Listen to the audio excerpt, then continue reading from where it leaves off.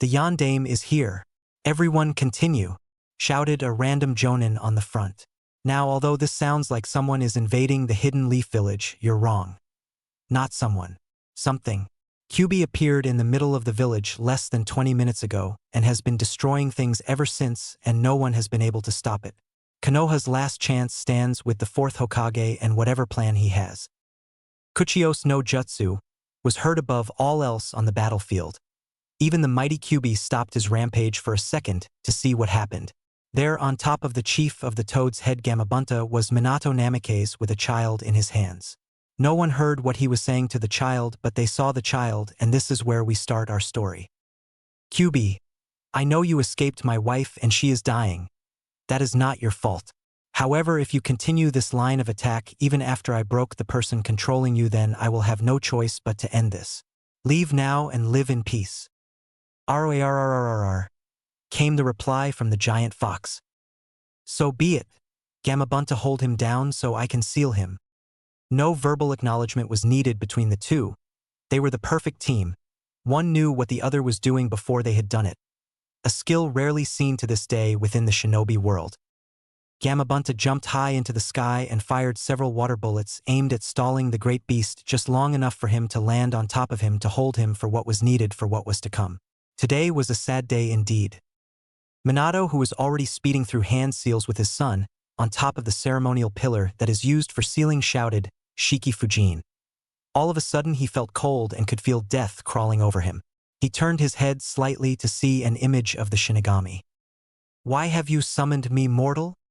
Careful about his choice of words, knowing everyone was listening and not wanting to give his son's identity away, yet he stated, Shinigami-sama, I want you to seal half of Kyubi's chakra within you, and then I will seal the rest with the 8 trigram seal I designed for him.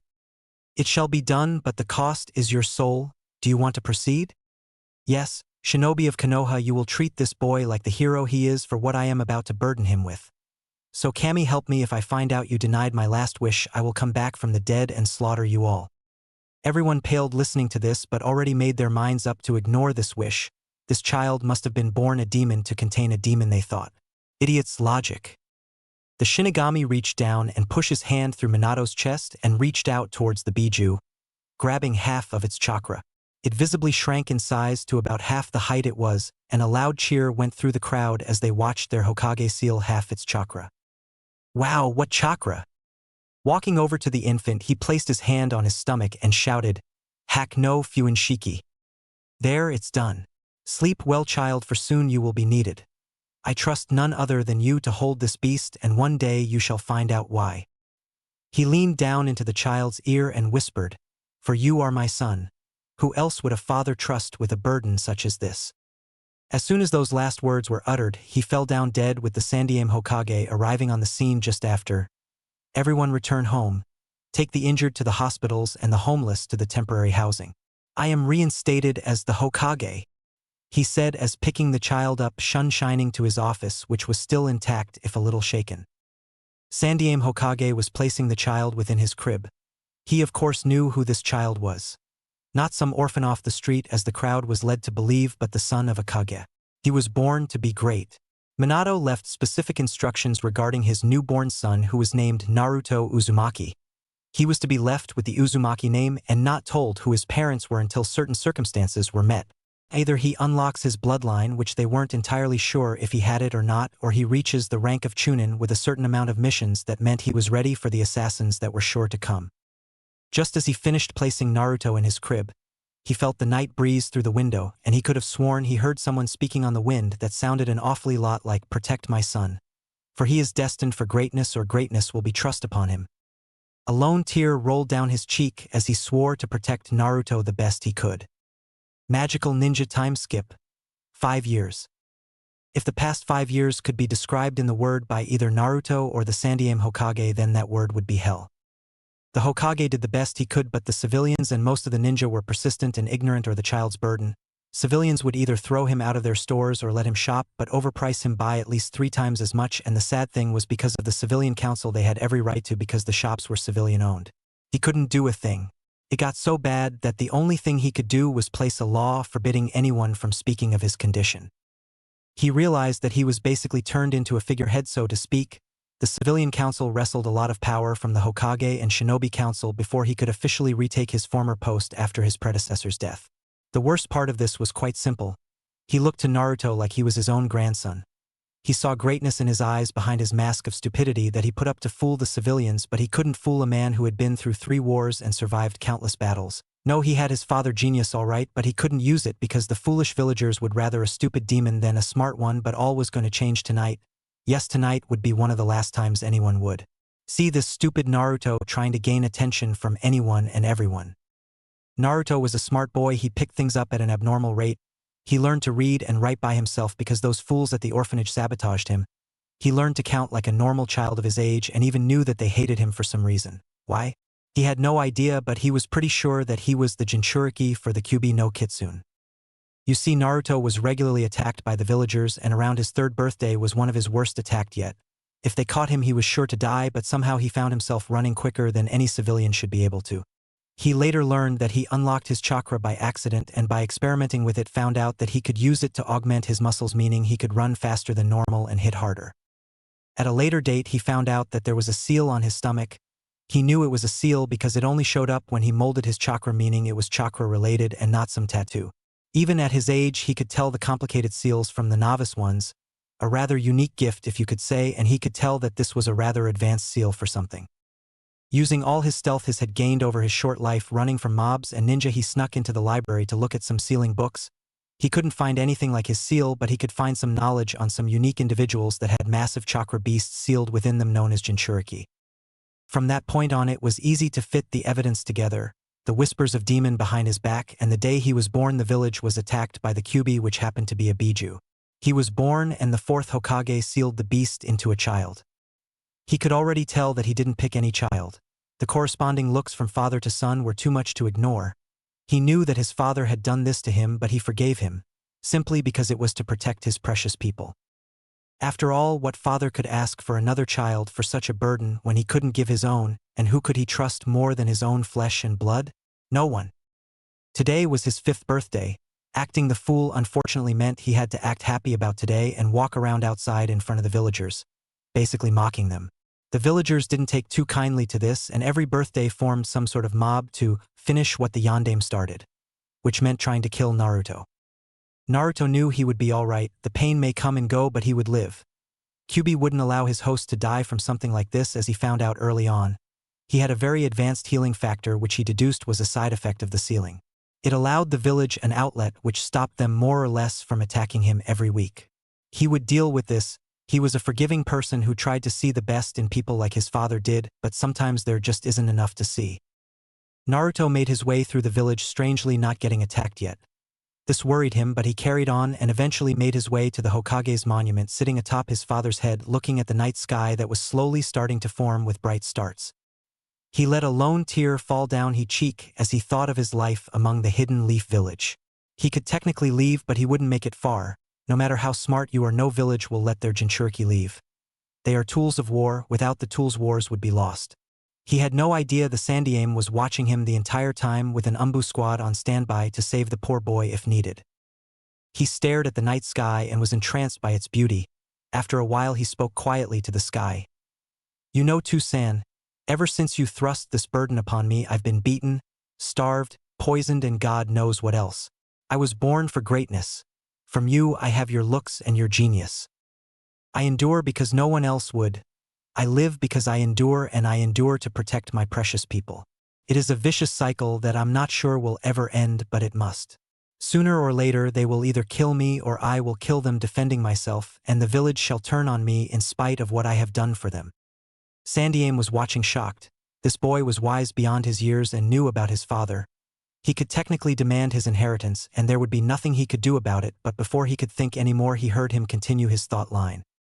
"You know, when I was younger I asked the Sandaime if he knew why I was hated. A rare glimpse of my genius showing through my mask of stupidity. He lied to my face and said he didn't know, but I forgave him like I forgave you because he was trying his best to make my life livable. He told me a story instead, something to get my mind off the question. It didn't work, but it gave me something to think about in my spare time. He looked up at the sky and said, 'The stars above shine bright and protect us. They are the lives of the shinobi and Hokage past that have given their lives for the village's security and peace. When we die, someone will always be hurt. To this day, that has to be my favorite saying he has ever told me. It is true, he is wise for his age. When I die, no star shall shine for me. I am a weapon of war to be disposed of like a kunai dropped on a battlefield. The cycle has to change soon, or I fear I will join you. He let another tear stain his cheek while looking off into the distance and saw a glowing light which could be made out to be a mob of civilians with torches. He gave a sad smile. Time for my beating. Hopefully I survive this, but if not, then I shall see you soon, father. The Hokage was shocked. This 5-year-old boy, no, this 5-year-old young man was willing to let them kill him for the sake of the village. He wouldn't have any of that as long as he lived. Umbu. A team of 4 appeared before him. Cat, dog, lizard and crow. Yugao Yuzuki, Kakashi Hatake, Gama Shiranui, and finally a new recruit that was quickly rising through the ranks, Itachi Uchiha. Yes, sir. A mob is about to attack Naruto Uzumaki. You are to make sure he survives. He is on top of the 4th's head on the Hokage mountain. Kill every civilian if needed to ensure his survival. The cycle changes tonight. He shouted the last bit while sounding incredibly sad. Hi Hokage-sama, they said in unison. The Hokage slumped back into his chair, watching through the crystal ball whilst trying to justify his lack of intervention within the boy's life. What have I done? Sure, I treat him like he's my own grandchild, but it's not enough. I'm sorry, Minato. The Hokage watched as Naruto waited. His Umbu would arrive soon, but it would be too late. This year, everything changes. Naruto waited on top of the 4th's head for the mob to reach him. His face, impassive, suddenly changed to an unmatched smile that was hard to tell if faked, signifying his mask was in position. They arrived shouting at him. That's when he realized his mistake. Past birthdays, he would lead them on a chase to thin the mob, but this year, he was stuck in between a cliff and an angry mob. He was screwed. Looks like I'm coming to you sooner than expected, Too-san. Hi. Do you want to play with me? He said, acting like an idiot, hoping they would feel sorry for him and not attacked. Unfortunately, this was not to be. No, demon. You will die tonight. For our family and for the Yondaime. He shouted, and thus the beating began, worse than usual. He felt several rib crack as they kicked him. He spat up a little blood whilst the Sandaime watched, appalled by his village. He couldn't help but wonder where his Umbu were. It was too late. A villager decided he was going to be the one to end the demon, but to do so he was going to be pushed off the cliff. With no ninja training, this was a sure death for anyone. The Sandaime visibly shouted in anger as he watched his surrogate grandson fall to his death. On his way down, Naruto already accepted his fate. He could see the Umbu team arriving on scene to see him fall down, but it was too late. They couldn't possibly reach him in time to save him. He was going to die, and the Kyubi's wrath would be brought upon these fools when the seal breaks. He smiled in the face of death, but that didn't mean he wasn't scared. No, he was petrified. Time seemed to slow down as his vision became clearer but changed to black and white. He thought of the irony of this situation. Just as he was about to die, something happened to hasten his perception of time, so he could spend longer falling to his death. Kami must hate me. He closed his eyes again, only to feel pain as he hit the ground. He was blacking out when he heard his name being called by a silver-haired Umbu. He closed his eyes for what he thought was the last time. Inside his seal, a Biju was silently weeping for the prone form of the boy in front of him, cursing Madara for forcing her to attack and get sealed into this boy, forcing upon him this life. Then something happened. 2 eyes opened, floating in the sky, showing a pair of 2 Tomoed Sharingan blazed to life, and he visibly flinched before they shut themselves again. The Biju looked down at his contained and laughed. He would live. He was meant for greatness, and this would be the first step. Meanwhile, Kakashi was rushing the poor boy to hospital whilst his team was slaughtering the civilians. Each of his team was selected for this boy's guard because they all knew who he was and had some ties to his father or mother. Kakashi was his father's student, Genma was part of his father's personal guard, Yugao was his mother's student, a Kenjutsu prodigy, and finally Itachi was just smart enough to figure out who the boy was and treat him like a brother. Oh, the irony that would be coming his way. Kakashi arrived at the hospital with the broken boy in his arms, panting. I need a doctor, he shouted. Each came, but when they saw the boy they left until Kakashi grabbed on by the neck and threatened him. I don't care if you don't like him, you will heal him, and so God help me if he dies you will spend the rest of your life in a wheelchair being fed through a straw by your family. The doctor hurriedly agreed to heal the boy. After all, everyone knew who this Umbu was. What happened to him? He got chucked off a cliff. Even though the doctor hated the boy, even he felt that was cruel and visibly recoiled at the answer. You're joking? No. Running a diagnostic jutsu on the boy to check his injuries, he was amazed that the boy was still alive. He has several broken bones and a fractured skull, not to mention internal bleeding and signs of a lot more that was recently healed.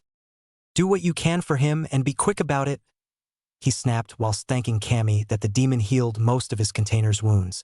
As he was healing the boy, the Sandiame Hokage rushed through the door and had an angered look on his face. Kakashi, what the hell kept you from getting there in time? You left 5 minutes before it happened. You're a ninja for Kami's sakes. Sir, my team was held up by a team of 20 ninja that had blank face masks like Umbu. All are dead. We didn't have time to take a prisoner. Danzo? He will pay for this. Maybe not today or tomorrow, but he will pay. How is the boy? He is healing at an extraordinary rate even for him. I don't know why. No use explaining why. He is unpredictable and most likely has nothing to do with it, but no point looking a gift horse in the mouth. Kakashi, I need to talk to you outside. Doctor, keep healing him and don't stop. Kakashi followed his leader outside into the hall, where he took his time to explain, obviously under a silencing barrier, what Naruto had said earlier.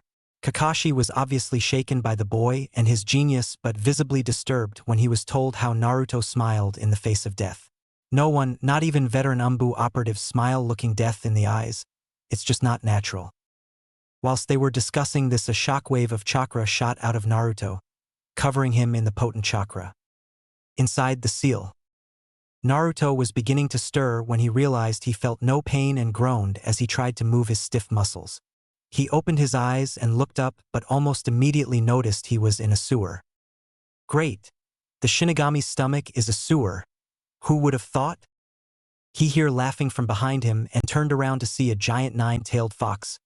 They stared at each other for a couple of minutes before Naruto broke the silence. Sup? This and that, some interesting things recently though. So, I can't be dead since you're here, which would most likely mean I was hurt so badly that I entered the seal on my stomach with my consciousness? Pretty much, at least you aren't stupid. Thanks, I guess. So anyway, I can change this dreary place to something a bit more hospitable? The Kyubi just shrugged whilst watching his container closely. In truth, he knew how to change it. Seriously, what 1,000-year-old demon didn't? But this was a test for him. Naruto just sighed whilst concentrating. He was going to take a shot in the dark here. Immediately, the sewer was replaced by a valley with long grass and a forest on the horizon. A lake off to the right, whilst a house in the center with a park bench in the garden. Naruto just smirked. That's better. He looked at the wide-eyed Kyubi whilst snickering to himself and thought about something. If I somehow let you out of the cage, you aren't going to try to eat me or something, right? Kyubi just stared at him for a minute before nodding, not trusting himself to answer. Cool. And just like that, the cage was gone whilst a collar with a paper tag, which was the seal, was in its place. There you go. I know living in me hasn't been the best, but you might as well enjoy what you can. That's it? No questions? Not wanting to know why I attacked or anything? Not even your parents? Why did you attack? And I know about my father, I mean seriously? Who the fuck doesn't notice a look-alike? But you can tell me about my mother if you want. Long story short, I was forced to attack after being ripped out of my previous container, who happens to be one of your mothers, and she died obviously because of the birthing, but also because me being ripped out of her. I was forced to attack by Madara Uchiha. Somehow still alive, but how I don't know. Well, that sucks. Wait, hold the phone, did you say mothers as in plural as in I have two? How the fuck did that happen? Well, considering you're quite smart, I'll skip the bird and the bees and go straight to it. Having me and your mother with a seal that wasn't the correct type for her because it was rushed when I was being transferred to her from the previous container, Mito Uzumaki made her for a better choice of words, barren. Will that happen to me? Will I be able to have kids when I'm older? Yes, your seal was also rushed, but it was designed with a lot of time beforehand when your father found out she was pregnant. He always looked ahead in these types of things. Smart man. Okay, carry on. Well, you see, it goes like this. Just because she couldn't conceive a child didn't mean she couldn't give birth to one. Mikoto Uchiha, your mother's best friend, donated an egg and it was implanted within Kushina. Your parents went and got down and dirty and here you are. The beast smirked at his disgusted face of his parents having sex. So which one is my real mother? I would say both, one allowed conception whilst the other allowed birth. You also have a few perks from this, believe it or not. Like? Well, first, earlier on tonight, when you noticed time slow down, it wasn't Kami messing with you, it was your Sharingan awaking. Cool, he screamed like his masked self. Yes, however, a combination of having me and you and betrayal from the village left you with an advanced form called the Mangekyo Sharingan, but beware, each time you use this you will lose a portion of your eyesight until you are truly blind. Also cool but not cool at the same time. Don't worry, eventually your half-brother Itachi will awaken his, and then you swap eyes and boom, you will never go blind and it will use less chakra. How do you know so much about this? I kind of created it a couple hundred years ago when Madara team woke me from my sleep. He was a Hyuga branch member and wanted to be free of his curse seal. At the time I was still a bit groggy from sleep and thought, hey, what the hell, and used my chakra to mutate the Byakugan into the Sharingan. Sort of made a small mistake though when I mutated it too much and it awakened a curse for the dojutsu. Well, that's good and bad. Good. I got an awesome dojutsu, bad that I'm cursed. Not really, having my chakra go through your eyes when I was healing you earlier sort of made it disappear. Anyway, the curse is simple. When one of them watched someone they love get hurt, they will do anything for power to help that person survive. Hence they are rather known as power hungry. God damn it. That means Mikoto-ka and Itachi are going to be power hungry. Not really, I've seen few that rise above the curse and they both are two of them. By the way, when you have kids, even if it's with another Uchiha, your DNA will overwrite theirs, ending the curse. Okay. Anyway, what's your name? I mean, it can't be Kyubi. Kyubi looked slightly offended at this and sighed. Hikari. So you're a chick? Yes. She expected him to burst out laughing here and gave him an odd look when he did no such thing. What? Aren't you going to laugh? No. Why? Why should I? Every time I've ever told anyone my name and/or gender, they laughed at me. Why? I know plenty of powerful women. Who? The kunoichi of this village for one. Well, not the fangirls, but you get the idea. Touché. Anyway, I'm gonna take a nap under that tree where the sunlight is shining just perfectly because this is my mind, and maybe wake up in the hospital later and see one of my mothers after that. Hikari just nodded and left him to his own devices. Naruto was laying in his hospital bed, while a squad of Umbu walked into the room with the Hokage. Crow. Yes, sir. Please get your mother. It's time for some truths to come out. Itachi raised an eyebrow from behind his mask and nodded before shining home to pick up his mother. 20 seconds later, she was there with Itachi looking rather annoyed. Crow. Did you wait for your mother or did you grab her and Shin here? Itachi kept very quiet and shrunk into the corner under his mother's gaze. What can I do for you, Hokage-sama? Hiruzen and Mikoto had always gotten on well, because unlike most Uchiha, she wasn't born with the holier-than-thou attitude of the rest of the clan, and they both knew Minato and Kushina, which was also a plus. Mikoto was a 29-year-old woman who didn't look a day over 20. She was 5'7", quite tall for women nowadays. Wore a battle kimono because while she was a retired shinobi, she kept up with her training and was ready for anything, and had perky C-cup breasts with long purple hair and coal-black eyes. The eyes of an Uchiha. It's time for some truth to come out. Umbu, keep guard of this room. No one is to come in. Itachi, stay and remove your mask. All the Umbu nodded and did as they were told before Itachi removed his mask. Putting up a silencing barrier, he took a deep breath and decided to start. Mikoto, what I'm about to tell you is going to make you hate me, but it was in Minato's will the same as Kushina's. Naruto is your son.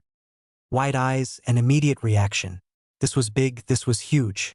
This boy here who the villagers vilified and abused physically and physiologically was her son and Itachi's brother. How? Well, remember when Kushina asked you for that favor when she was trying to have a kid? Well, Naruto is that child. You told me he died. As I said, it is in their wills to tell you this. I wasn't meant to tell you until he was either Chunin or if by chance he unlocked your bloodline, but with his eyes blue instead of black we thought that would never happen. Why are you telling me now? Well, I heard him earlier today sitting on top of his father's head. He knows everything except who his mothers are. He figured it out himself. He has his father's genius but acts like a fool to let the villagers have an outlet. Of course I didn't know this until tonight when the villagers cornered him on the mountain and violently beat him before chucking him off the cliff. That's not the most disturbing bit of it. He actually smiled as he was falling, like someone who didn't care.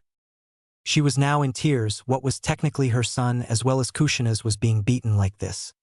She never knew. She had tried to adopt this boy several times because she saw him on the streets and her motherly instincts kicked in for some reason, but now she knew why. I heard the wisest saying I've ever heard from a civilian from him earlier today. He was sitting on the mountain looking up at the stars talking to his father. He talked about how his father thrust this burden upon him, yet how he forgave him, and then it came. He said something I will never forget. I endure because no one else would. I live because I endure, and I endure to protect my precious people. It is a vicious cycle that I'm not sure will ever end, but it must. Itachi was normally a pacifist, not really shinobi material, but he knew how to kill. He was trained to kill, he was trained to be a weapon for his clan, but today he found out he had a little brother and was truly happy. This saying, though, it made him shed a tear for the first time in years.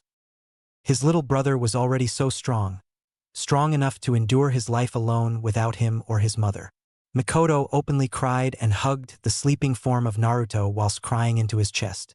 This continued for another 10 minutes until Naruto began to stir. Mikoto jumped off her newly found son and watched him begin to wake until he started screaming. He opened his eyes to show the world his two-tomoed Sharingan, earning a gasp from the crowd, but he wasn't done. His Sharingan morphed into something rarely seen within the Uchiha clan, a Mangekyo Sharingan, a three-pointed triangle which curved inwards whilst the center of the triangle merged into a hexagon around a pupil. After a few minutes of screaming and being held down, he stopped and breathed a sigh of relief as the pain disappeared. He looked around the room and saw one of his Umbu guards with a strange woman that he has never met, but also the Hokage. He stared at them for a minute before saying, "Sup?" They were all still staring at his new eyes and ignored him. "Why are you staring at me?" Ignored still, he started to get annoyed. "Quit it." He saw them staring at him still, and they seemed to be looking at his eyes. He felt some chakra drain, which meant his Sharingan was active, so he cut the chakra and everyone suddenly snapped back to attention. Mikoto rushed him and hugged him tightly, hoping that he was real. She squeezed until he let out a pained yelp and suddenly let go, fearing she might hurt her son. "Not that I don't appreciate the hug, but who are you?" "I know Itachi from behind the mask, even if he doesn't think I do, and the Hokage, but you?" She took a deep breath and said, "I'm your mother." He promptly fainted. They all laughed. 5 minutes later and he was back up and was rubbing his head. "I could have sworn you said you were my mother?" "I did." "So you must be Mikoto Uchiha?" They all looked surprised by this.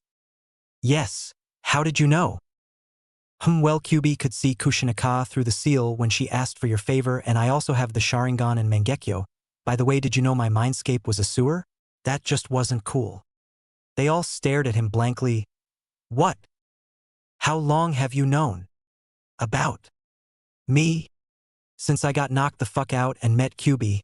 Nice girl once you get past the 50-foot tall thing." His stomach growled and he sighed.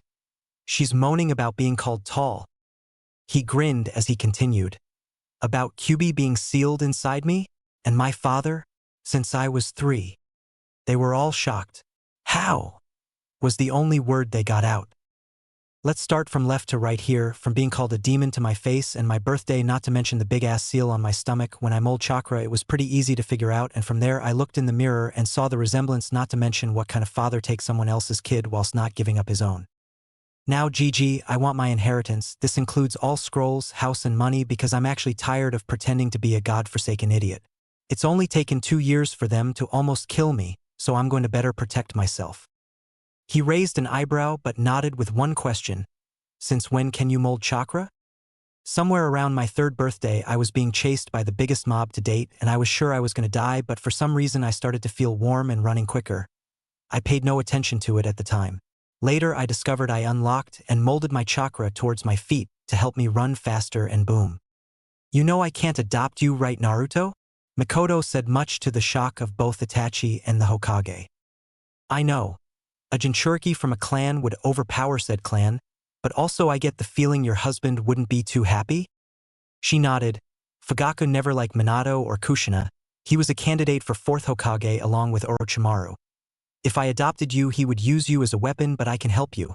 Whilst I can't make up for the years I wasn't a mother, I can try to be there for the future. He smiled, that was all he wanted. Itachi. Yes, Ka-san. You're on Naruto's personal guard, right? Hi, Ka-san. You're to train him from now on. Make sure he gets used to his Sharingan, but don't use the Mangekyo. Speaking of which, how do you have it? Would you believe me if a couple hundred years ago Madara Uchiha was a Hyuga and disturbed Kyubi's sleep, begging for her to mutate his eyes? Well, he did, and with her sealed inside me combined with the feeling of betrayal I had earlier activated it. Also, I don't have the dojutsu curse that the rest of the Uchiha have, nor do you or Itachi. She made a mistake when mutating his eyes or something and cursed the dojutsu. The people who see a friend hurt or in danger become power-hungry to help said friend. I don't have it because she removed it and she said something about a 1 in 100 chance of not having the curse in your eyes, so congratulations. I'm not sure if you have any brothers or sisters Itachi, so they might have it, sorry. Itachi just shook his head and replied, I have an adopted brother. Of course he thinks he is real, and I treat him like my real brother, but he is my cousin. His parents died in the Kyubi attack, so mother took him in. Naruto nodded and smiled at his mother. A true smile, and couldn't help smile in return. Anyway, get him physically fit before taijutsu training. Make sure he learns our style, but also his father's, which I'm sure is part of his inheritance. Teach him a few basic jutsu for each element and make sure he understands that the Sharingan is only a tool, not a crutch. No son of mine is going to be dependent like that. Check if he is a genjutsu type as well, Itachi. If so, I will leave that training up to you because I'm not that type of shinobi and you are. Itachi nodded. All this time they didn't know that the Hokage had sent a shadow clone to his office except Naruto, who caught the hand seal. It came back through the door with a scroll. Naruto blinked. Old man, I think I might have done something. He raised an eyebrow and noticed his Sharingan was active by accident. My chakra control isn't the best at the moment due to my huge amount, so I kept my Sharingan active to see if I can better it, and I might have caught your hand seal for that jutsu. It feels weird. Like I know it. Hiruzen nodded sagely. That's fine, you copied it with your Sharingan. One of the perks of it. I was going to give it to Itachi to teach you anyway with your high chakra capacity and all. He nodded and turned off his Sharingan. I don't like this. It will mean I copy from anyone and everyone. I don't want to copy from teammates and allies. Everyone present smiled. He was already getting the idea without them explaining it. That's my boy, Makoto said in a proud voice. Copying from allies without permission can be a pain, but he gave you permission, so don't worry.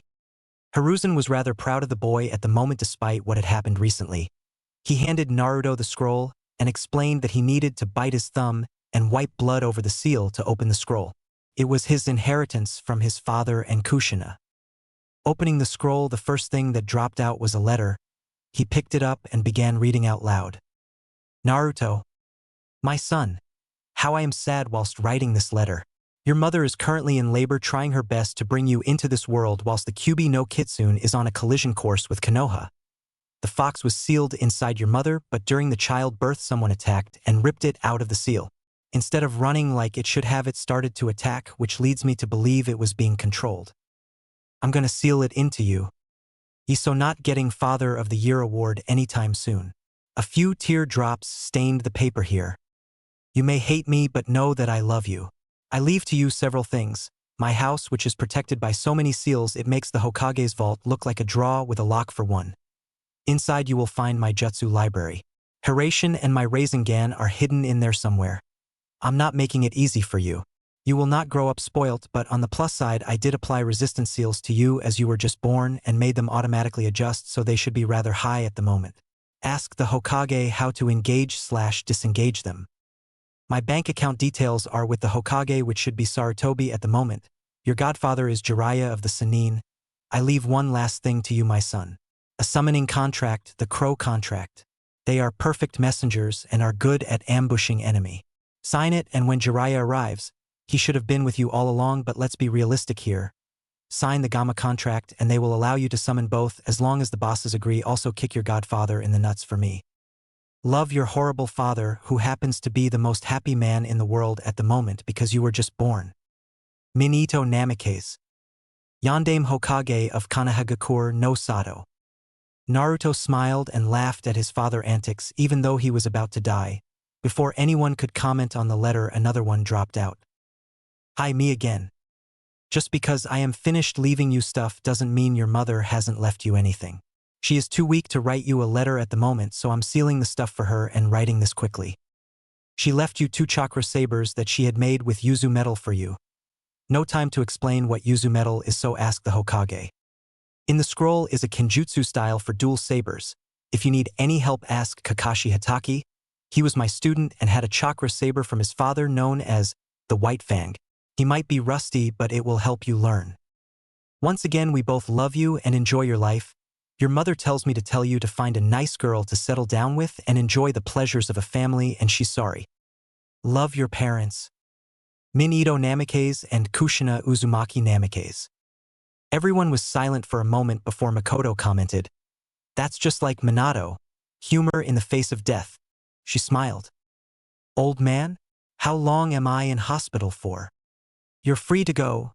You were healed at a miraculous rate even for you, so you're all healed." "I want to check out my new house, will you? Makoto Ka and Itachi come with me?" Makoto hugged him into her chest and smiled at being called mother, whilst Itachi kept his now stoic demeanor, but on the inside he was happy. Finally a proper brother. He wasn't going to stop acting like a brother towards Sasuke because that was they were in his eyes, but with Naruto it was actual blood. All 3 nodded and he jumped out of bed, not noticing he was only in his boxers. He heard snickering and saw Itachi in the corner and a red-faced Makoto. He looked down and saw he was in his boxers and just smacked his head. Well, this is awkward. He just carried right on getting dressed, not really caring he was too smart to be embarrassed by something as small as this. He went over to the scroll and looked in the slot named keys and channeled a bit of chakra into it, and out came a set of keys and a map to his new home. Appears it's behind the Hokage's monument in the forest away from town. That's good for me, I do like some privacy. Itachi nodded and grabbed his new little brother and mother and shunshin to the top of the Hokage's monument, and was joined a second later by Hiruzen. Map says it's protected by genjutsu seals. Only I or he could find it unless you know where to go beforehand. He walked off into the distance with them following him and carried on down a path into what looked like a cave. This is a genjutsu seal to look like a cave. Whatever you do, walk straight forward even if it's dark and you will arrive past the seals. No one could see, but each nodded their heads and continued straight, soon walking through what seemed like a dead end of the cave. When they reached the end, they come upon a wooden gate that appeared normal but was covered in seals, and an 11 feet high brick wall that looked like it was built yesterday. Naruto whistled. Impressive gate. They nodded, agreeing with him. He looked at the map for instructions and did as it said. I have to cut my hand on the gate, and then apply chakra to the swirl by the gate to change its locking feature to my chakra signature. They heard a click, and the gate opened, revealing a rather well-kept garden. Well, this is odd. Anyone been here? None have been here since Minato. I didn't even know where it was. He chuckled. He was a secretive bastard. Tell me about it. I wonder why the garden looks so kept. Probably got too lazy and invented some seal to preserve the garden in some way. I wonder if the training grounds are like that. Let's hope so, Itachi said, thinking about the fun he was going to have torturing his little brother. Naruto shivered for some reason. He couldn't tell, but he thought it was something to do with the smirk and gleam in Itachi's eyes. Oh boy, I'm screwed. Exploring the rest of the house, they noticed that it was all rather clean and well-kept. It was a 2-story house but had several bedrooms, a living and dining area with an outside onsen for the summer and a downstairs bathroom. One of the bedrooms was converted to a small armory. Naruto openly gawked at his new home. It was better than any he had lived in before. He smiled at the portrait in the hallway of a several months pregnant Kushina and Minato with his arm wrapped around her protectively. The others came up behind him and smiled as well. They went outside to check the training grounds out back and found a large field that was covered with several dummies and logs, all with the same seals as before. Somehow I think I'm going to like it here. Makoto and Itachi smiled. It was getting pretty late now, about 11 at night, and after all the excitement today they were all pretty tired. I think I'm going to crash on some bed upstairs. You're welcome to stay if you want. Sorry, Sochi. I can't. I need to get back to the house so Fugaku doesn't moan. Otudo, I have umbu duty to finish. The Hokage has granted me leave starting tomorrow. I will be here with you to train you away from prying eyes, and mother can check on us when she wants. Same, and the Hokage. Okay, Nissan. Naruto didn't notice Itachi's lips curve into a small smile, and Mikoto openly smiled at the exchange. She knew how Itachi always wanted a little brother, but she didn't want another child with Fugaku for him to turn into a weapon or a Min-Fugaku, which Sasuke was becoming. Their marriage was slowly falling apart. Fair enough, it was an arranged marriage to help the family become stronger, and she was technically the clan head but didn't like the clan head business. She would take back the clan head seat one of these days and divorce that idiot. We'll be going then. Get some sleep. Tomorrow is going to be fun.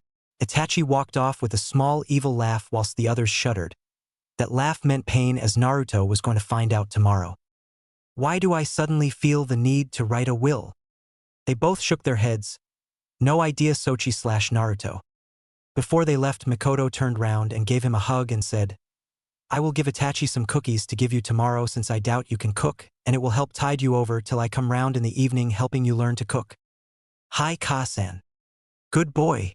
She turned and left, leaving a very tired Naruto, who just walked upstairs and fell on his parents' bed fast asleep, all the while being watched over from above by smiling figures. In heaven? Kushina, our son is finally happy. Baka, he was sad because of you. Blame Madara team. She smacked him on the back of the head and smiled. Her son had a mother, and although it was not her, it was her best friend who technically counted as his mother. It was enough to make her happy. I don't know how I feel about earlier on the mountain, but I think he will get over it now. The question is, will the villagers? Nope. The next day, 7 o'clock.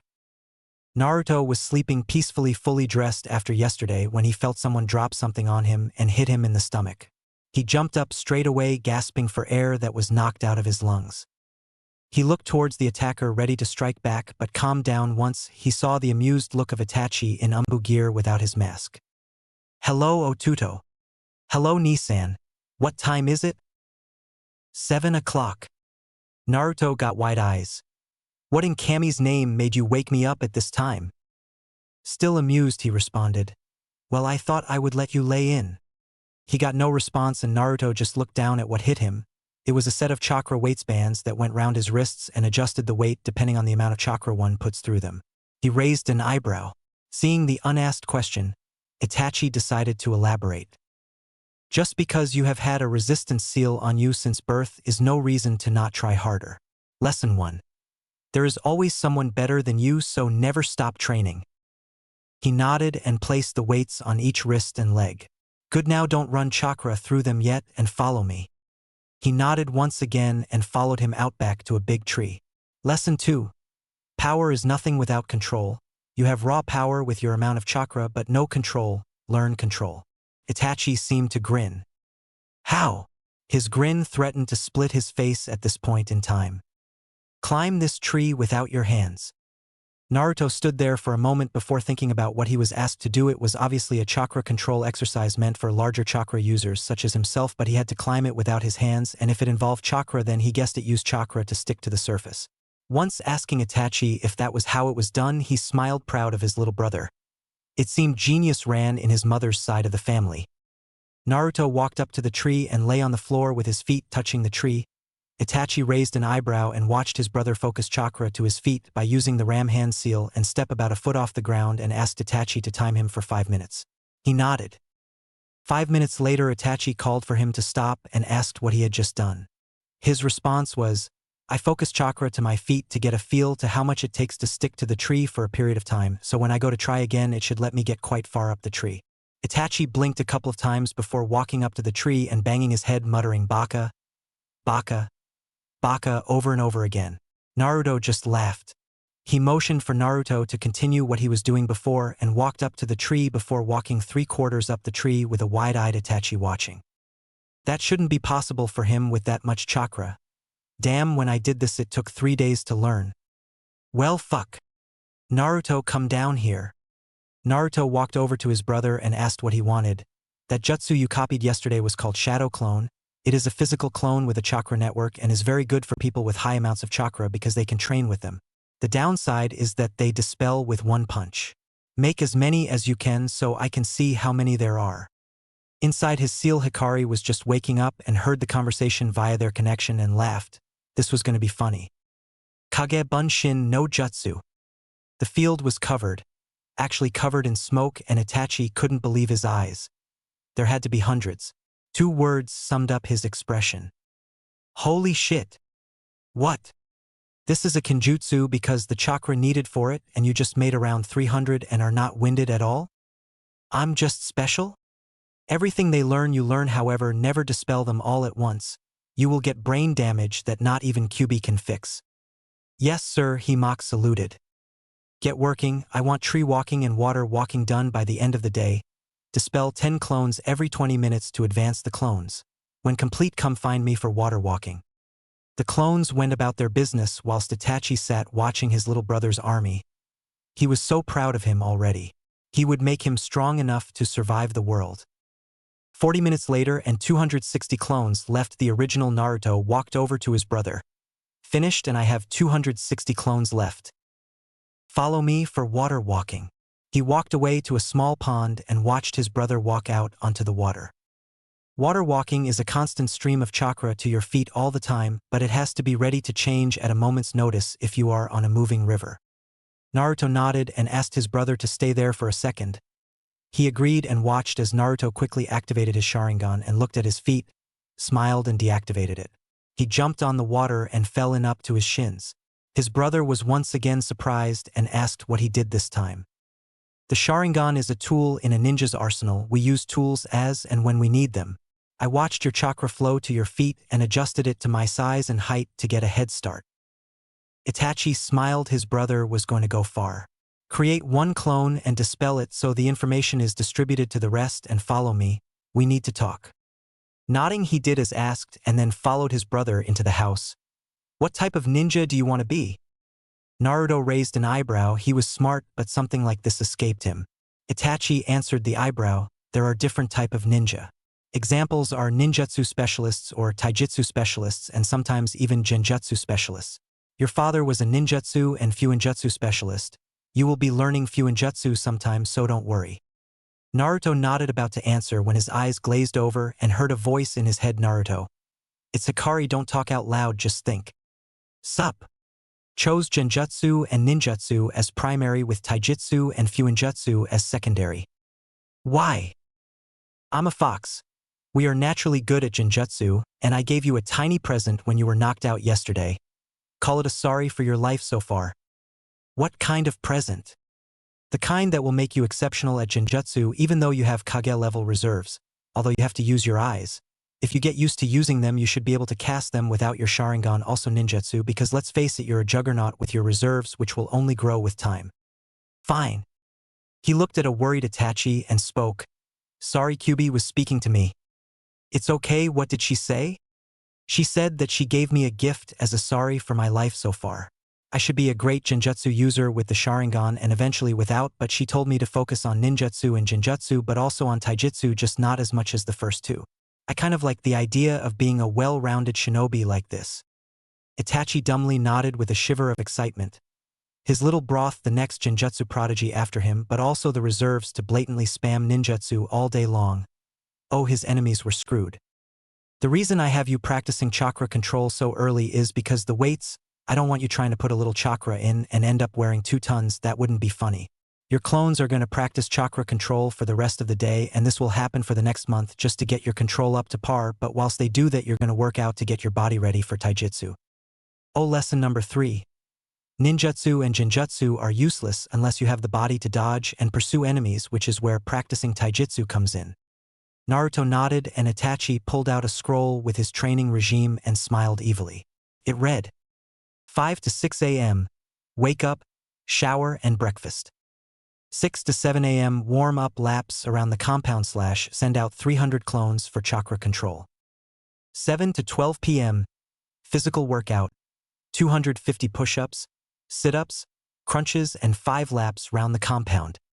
Repeat 7 to 12 until time is up. 12 p.m. to 1 p.m. lunchtime. No ramen. 1 p.m. to 3 p.m. strategy games such as Shugi with Brother and reading history books where said strategies were implemented and how they worked and if they were effective at the time for the situation. 3 p.m. to 5 p.m. cooking class with Ka-san. 5 p.m. dispel clones. 5 p.m. to 6 p.m. dinner. 6 p.m. to 9 p.m. relax and or sleep depending on how tired you are. He looked up from the scroll and saw an evil gleam in his eye. Has anyone ever told you that when you are about to train me you get an evil gleam in your eye that screams torture? Nope. Well, you do. Well, leave your clones working. We are going to get rid of the god-awful jumpsuit of yours and get you some real clothes. Itachi pulled out a scroll and unsealed his mask and placed it on his head. You came dressed in umbu gear to take me clothes shopping? That's pretty smart. You aren't the only genius around here. Wise ass, he muttered only to hear a snort of amusement from his brother as they left the compound and started towards town. It was early. Around 8:30 and shinobi and civilian alike were just starting to wake. They wouldn't openly glare at him because of the umbu with him, but they had heard rumors stating that he had been killed yesterday by being chucked off the Hokage monument. Walking into a shinobi-only store with Itachi in his umbu gear, the shop owner greeted them. Ah, Crow-san, Hokage-sama said you would be coming round today sometime. I take it that you are here for this young man. Crow nodded and responded in a monotone voice of his umbu counterpart. Yes. Naruto needs some new clothes. Maybe a few sets of kunai and shuriken as well. Well, knock yourselves out. We aren't that busy in the morning, so there shouldn't be any judgmental shinobi around. He winked at Naruto and used air quotes for the word judgmental. Naruto smiled and nodded whilst walking into the shinobi clothing sector. He came back 5 minutes later wearing white/ball trousers with a kunai pouch on his right leg and a standard-issue hip pouch whilst wearing a mesh tank top with a black zip-up hoodie with orange strips going down the arms. All in all, he looked like a 5-year-old Minato. He had 5 sets of these clothes, not including the hoodie.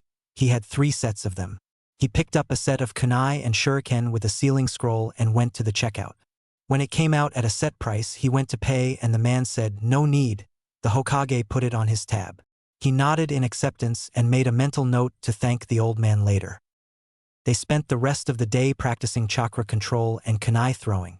Itachi left again in the evening, but not without leaving him a bowl of cookies from their mother, obviously with one missing.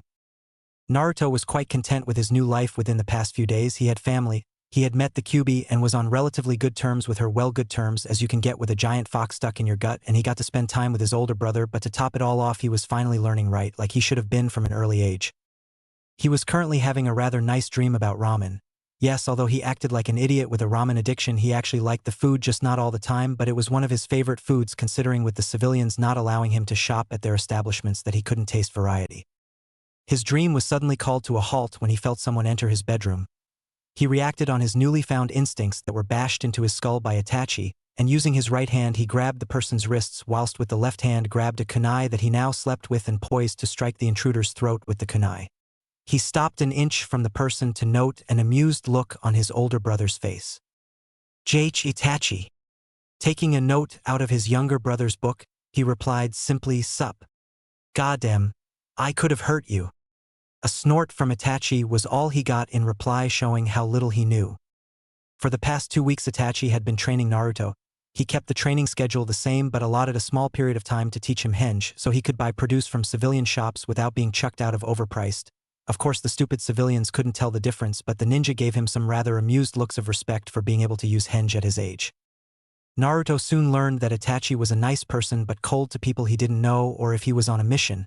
To his family, however, he would protect them to the best of his ability. Naruto had come to respect that about the older boy. Mikoto came round every day and helped him learn how to cook, and like everything else he took to it rather quickly, learning all the basics of cooking and a balanced diet for growth, which was also important towards his taijutsu training. She had stayed at his house for a full day watching her newfound son train, and she couldn't be more proud. Not only did he understand what she and Itachi were trying to say about ninja who specialized, but also understood that his Sharingan did not mean instant victory like most of her clan came to think. No, he practiced whatever he learned. Naruto soon found that he enjoyed life more than before. His body was quickly becoming quite fit for his age, and if he took after his father, which it was quite clear that he did, then it would mean that the Hidden Leaf Village would soon have another speed demon on their hands. She was currently watching her son meditate to calm down after a stressful day of training. Everyone had a way to keep stress to a minimum within the shinobi careers. Kakashi had his porn book, Guy had his patented Flames of Youth, Asuma and Hiruzen smokes, and she doted on her family as much as possible. She just had an idea about how he could keep stress to a minimum and smirked whilst calling her eldest over to speak to her. Itachi, what do you think of Naruto taking up pranking? Say what?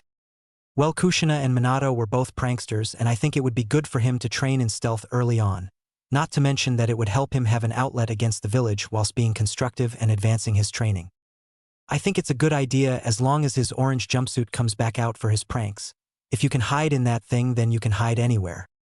Agreed. He will prank people on his time off.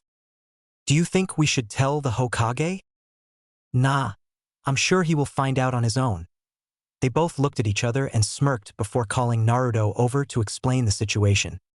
So let me get this straight, you want me to train my stealth by pranking people? Wearing my orange jumpsuit.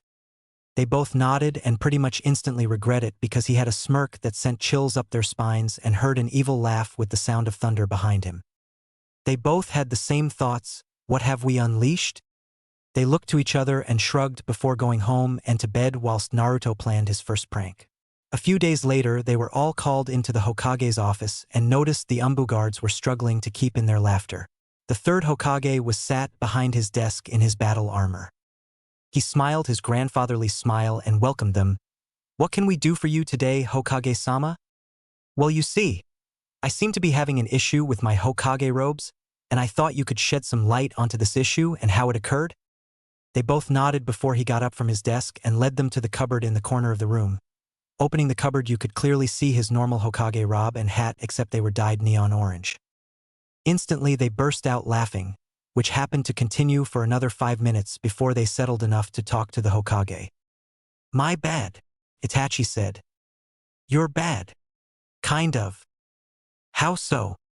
Shifting slightly on the spot, he sighed. We wanted Naruto to train in stealth, so we told him to go pranking people in his orange jumpsuit without getting caught. Apparently, you're his first victim.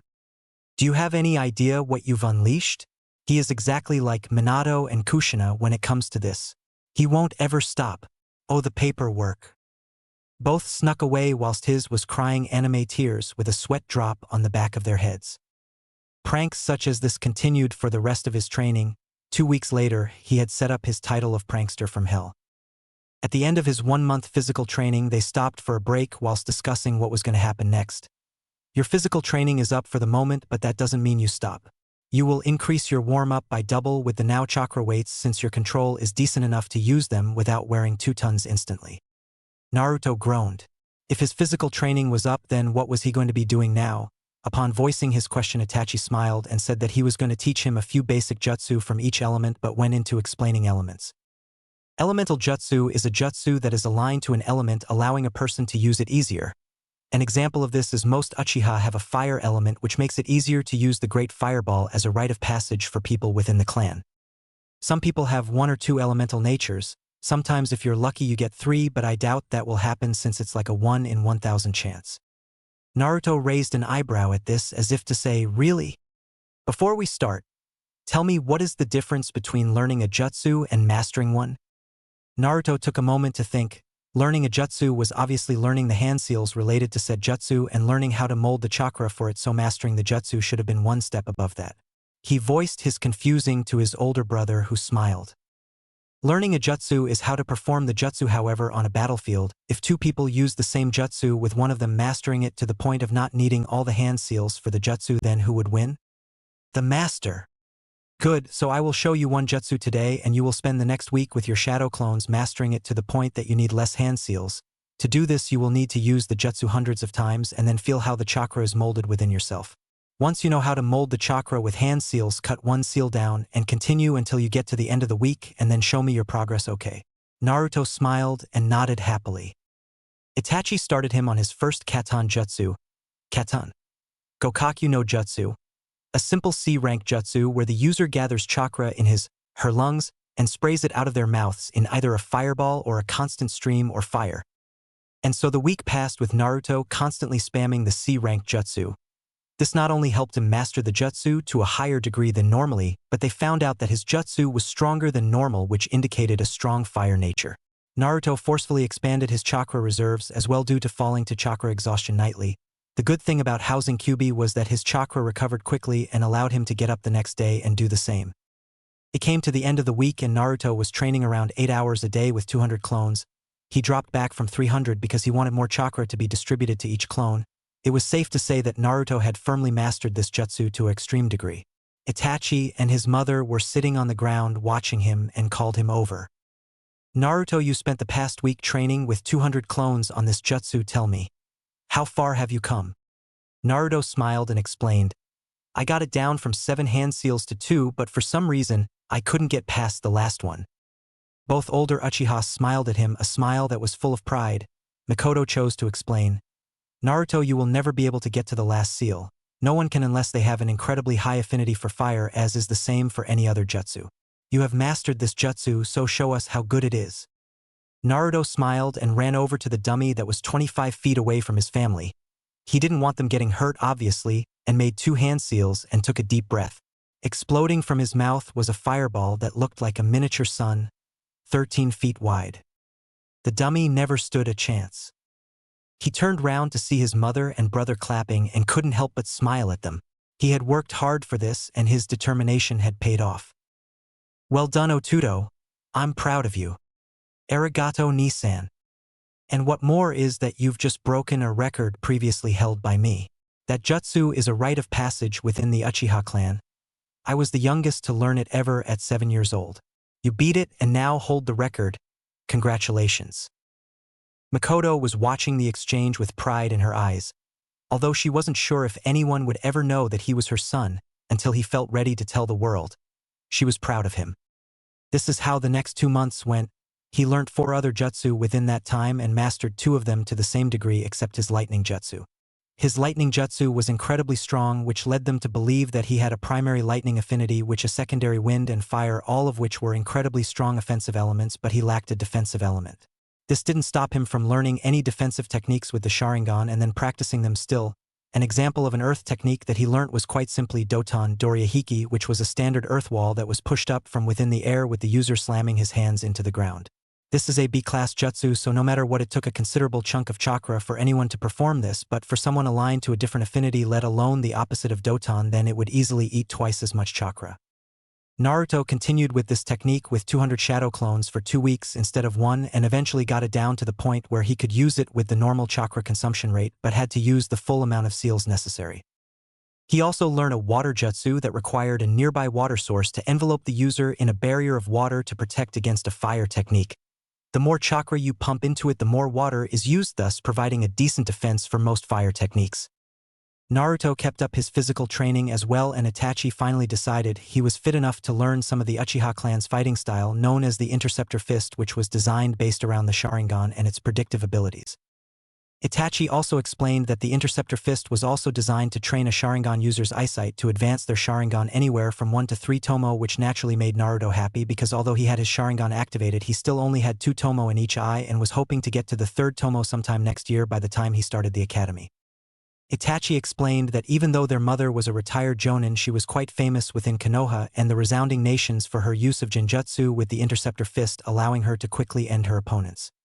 Because she was a retired jonin, she wasn't allowed to teach shinobi, but Naruto was a civilian, so she had until he graduated to get him ready with her style. They began by going through the style's basics, footing, movement, and how the style was supposed to be used. The enemy was to attack first, and you were to respond quickly thanks to the Sharingan and quickly disable them. Naruto clearly stated that he didn't want to use clones to boost his taijutsu prowess with this style because although they could use muscle memory to advance quickly, he wanted to learn his family styles without what he considered cheating. A week later he had the basics down. He could stand and fight at a basic level of a newly graduated Uchiha Genin, which was something for his age. He practiced for hours on end, only using shadow clones when he finally got the katas down himself, so it wasn't cheating when learning but keeping his skills fresh. He found the work grueling, and when he almost gave up, he continued with the thought of getting better to protect his precious people. He would not give up, not again. Itachi and Makoto were both watching him as per usual and having a small discussion about him. I swear genius runs in your side of the family, Ka-sen. Yes, well, he has his father as well who was a genius, so I suppose it's only natural. I would label him a prodigy at the rate he learns, but we both know he wouldn't like to be labeled as such. What do you think of his taijutsu? I think he has learnt as much as possible until he grows taller. We forget his is only 5, so he isn't tall enough for the more advanced katas. Genjutsu then? Yes, I think we will work on his genjutsu and chakra control until he is about 8. That should allow enough time for him to grow into a healthy boy with a decent body for necessary for taijutsu. Agreed. Naruto, get over here, Itachi shouted. He walked over taking a drink from a canteen full of water and looked at them. We have decided that until you are older, around 8 or so, your body will not be able to advance within the Uchiha Taijutsu style, so we will work for the next 3 years purely on chakra control and genjutsu. Who knows, maybe we can look at the theory behind jutsu creation to give you something to do in your spare time. Okay, I understand. Okay then, but first we need to see the Hokage about a training partner for genjutsu. Makoto and Naruto looked at him like he grew a second head. Sometime later, Naruto, Makoto and Itachi were in the office of the Hokage. Itachi, how are you today? I'm doing good, sir. Good, he said whilst placing a silencing barrier around the room. Itachi, please report to me what has happened in the last 3 months of Naruto's training. For the first month he learnt what physical exercise meant in every meaning of the word. He still continues these exercises daily with added weights. We never got round to disabling his resistance seals. We were meant to ask you that today.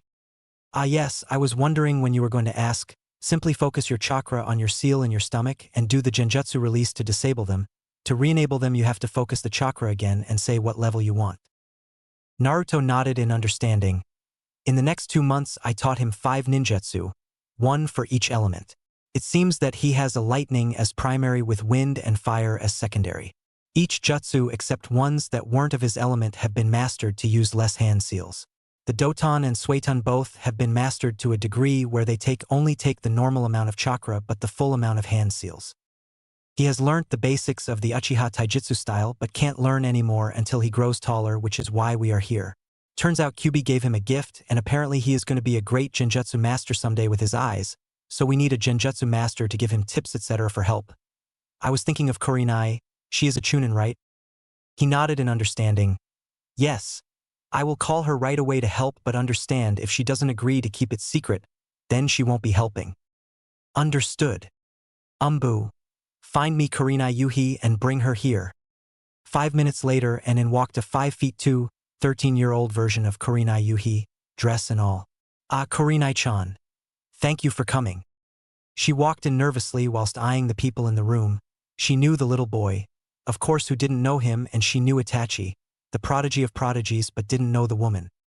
Kurenai, this is Naruto Uzumaki, Makoto Uchiha and Itachi Uchiha. Hello. We were wondering if you would like to take part in training a budding genjutsu master for the next 3 years. Of course it would be in the village and it would be secretive and whatnot, so whatever happens is an S-class secret between you, them and me. Understand? Hi Hokage-sama. I would love to help another genjutsu user. Who is it? He smirked in amusement as Naruto stepped forward and waved in a Kakashi-like manner. Sup? Is this a joke? What were you expecting? I don't know, but not a 5-year-old. This 5-year-old will be better than you in genjutsu by the time he is your age. Her mouth fell open. How is that possible? She worked relentlessly on her chakra control. How is that possible? I worked for years to get the control necessary for genjutsu. Shadow clones. What? Oh, never mind, it was classified as a kenjutsu, so I guess you wouldn't know of it. Let's just say my furry little friend gave me a present. She looked at him blankly. She didn't know of the Kyubi because she actually followed the rules, but she still heard the whispers behind the boy's back. She heard how he was tossed off the Hokage Mountain 3 almost 4 months back and disappeared from public light. The civilians were convinced he was either dead or hospitalized in a coma, but the shinobi knew better. They knew he was biding his time except for those godforsaken pranks that never led back to him. Fine. Please meet back here in 2 hours with a bag packed with shinobi gear and clothes for at least a month. You're staying at my new place to help train me. Sorry if you don't like it, but you will change your mind later," he said with a knowing smirk. She nodded and shunshined away. Naruto raised an eyebrow. Okay. Next new jutsu to learn and master is the magical ninja teleportation jutsu, Naruto said with barely restrained glee. Everyone in the room gave a soft laugh, but they could understand. It was a really useful jutsu, and whoever made it should be praised as highly as the log. 2 hours later, Kurenai arrived via Shunshin with a couple of minutes to spare, and noticed everyone was still there. "All right, I'm back now. What? We go to your new home for what may be the next 3 years. Don't worry, it had a lot of privacy for training, which is why we need you to live there with me. I can take care of myself if that is what you're worried about. I cook, clean and tidy up after myself and have for the past 3 months, so I won't get in your way." She nodded. In truth, that was exactly what she was worried about. She didn't care about training the boy, to be honest. If he was going to be as big as they said, then he would get trained, but she didn't want to act like a paternal figure to some 5-year-old. Before leaving, Naruto turned round to the Hokage and gave a little wave. "See you in a few weeks, old man." Itachi grabbed Naruto whilst Mikoto grabbed Kurenai and Shunshin to the gate of his house. They went through the process of unlocking it and locking it again. Kurenai was amazed at the seals present on the gate and wasn't entirely sure of what to expect. Walking through the gate, she openly gaped at the house and the surrounding area. "Kurenai, I will show you to your room, and then we can have a nice long chat about some secrets that must remain secret, but you will know them because you need to." "Understood." Kurenai followed Naruto upstairs and showed her to the room across from his. She walked past the family portrait and raised an eyebrow at the picture of the 4th Hokage and some woman. "Here we go. Join us downstairs in a couple of minutes, and we will explain several things and give you a tour of the house." She nodded and proceeded to unpack his stuff whilst Naruto walked downstairs. 5 minutes later, she joined them. "Now I know you want some answers, so why don't you ask some questions? Who are you?" Naruto Uzumaki Namikaze Uchiha. Her jaw dropped again. This was the son of the 4th Hokage and was part Uchiha. She was starting to see why he was going to be talented. "Why do people call you a demon on the streets?" He sighed and ran his hand through his hair. 5 years ago, my father defeated the Kyubi and sealed it inside me. I am a prison and she is the inmate, but they can't seem to understand." "Well, that's... Wait, did you say she?" He nodded and she thrust her fists in the air, screaming girl power. Mikoto smirked. "Any other questions?" "Who is your mother?" "Kushina Uzumaki and Mikoto Uchiha." She stared at him for a moment, trying to figure out how that was possible. 5 minutes late, she gave up and asked. "My mother had the Kyubi in her before me, but her seal was rushed and thus made her barren. Mikoto provided an egg which my parents used, and her I am." "Does that mean you will have the Sharingan?" "Already do." He smirked at her and his blue eyes faded into crimson red with 2 tomo in each. She would soon have to pick her jaw off the floor again. "That has to be some kind of record for gaining the Sharingan?" "Don't know. Got it 3 months ago." "Why do you want trained in Genjutsu?" "With me having the Kyubi in me, I have a lot of chakra, and I mean a lot. It will only increase in time. However, Kyubi felt bad for my life for the first 5 years since I had beatings, etc., so she gave me a little gift. Apparently, I will be a supreme Genjutsu user with enough chakra to spam high-level ninjutsu all day long. I don't need trained in Genjutsu at the moment, just how to break them and maybe some help with chakra control or a spar with Genjutsu every now and then, because all my Genjutsu will be I-based at the moment until I get better at them." She nodded dumbly. She felt kind of cheated since he was apparently given a gift by Kyubi, but she understood. Ninja use everything at their disposal. "You understand that everything you heard today and from now on in this house is an S-rank secret? Add to that the fact that my lineage is a SS rank secret. If you tell anyone except the Hokage that you are training me, or what in you will be executed. Please don't, you're too pretty to be beheaded." She blushed whilst both Mikoto and Itachi raised an eyebrow at their son/brother.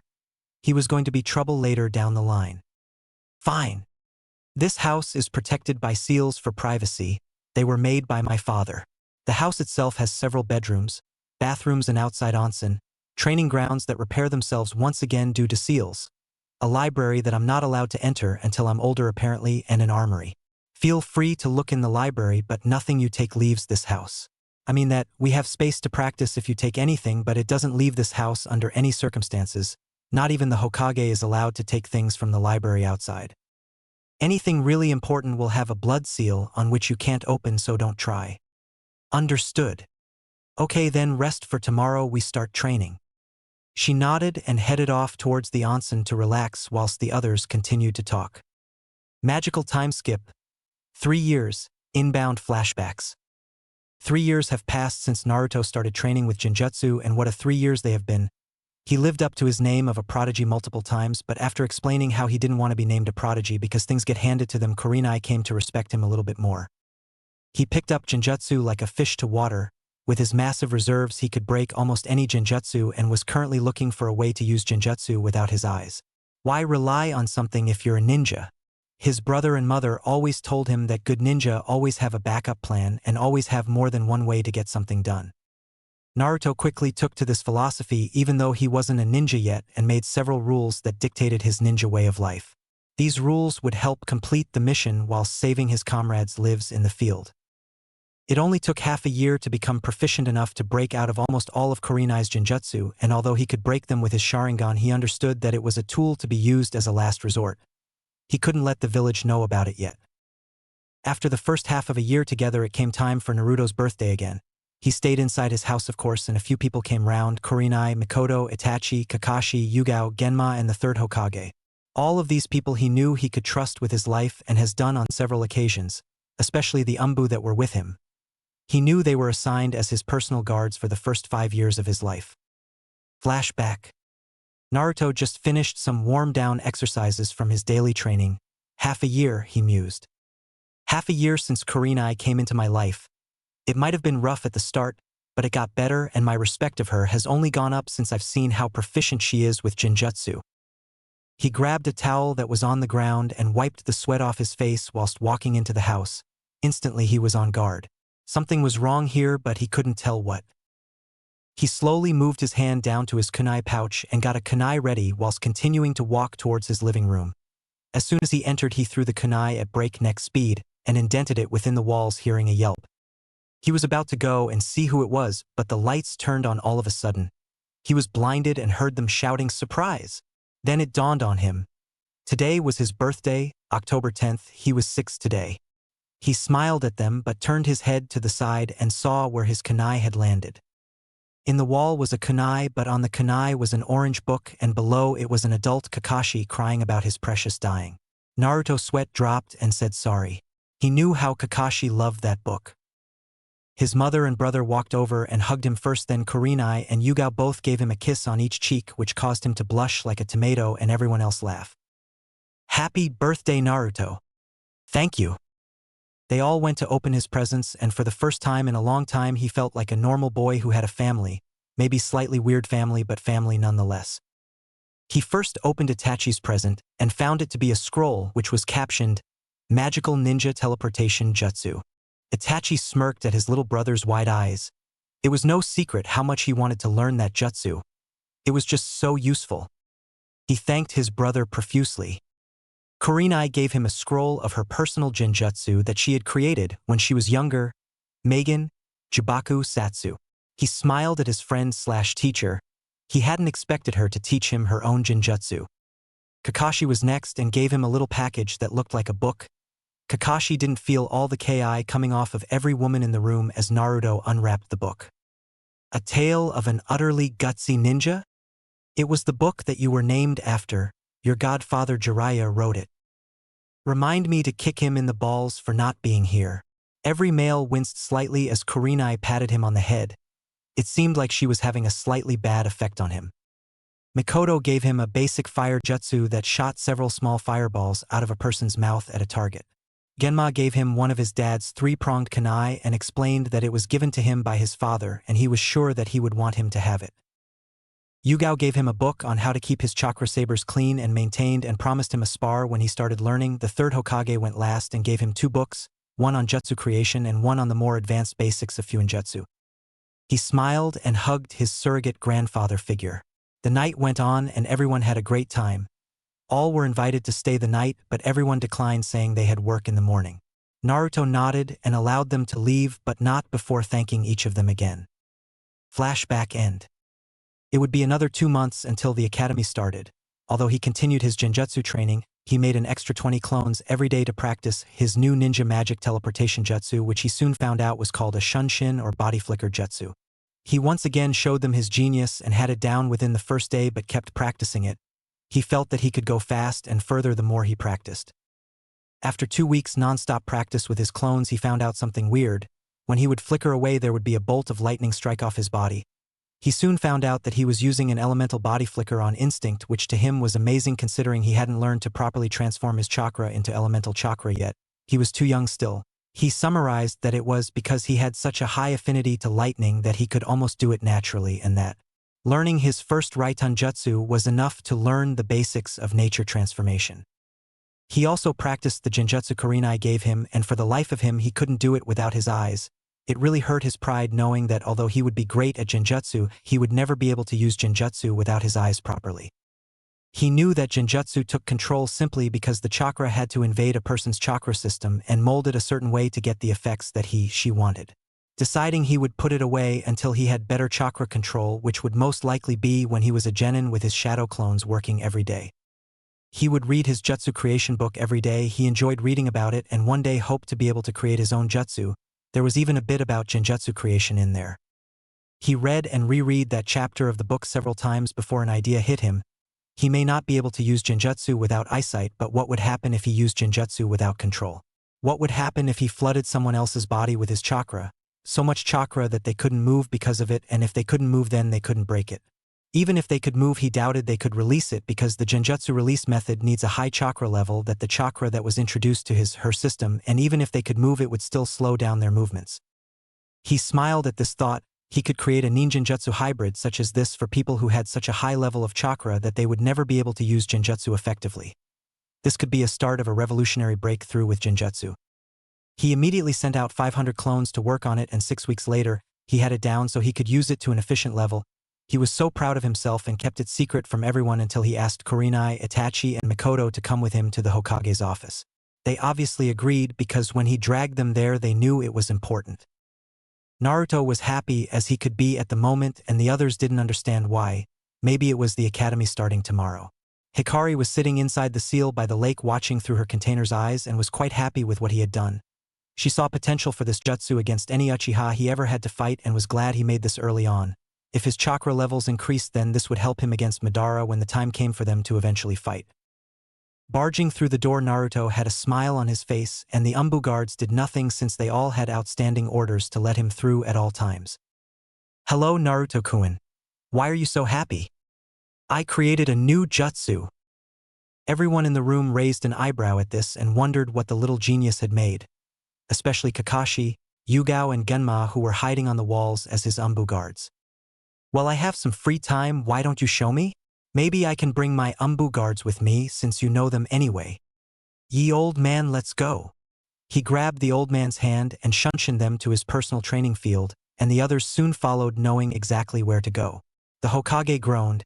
He wasn't used to being the one to be shunshined, it was usually the other way around. Everyone arrived seconds after them and Naruto asked for a volunteer. The Hokage said he would do it, since if it was anything deadly he had best chance to get out of it without any pain. Naruto waved their concern off, explaining it was a genjutsu. Naruto ran through 27 hand seals and said, "Ninpu, Kimona no Shininwayu." Everyone looked expectantly at the Hokage, but nothing happened. The Hokage went to ask what was meant to happen, but he found he couldn't move his body except his eyes. Everyone stood for about a minute before Kurenai asked what happened. Naruto replied, "I was looking for a way to be able to use genjutsu with my huge chakra reserves and found one." "How?" "When looking through the jutsu creation book I got for my birthday, I found a genjutsu section and happily read it. I remembered the explanation from Kurenai and Itachi about how genjutsu took control to invade someone else's chakra system and manipulate it to make them see what they want them to see. I took this a step further. I figured that if anyone has such chakra as me without the control needed, then we should still be able to invade someone else's chakra system but not control it. This is the finished product. I invade someone's chakra system with so much chakra that they are paralyzed, and even if by some miracle that they can move, they won't be able to break it due to the amount of chakra in their system. He stopped the flow of chakra to the Hokage's system as he fell to the ground panting. Damn, that is deadly. How much chakra did you put in my system? About 50 Kage Bunshins worth. I'm labeling that an A-ranked kenjutsu due to the chakra usage. I'm guessing you can put more chakra into it as well. He nodded. That was the minimum amount of chakra for it to work. They were all shocked. Also, it wasn't purely genjutsu. It's a ninjinjutsu hybrid. Why? I'm okay, Ka-san, Nisan. Don't take this the wrong way, but it kind of has a secondary effect of making a dojutsu useless whilst a person is under the jutsu. They both looked at each other before asking in unison how. Naruto sighed. It invades the chakra network. Even if you have a Sharingan, you can't dispel it because of the amount of chakra it uses. It's the same aspect of the Nidame's Bringer of Darkness genjutsu, except mine can use more chakra. Everyone was amazed by this and Naruto just smiled at his creation. He accidentally created a Sharingan-proof genjutsu that can be used against them. Everyone left the training ground, but Naruto gave a copy of his new genjutsu to the Sandaime to add to the Forbidden Scroll. Even if someone somehow managed to copy the hand seals, they couldn't use it due to the amount of chakra needed, so he was fine. The next morning Naruto woke up a couple hours early like always and done his morning regime.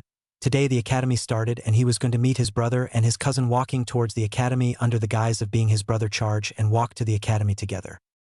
All was going well until they actually met. Naruto had never met Sasuke before and his mother and brother asked him to look after him in the academy and maybe try to stop him being so arrogant. He asked why he was arrogant and they responded saying that her husband wanted a weapon that acted like an Uchiha. He thought Itachi failed as a weapon, so he was trying to mold his cousin into one. Itachi openly snorted at that. His cousin had skills, sure, but he was nowhere near Naruto's level and Sasuke was training at the age of 4 before Naruto. It was safe to say that he would have his stepfather's holier-than-thou attitude and was probably already falling for the Uchiha curse and doesn't realize it. According to Itachi, he hadn't activated his Sharingan either, which was slightly disappointing. By the time Naruto entered the academy, his weights were around 20 kilograms apiece, except his wrists were set to 25 for hand seal training. Walking up to Itachi and Sasuke, who seemed to be waiting for him, he waved hello and saw his brother smile whilst his cousin scowled. What kept you, Dobe? Naruto inwardly growled, not wanting to start something, and just ignored it. Itachi, thank you for waiting for me. I'm sorry I took so long, but on the way here I met Kakashi, and he took me for a tour on the road to life. Unfortunately, we got lost together and had to find our way back. Itachi fell mid-step, mumbling something about Kakashi being a bad influence and how he was going to hide his Ika books. Across town, Kakashi felt a shiver go down his spine. I feel a disturbance in the force. Must be Naruto getting me in trouble again. Let's go, we don't want to be late, right? They both nodded and walked towards the academy in a comfortable silence, ignoring the glares towards Naruto. It seemed that after almost a year, the civilians realized that he wasn't dead but changed his clothes. Idiots.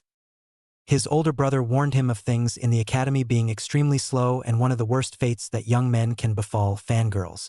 Naruto had already talked to his mother about this and she explained that fangirls were the worst of the worst and if he ever considered dating one she would knock some sense into him. He had already decided to be the dead last of the class before it even started to provide the villagers some more time when they think that he is stupid to provide some sort of comfort. When he told the Hokage about this, he agreed with his decision and praised the fact that he was thinking ahead, which was a skill quite a few shinobi still lack. Arriving at the academy, Itachi gave them both a pat on the back whilst waving goodbye. It was one of the ways Itachi showed affection to anyone. They both walked into class to only hear a loud squeal like a pig. Naruto turned around and saw some blonde and pink-haired girls glomped their Sasuke-kun, whilst Naruto tried his best not to laugh at the scowl that was forming on his face. Taking their seats, Naruto sat at the back of the class behind everyone, hoping not to get noticed, while Sasuke sat by the window with both of his new fangirls sitting beside him staring dreamily. Hikari-chan, you awake? You say something, Naruto? I'm bored and I'm sure this is going to be boring as hell. Any ideas? Learn the timetable and every day except taijutsu practice send a clone and you do whatever you want? Works for me. By the way, congratulations on the jutsu you made yesterday. I was quite enjoying the faces of everyone looking through your eyes. I forgot you look through my eyes. Wait a minute. Does that mean you watch me in the shower, Hikari-chan? She blushed, her of all people. Demons do not blush, so she decided to get her own back on him.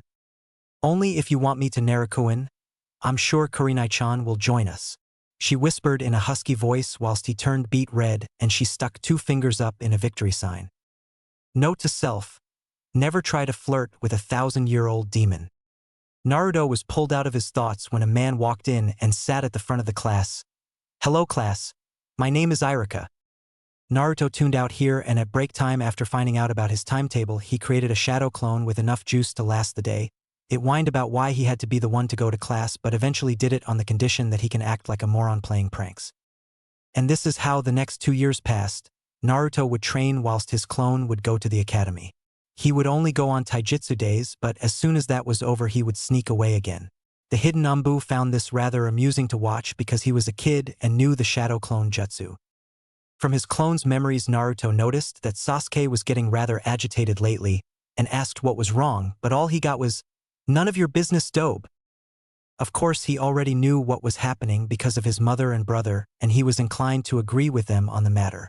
It turned out that the Uchiha clan was split down the middle. Some were not happy with things since Hikari attacked and others just didn't care.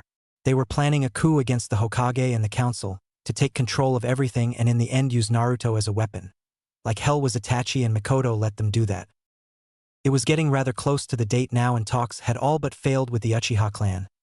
Naruto was worried that the elders would force the Hokage to do something drastic, and his fears were confirmed when Itachi came to see him 2 days before the extermination of the clan commenced. "Oh Tudo, you know about the coup, right?" "Hi. I've been tasked as the exterminator. Meaning, I will kill them all except Sasuke. I want him to rebuild the clan in honor. What will happen to you? I will take the blame, make it look like a young Anbu captain couldn't handle the stress and snapped. I will become an S-ranked nuke Nin and protect Konoha from the outside." His eyes widened. "Oh hell no. Not another one of my family is going to be used as a goddamn scapegoat again. Come with me now." Itachi looked worried. He had never seen his brother this angry, so he decided to follow him. Barging into the Hokage's office, he saw the 2 elders and the Hokage there. "Elders, get the hell out. This is a private conversation. Watch what you say, boy. Learn some manners. If you don't get the hell out within 5 seconds, I will do one of 2 things. I will put you under a genjutsu and make you watch yourself slaughter your family whether they are already dead or not continuously for a couple of hours, or B, I will go to the fire daimyo and explain to him how you treated the heir to the Namikaze clan. Which will it be?" Everyone in the room paled, the elders because they didn't think the boy knew how to do either, or the fact that he knew about his parents. Without a doubt, he just made his life harder, but they nodded and left. The Anbu were secretly praising the ball on this boy. He would make a fine ninja one day. Activating his Sharingan that was now finally fully matured due to the amount of rage that he was feeling at the moment, and then shifting into his Mangekyo Sharingan, Sarutobi gulped. It was obvious that Naruto didn't care about the Anbu in the room, so the Hokage quickly put a silencing seal up so only the Anbu could hear this conversation. "Anbu, whatever you see or hear you will never repeat or you will die." Which one of the elders' bright idea was it to use my brother as a scapegoat for this fucking village? Hiruzen gulped. Even with the boy's Mangekyo Sharingan blazing, he could tell that this was all like his father when he was angry. "Danzo? That fool who still runs Root? How did you know about that?" "Don't take me for a fool. I see them following me, trying to find a way to make me into a weapon for him." Sarutobi was seething now. "You have some of his goons in lockup, right?" "Yes, we've been trying to get the seal off of them that prevents them from talking about Danzo." "Why?" "Let me explain this to you first. If you ever, and I mean ever, use one of my family for any type of scapegoat for this village like I was, so God help me the council and this village will not be safe from my wrath. Do you understand?" He nodded quickly. Truth be told, he was hoping he wouldn't find out about this, but he should have known better. "Good. Itachi will still exterminate our clan. I will help. My stealth is so high that your Anbu can't find me, and with my Sharingan it will be easier to hide and get the job done. We will leave my cousin alive like the original plan, and we will put my mother in a false death state to be confirmed dead by a medic of your choosing, where she will be taken to my compound and live. She will change her name and wear a modified henge when out and about. Then after we are done, Sasuke will arrive just in time to see me and Itachi in Anbu uniforms, tying up the Root operatives, at which point we will blame Danzo. Sasuke lives and has Itachi, and my mother stays alive, and we get rid of the traitors who are planning the coup and Danzo. Everyone in the room blinked. They were all just outplanned by an 8-year-old boy. Why the hell didn't they think of that? They all nodded, and the Hokage took this moment to speak. The most promising Uchiha besides you and your brother was found dead last week, his eyes removed. They both looked shocked. Who? Shursui Uchiha. Oh damn. He had a Mangekyo as well, the only one apart from Naruto here. Itachi informed them. What did his do? I've still to learn the techniques for mine because I didn't want my eyesight getting worse. He had a special ability to place such an intricate genjutsu that even you would be hard-pressed to break it because the person is normal, not aware they are in a genjutsu. It bends the person to the caster's will. Naruto's eyes reverted to his 3-tomoed Sharingan. Sounds like a useful tool for politics. You have a point anyway if you are going to be helping Itachi tonight, even though I don't want you to, but I doubt you will listen to me, and since you are a civilian I don't have control over you, and if I don't catch you in the act then I can simply ignore it. You will need Umbu gear. You will be promoted to temporary junior Umbu, meaning you don't get an Umbu tattoo but you get uniform and tools etc. Sweet. What code name do you want? Ghost. Everyone raised an eyebrow at that. Why? Well, when I don't want to be found you won't find me, it's simple.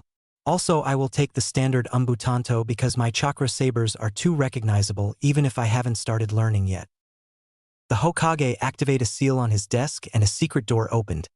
Inside were masks of previous and yet to be used Umbu masks. Pick on. Walking through the hall he was finding some nice masks but none felt right until he found a dusty one right at the end. It looked like no one touched it in years. He understood as soon as he saw it. A pure black mask with red markings on each cheek and above the eyes proving to be a fox mask. He smiled. No one picked this mask and the mask picked him. Picking it up he walked over to the Hokage who looked at it and nodded in his choice. After all it was understandable.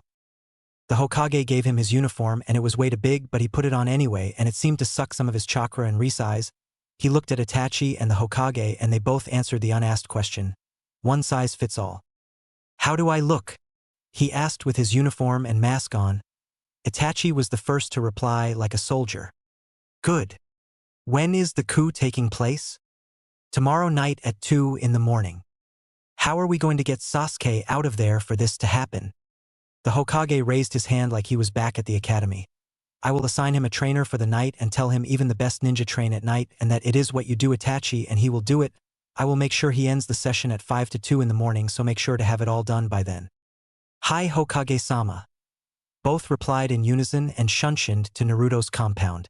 As soon as they got there Naruto found himself embraced in a hug by his older brother. He noticed his mask was off and he was crying. I'm so proud of you, Otudo.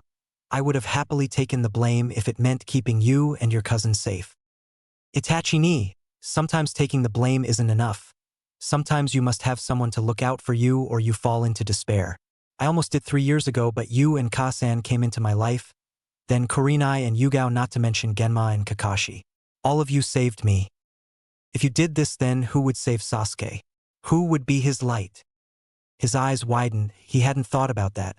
He was trained as a weapon to think in the now and not the future. How could he not think about Sasuke and Naruto? He thanked the gods that he decided to tell Naruto today. Go get Kasan and bring her here, we need to explain things. He nodded and disappeared to bring his mother here. Naruto's side tomorrow was going to be a long day and probably was going to be the start of a long ninja career. He was only 8 but he would take this burden on his shoulders to lighten the load of his brothers. Hikari was no longer a burden but a friend. Hikari, are you awake? Did you hear all of that? Yes, and I must admit I'm quite proud of you. Thank you. What do you think about all of this? The Uchiha clan was doomed to fail as soon as I gave them their eyes. It's just luck that it happens to be when you were here so your brother and mother don't suffer. Thank you, Hikari-chan. You always make me feel better when it comes to things like this. What are friends for? Please be on standby tomorrow night in case I need rapid healing. Something might go wrong with this plan of mine. You got it. Just as she said that, Itachi arrived with their mother, who was looking rather flustered at being pulled aside rather quickly. All right, you two, what's going on, and why the hell in my baby boy in Umbu uniform? Naruto sighed and started his tale. You know of the coup that's happening tomorrow night? Well, it's not happening now. Makoto brightened up at this and asked why. Itachi and Naruto looked at each other before sighing. They do that way too much at the moment. The honorable elders coaxed Sarutobi into exterminating the clan. You would have died even though you had nothing to do with the coup and were against it, and the only one that would be left is Itachi and Sasuke, but Itachi would be held responsible and turn Nukenin protecting Konoha from the outside. He would be registered as an active ninja with wonder rights like the Sannin, except he would be classified at SSS ranking in secrecy. She looked shocked and looked at Itachi to see him still crying from earlier. I'm sensing a but here? But he told me beforehand, and I might have threatened the elders and Hokage into submission with a new and better plan. You what? I threatened the elders that if they didn't do what I wanted, I would place them under a genjutsu that would make them watch themselves slaughter their family for hours on end and mentally break them, or I would go to the fire daimyo and explain what happened to the Namikaze heir. Obviously they both agreed quickly and my life will get a lot harder, but it was all worth it and I would do it again. What did you threaten the Hokage with? I told him that if he ever tries to use any of my family as a scapegoat again, then he or this village would not escape my wrath. She scowled at him and he just laughed nervously. You idiot! She went to smack his head but instead hugged him. But you're my idiot and thank you for whatever you did at the moment. You never have to thank me. So why isn't the coup happening now? I came up with a better plan. How? Danzo isn't as smart as he thinks. He thinks I don't notice those fools with blank white umbu masks with the symbol on them following me to make sure I don't turn on this village? The fool. It took me a day to find out who and what they were just by looking in the archives. His little umbu unit are now the scapegoats. Itachi will still exterminate the clan and I will help, hence the umbu gear. My stealth is higher than most umbu and with my Sharingan I can hide even better. I will be able to watch his back from attackers whilst we do what is needed to be done. Sasuke will be kept alive and so will you unofficially. Officially you will be listed upon the deceased, but you will be in a false death state and will be checked first by the medics, at which point you will be pronounced dead. You will move in here, change your name and wear a modified henge outside. Only a few will know of your existence. You will be for all terms and purposes dead, and another woman will arrive to adopt me, which will be you. Itachi will look after Sasuke and I will keep an eye on him as well. Sasuke will be training with a personal trainer from the Hokage at night with the excuse that it is what Itachi did to get stronger, since we all know he wants to beat Itachi. He will finish at 5 to 2 in the morning when me and Itachi finish with the clan. He will arrive just as we finish tying up the ones responsible, which are the 5 root agents we have in holding. Danzo will be forced to flee or die and the Uchiha clan lives on. Makoto stood there with wide eyes at the plan. How long did it take you to come up with this? 5 minutes. Once I heard who it was that coaxed the extermination. It was Danzo, so he must have something to gain, and I'm thinking that it is all the Sharingan eyes, so me and Itachi will be sealing up their bodies as we go to prevent any of them getting into the wrong hands. It will be played off as Danzo trying to gain more power, and the secret will be held with us. Danzo won't talk because although he wants to be Hokage, he still loves this village even if he doesn't show it. She hugged her 2 sons at the same time and cried, I'm sorry you two have to do this. No one should have to do something like this. It is for the good of the village and we will still have each other. She nodded and they parted ways, getting ready for tomorrow night. They sighed yet again. This was going to be a long 2 nights and he hoped that he could live with what he had to do. Crow, are you ready? Hi Ghost, you are my backup, watch my back. Killing is allowed, but only do it if you need to protect me or if one is about to blow our cover. These are not our family, remember that. Family doesn't betray family. Hi Nissan. The old man has cleared the route for entry for us and all Umbu know to stay away from this sector tonight. It is currently 10 p.m. We have just under 3 hours to do this. Let's get it done. Seconds turned to minutes. Minutes turned to hours as the night went on. Blood was everywhere but no bodies. They couldn't take the chance that they were being followed by Danzo and his men. 2.5 hours later they finished all but Itachi's immediate family. They both looked at each other and gave a tired nod before jumping to the roof. They still had half an hour before the coup took place and Sasuke was nowhere in sight, which they were thankful for. Dropping from the roof and hanging from the ceiling via chakra, they watched as their mother and father were sitting down talking. She was stalling. Nodding to each other, they dropped to the floor silently and stood behind Fugaku Uchiha. They stopped talking. So Itachi, you have chosen your path? Hi Tusan. How many are left? Sasuke, you, Mum, and my brother. Fugaku's eyes widened. Brother. Hi. Where is he? With us here. He helped me tonight so that the burden didn't fall to me alone, and for that I will be forever thankful. Allow me to see this child then. Itachi nodded to his brother, who took off his mask as Fugaku turned and gasped. You! Hello, Fugaku. Who is your father? Min Ito Namikaze. He growled. That fool. He helped doom this clan even in death. Naruto put his mask back on, and through the eye holes you could see his fully matured Sharingan. Itachi chose this point to continue. Sasuke will live. You chose your path, don't waver now, son, but know two things. 1. I am proud of you even though I never acted it. 2. Sasuke will fall to his hatred for revenge and eventually kill you both. Then so be it, we will be waiting. With that he stabbed his father through the heart and cried before a burning pain at the back of his eyes appeared. He wanted to scream but couldn't because his brother had his hand over his mouth. Their mother looked on in shock. Itachi's eyes changed from a 3-tomoed Sharingan to a 3-stared pinwheel Mangekyo Sharingan design. Itachi calmed down after a moment and his brother hugged him.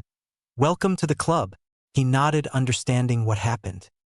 They turned to their mother. I'm going to hit you in your neck.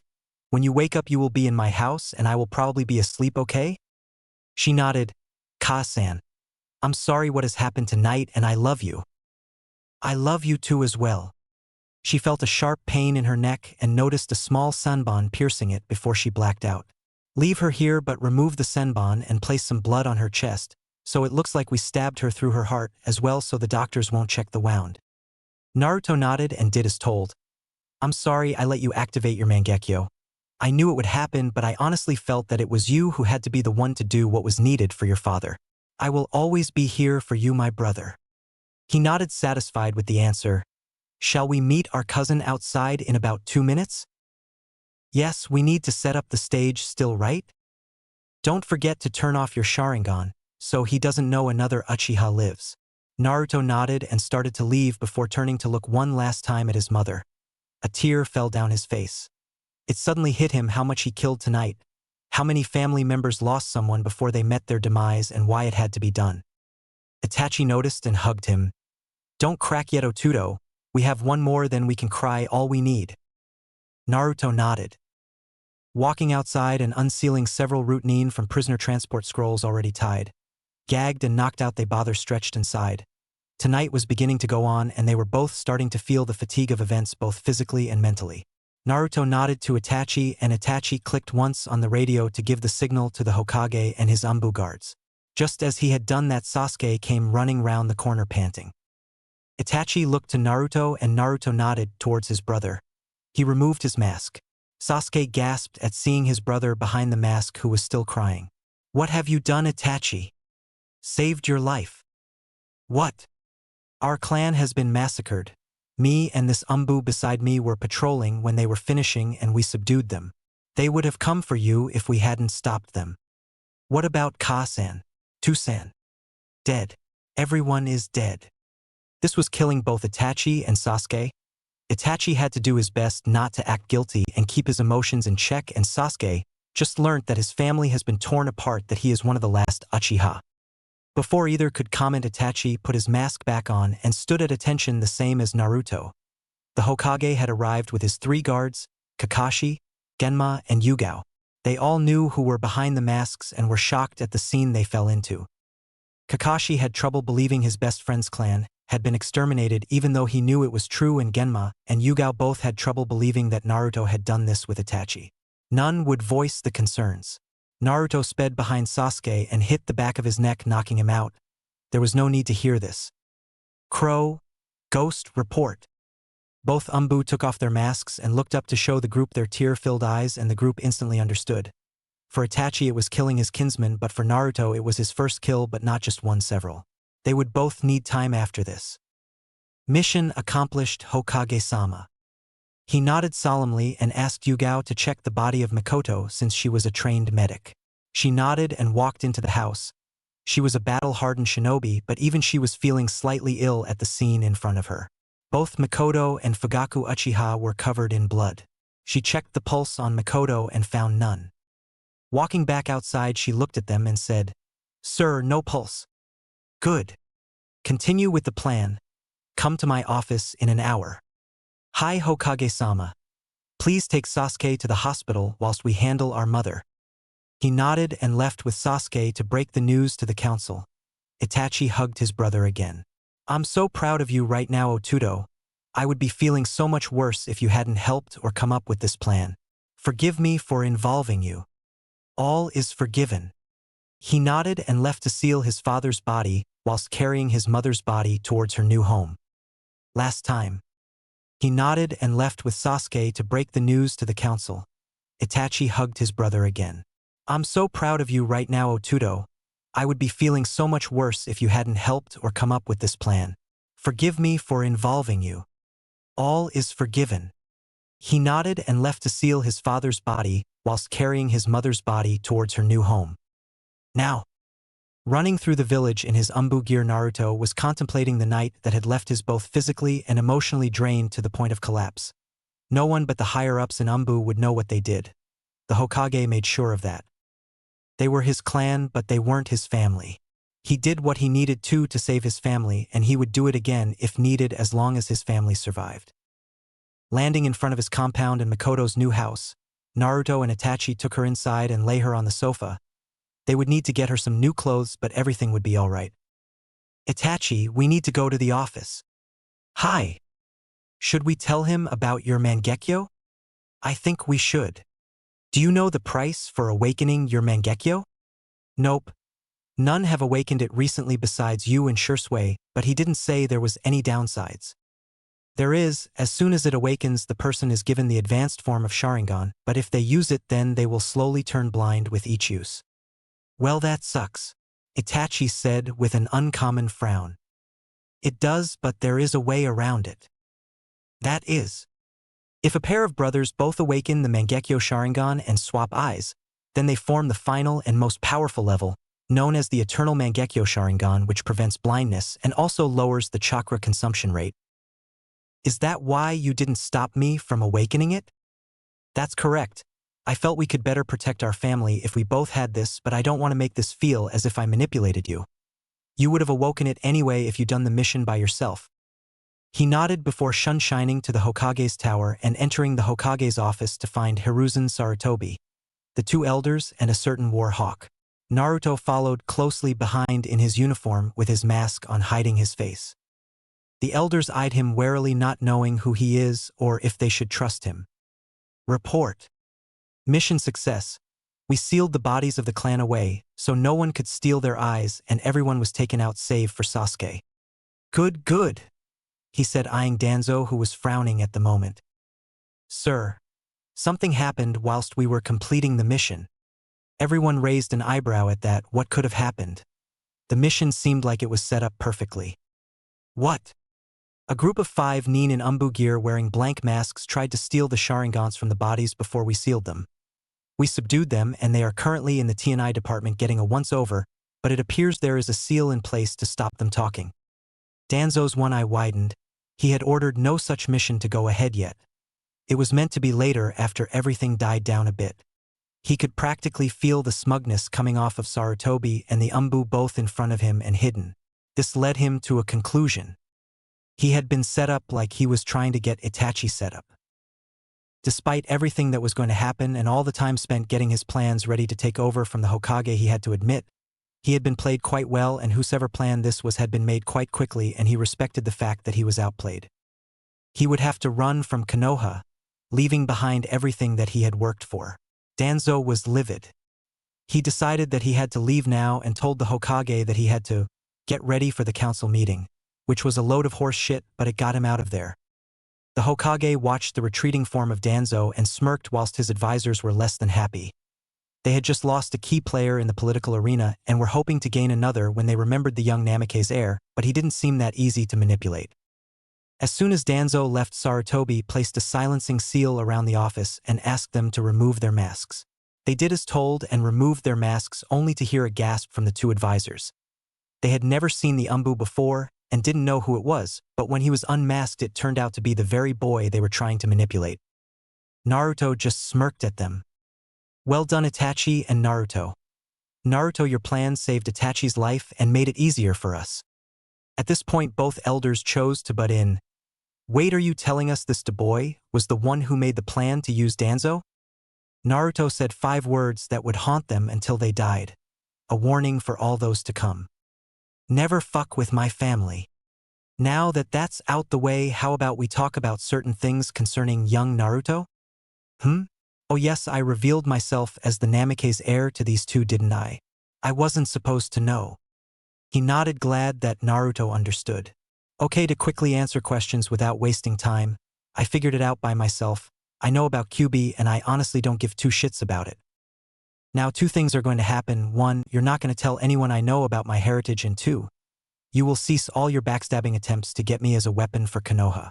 I will be a ninja and under the current Kage's command, not yours. They both just nodded dumbly. They had been outplayed by an 8-year-old boy. What was this world coming to? It's currently 5 in the morning. Me and Itachi have both been up for a day and a half planning how to deal with the coup when we were actually doing the fighting, so I'm going home to sleep. Itachi, you are coming with me. Sasuke is in the hospital, so there is no need for you to go home just yet with all the blood everywhere. Thank you. He just nodded and they both left the Hokage and his advisors in the office. I hope you two realize how much you have fucked up when it comes to that boy. Sarutobi, we did what was best for the village. Fools, the both of you. If he ever turned on the village, he could have killed us all by simply releasing the Kyubi, not to mention he is a civilian. He could leave and take his clan with him, which would not only weaken Konoha but Konoha's economy, as well due to the amount of buildings his family owns. It was at this precise moment they both realized just who they have been trying to screw over. He was literally royalty to the village, even if they didn't know it. Magical ninja time skip 1 week. It had been a week since the massacre. Sasuke stayed in hospital for 2 days from mental stress, as they put it, but in reality it was a favor from the Hokage allowing Itachi time with Naruto and his mother to overcome the issues that the night of sweat, blood and tears and presented. The compound was cleared of blood quite quickly, and although both Itachi and Naruto tried to kill the traitors in such a way that they could not feel the pain, there had been a lot of blood in and around the compound. The scroll with the bodies of each Uchiha man, woman and child was given and handled by the Hokage and no one else. Itachi and Sasuke were the only official Uchiha left in the world. Obviously Naruto's secret just got that much more secret. If the villagers found out he had a fully matured Sharingan before he was ready, then they would force him into a breeding program. Itachi was too powerful for such a program and Sasuke was too influential at the moment, already being labeled as a prodigy amongst prodigies, the civilian council called him. Not even a week after the death of his clan, have they no shame? He had done nothing to warrant such a title, but since he was one of the last Uchiha, they felt it was warranted to keep him in the village and content with his life. Mikoto woke up 7 hours after the massacre. She was in a panic as soon as she woke up, but soon settled down, realizing it was her son's and now her house. She quickly went looking for her children and found them both asleep on the sofa in the living room, still in their umbu gear, with them leaning against one another for support. Her heart wrenched at the sight, and she knew that life may be tough in the future, but it was worth it. Danzo was forced to flee right after the meeting. He had his agents burn anything that could be lead to him or his new location and left with his own little private army of just over 150 men. Everyone easily believed that he was responsible for the massacre. After all, he was known as a warhawk who tried to gain power whenever he could, but he was so skilled at hiding that no one ever found proof. He was labeled as an S-class missing nin who was to be killed on sight. He may have been old and a cripple, but he was still a contender with Sarutobi for the title of Sandaime Hokage, and should be treated as such a threat. The funeral for the Uchiha clan was held 3 days later.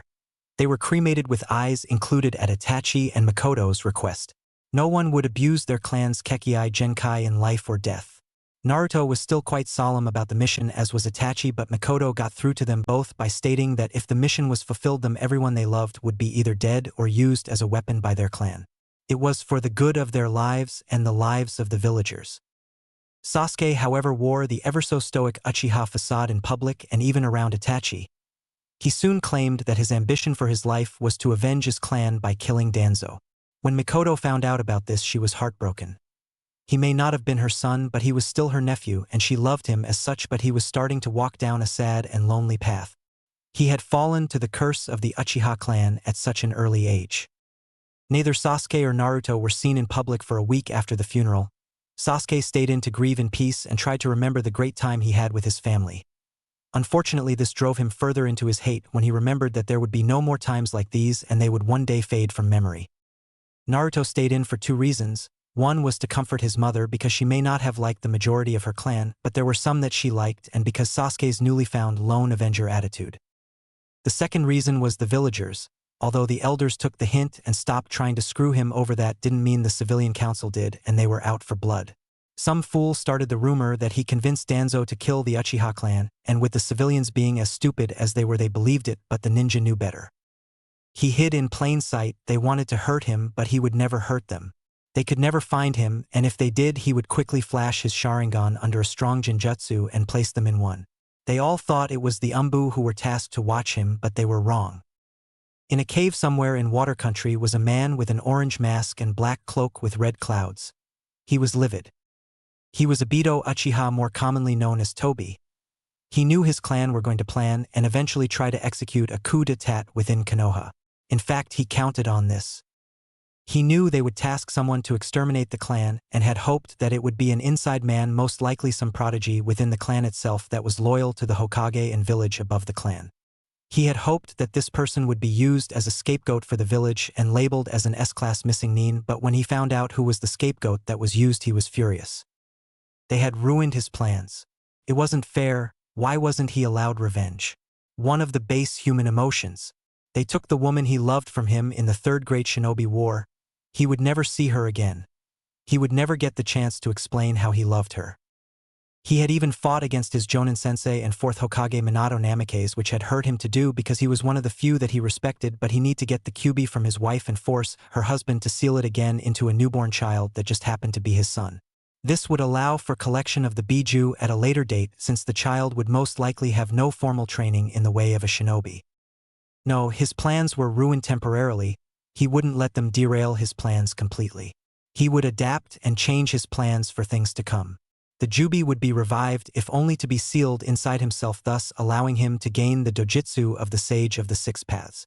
People speculated that it was a side effect of the beast being sealed inside of him.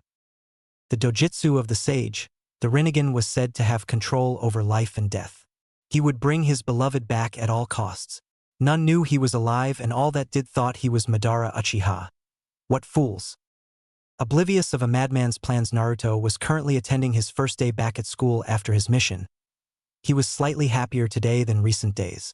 He had been determined to say sorry to Sasuke about his clan, and that if he ever needed to talk, that he was here for him like any half-decent friend, but that was not to be. Sasuke strode into the class with an attitude that was worse than the Hyuga's holier-than-thou attitude. He sulked in the corner, clearly not even close to over what happened to him. He looked at Naruto with a critical eye.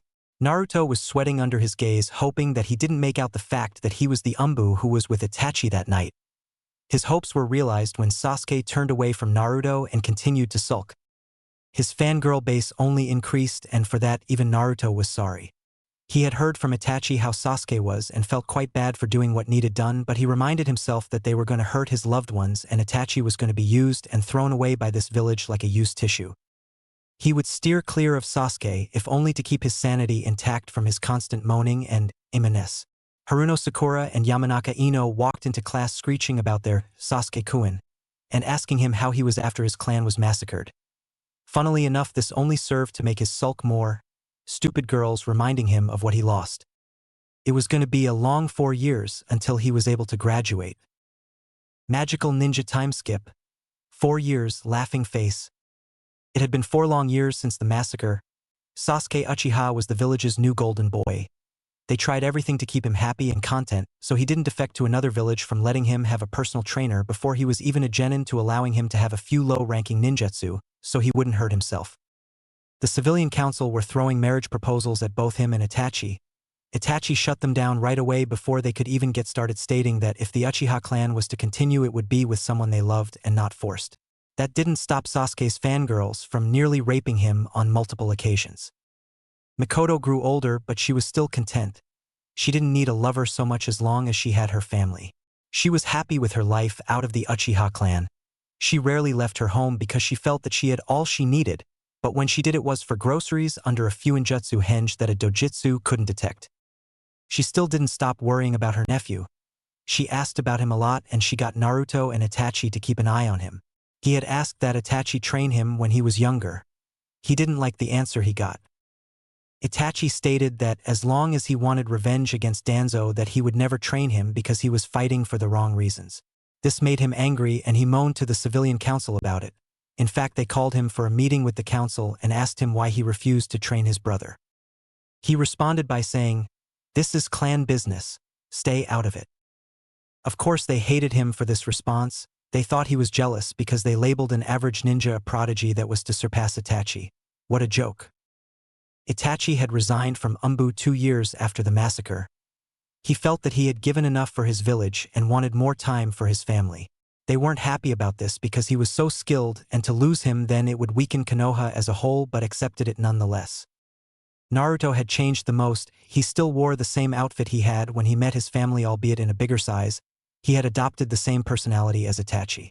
He was cold and calculating in public and with people he didn't like and or know, but with people he liked and his family or those he loved, he was a kind and gentle man who would do anything to protect them.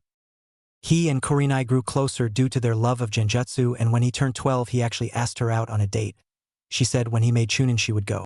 This obviously spurred him on in training, as it was no secret to his family, Hokage, Kakashi, Genma and Yugao, that he had a crush the size of the Hokage mountain on her, but he was quite mature for his age, which led them to believe that when he did become a Chunin they would try it out for a while and see where it leads. He continued his genjutsu training, creating new genjutsu and recreating some others have made that can only be cast with a dojutsu.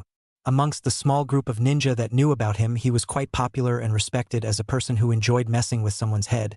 If he was having a spar with someone, he would use genjutsu to make you think he was doing one thing and do another, or make you see things that weren't really there.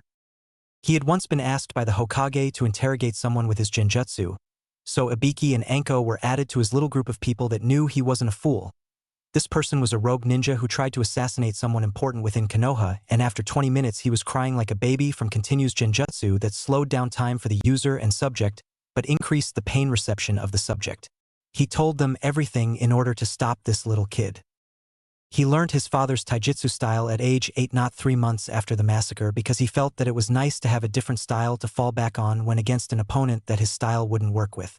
He took to his father's style like a fish to water. He felt more comfortable with it and it was easier to use with his type of body. This soon became his primary style, but he felt that it could be improved. Like everything else his father made, it was a style that wasn't complete. He never had time to finish it. Naruto felt the best way to finish this style was to add another style to it and combine them to create an ultimate style that would devastate enemies using his fast movements and precise punches and kicks. He didn't know which style to add to this until one day at the academy he was watching a girl with pale eyes spar. She hit some places along the target's arm and they couldn't mold chakra anymore. He was ecstatic about adding this to his style. Upon asking his mother and brother what style this was, he found it was a clan style from the Hyuga clan that used their Kekkei Genkai, so he couldn't use it but soon found a way around this little problem. His Sharingan allowed him to see chakra and could see how they introduced it to the body at vital points such as organs.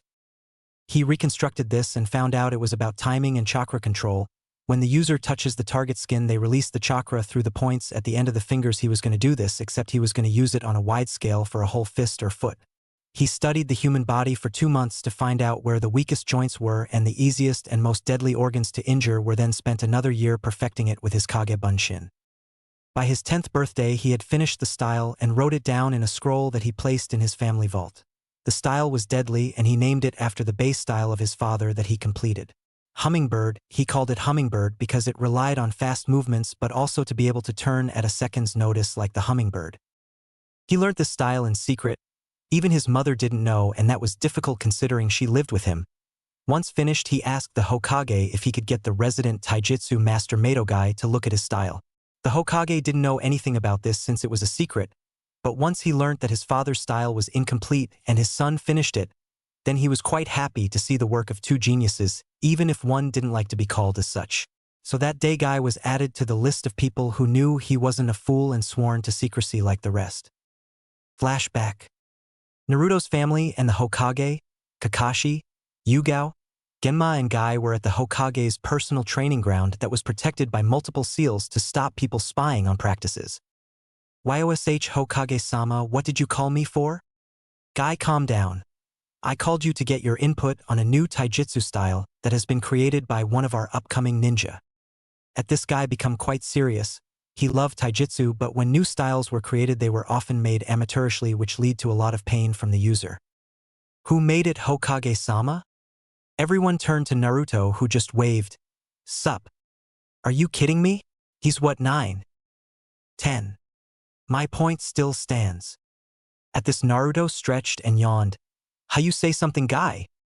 Everyone paused whilst Kakashi was crying anime tears, thinking he had a little apprentice in the up-and-coming group of Genin, and Itachi had a barely noticeable quirk of his lips into a barely perceived smile. Curse you, Kakashi, and infecting the youthful with your cool and hip attitude. How you say something, guy? The Hokage chose to intervene at this point. Stop, both of you. Yes, he created it and he wants to try it out, and since you will be able to find flaws in it, we decided your best to try it out against, but everything you see here is an S-class secret. Fine, take your position. Naruto nodded and got into stance whilst Itachi watched with his Sharingan active to see how this worked. He knew his brother well enough to know that he always had a trick to this type of thing. He would never go against an opponent that could beat him senseless easy enough. Guy took the opening stance within his own personal style called Goken, or Iron Fish, which consisted of fast movement and strong punched. The Hokage signaled for them to started, and Kakashi opened his Sharingan eye to watch, the same as Itachi. Naruto already disabled his chakra weights, which were set to around 70 kg apiece and hadn't been upped since his 8th birthday, since he didn't want to stunt his growth. Naruto shot off with speed that was unheard of for an academy student, easily low Chunin speed, which surprised Guy. Naruto went for a feint with his left hand whilst bringing his right hand across Guy's chest. He went to block this with his right hand, which he did successfully, but Naruto twisted his body round to kick him in the side of the head with his left leg, using the momentum from his earlier attack. Guy was not inexperienced with a type of style like this.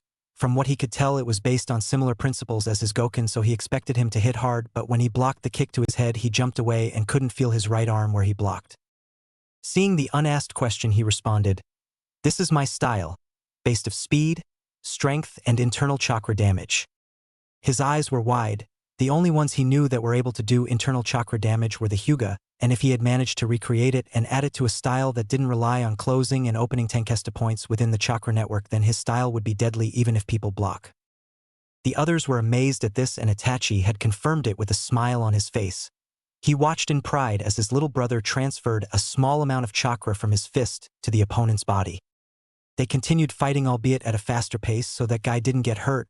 He stopped half an hour later when he was just getting feeling back in his right arm. That style is deadly. As soon as your speed gets up higher than what it is right now, you will decimate your enemies. Your speed at the moment is around low mid-Chunin. Still haven't released a resistance seal I've had on me since birth, so it's probably higher than that. Guy just nodded dumbly since he didn't know what to say to that and smiled.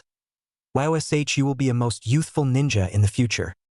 By the way, if you're wondering, I named the style Hummingbird." End flashback.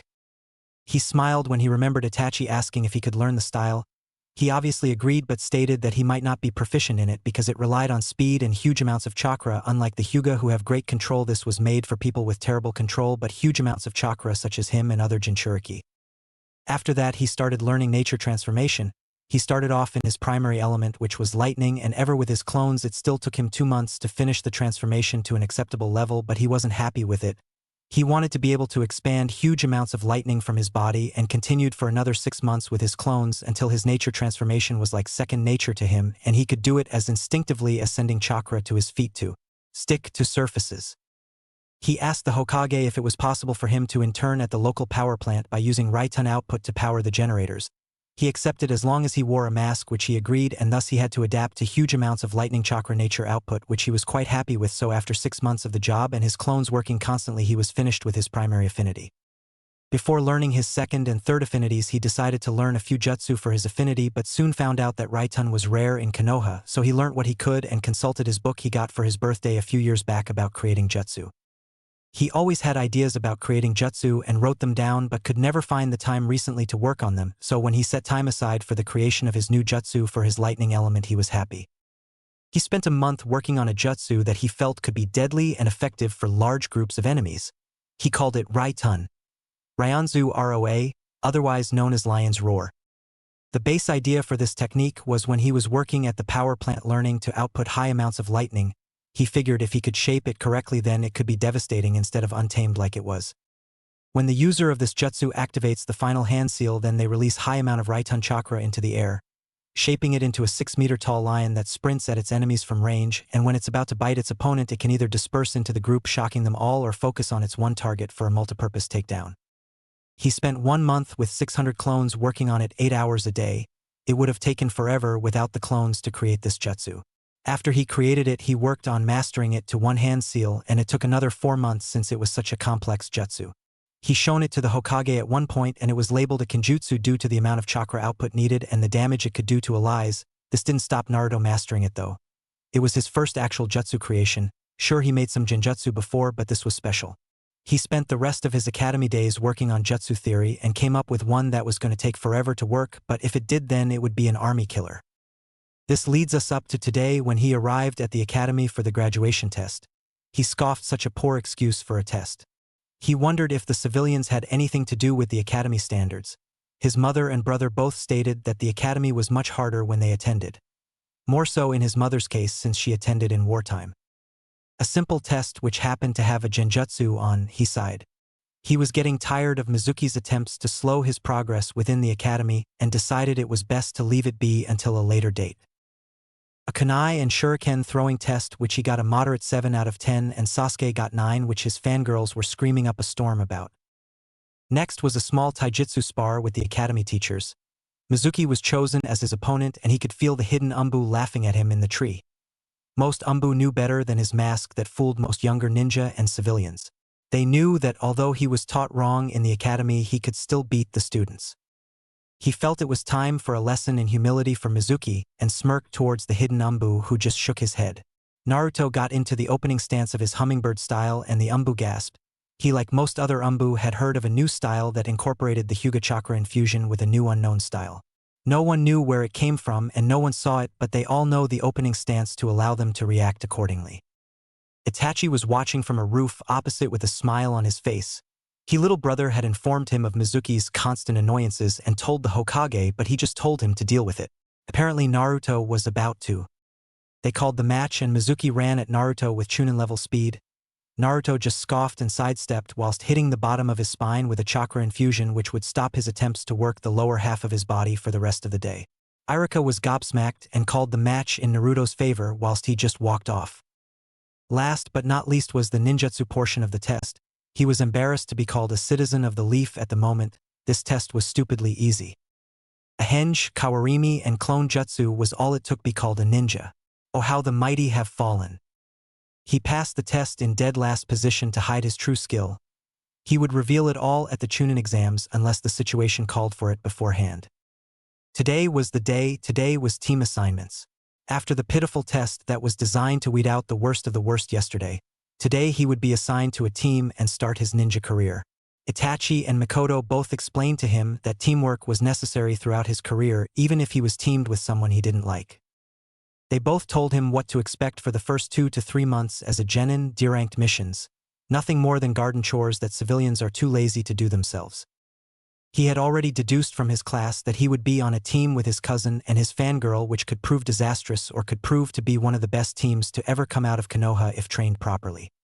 He figured that he would be part of a combat team because he had skills in most ninja arts, while Sasuke would be the close-distance fighter with taijutsu and Sakura would be the medic with a possibility of a genjutsu user. Kiba Inuzuka, Hinata Higuwa, and Shino Aburame would all for a scout and capture team.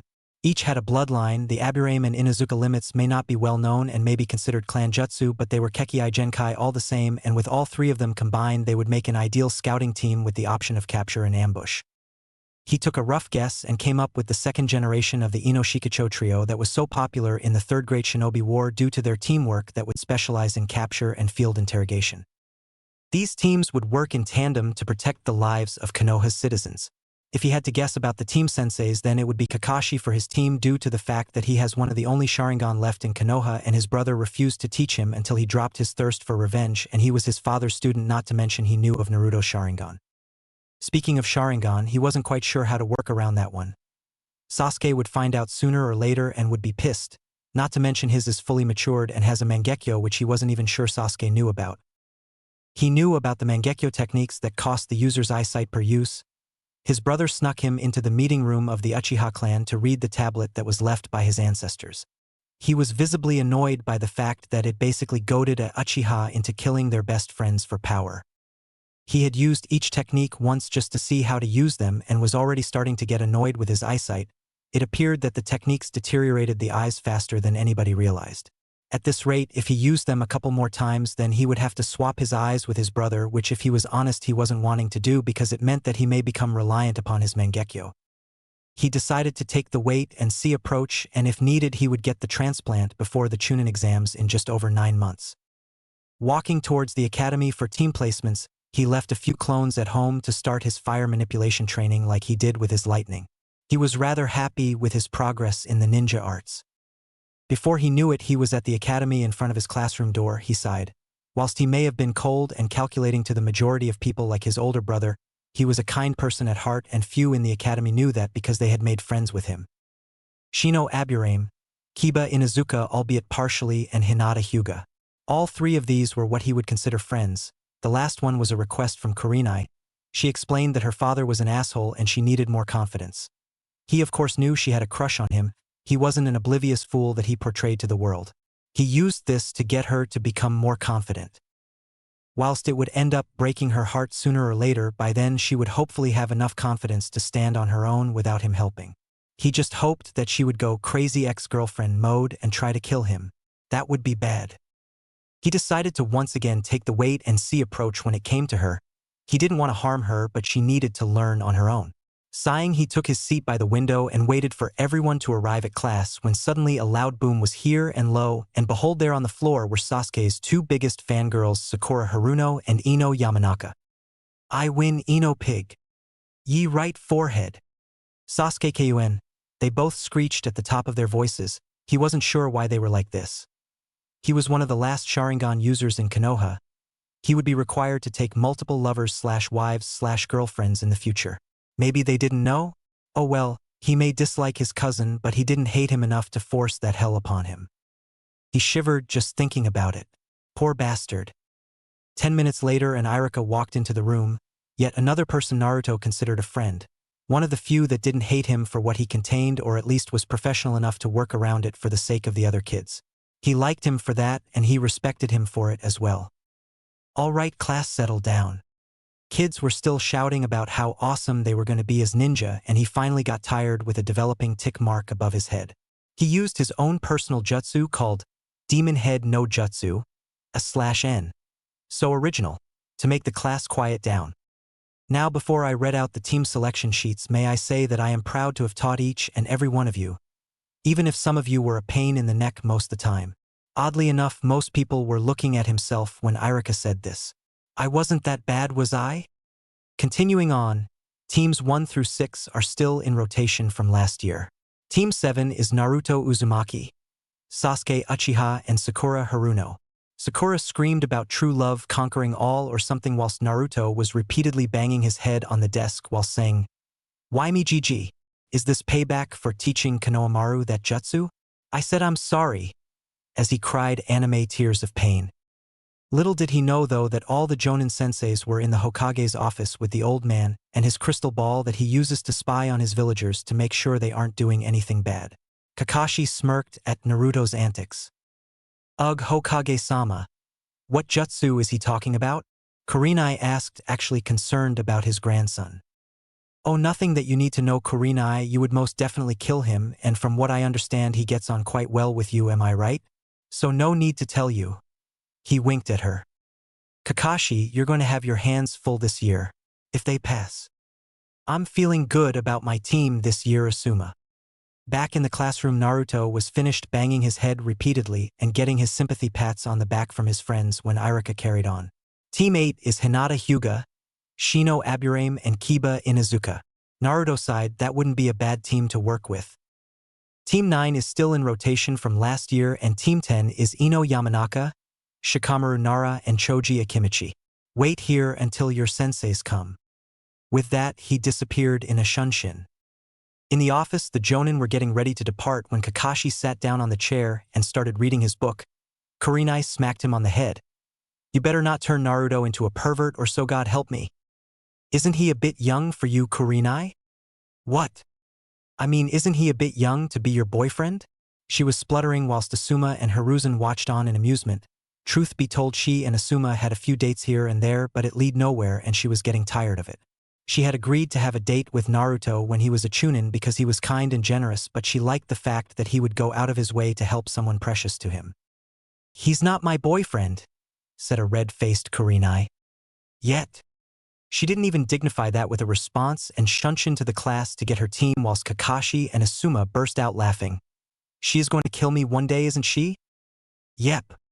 And if she doesn't, Naruto will beat me up because I'm being mean to her, right?" "Yep. Am I screwed?" "Yep.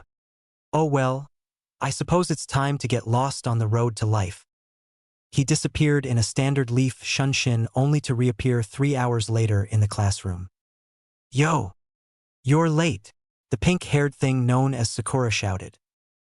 "I wasn't told what time to arrive at, so how could I be late?" She just shut up at that.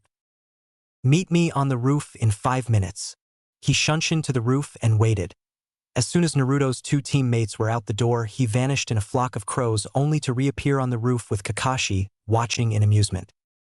"So you know Itachi's crow shunshin?" Naruto snorted. "Who do you think taught it to him?" "What do you mean?"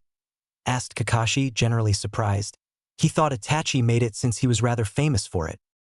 "Who do you think taught him it? It is Genjutsu with Shunshin no Jutsu. I taught him how to do them together." Before he could respond, Dumb and Dumber walked through the door to the roof. "Okay. Tell me about yourselves." "What do you mean, sensei?" asked the so-called smartest girl in the new generation. They were doomed. Kakashi just flipped a page in his book and looked up. "How you say something?" Sakura and Sasuke face faulted whilst Naruto was laughing up a storm inside. He always liked how Kakashi could rile up anyone by doing nothing. "Tell me about yourself. Name, likes, dislikes, and anything else you find important like your dream? And since you asked, you can go first, Pinky." "My name is Sakura Haruno. My dreams are to," she said whilst looking at Sasuke the entire time. "And your dislikes?" "Naruto Baka. Oh, how will I live with myself? I know how, because I don't give a shit." Sakura just glared at him whilst Kakashi just smiled at him. "Broody MC Brooder." Sasuke Uchiha. "No likes and I dislike everything. My dream, no, my ambition is to kill Danzo for what he did to my clan and surpass my brother." Naruto and Kakashi just sighed, expecting as much, but were quite surprised at the last bit, especially Naruto, because his brother hadn't informed him of his brother's dream to beat him. Sakura, in her normal fangirl ways, squealed like a pig. "And lastly, the one that looks normal." Everyone turns to Naruto whilst he just looked bored and didn't respond. 2 minutes passed and still nothing, so they asked again, and his simple response was, "How did you say something?" Kakashi was crying anime tears at the fact that his sensei's son was embracing the cool and hip attitude while Sasuke and Sakura were fuming. "Oh well, my name is Naruto Uzumaki Namikaze Uchiha. I like a lot of things, including my friends and precious people and my ramen. No one touches my ramen or they die. Unfortunately, my precious people have seen fit to cut down on my ramen intake, which I dislike completely. I dislike people who label prodigies and geniuses because they tend to take the easy way out of things instead of working for it. Anyone can be a prodigy, but that gathers too much attention. To be a ninja means to hide in the shadows. We deceive, lie, cheat, and steal to get the job done. Dreams? To one day have a family, help my precious people achieve their own dreams. Make Hokage, and I suppose to live long enough to see my friends and their families live a happy and eventful life whilst protecting them the best I can." Sakura and Sasuke were looking at him in a new light. This wasn't the dead last of their class. What had happened to him?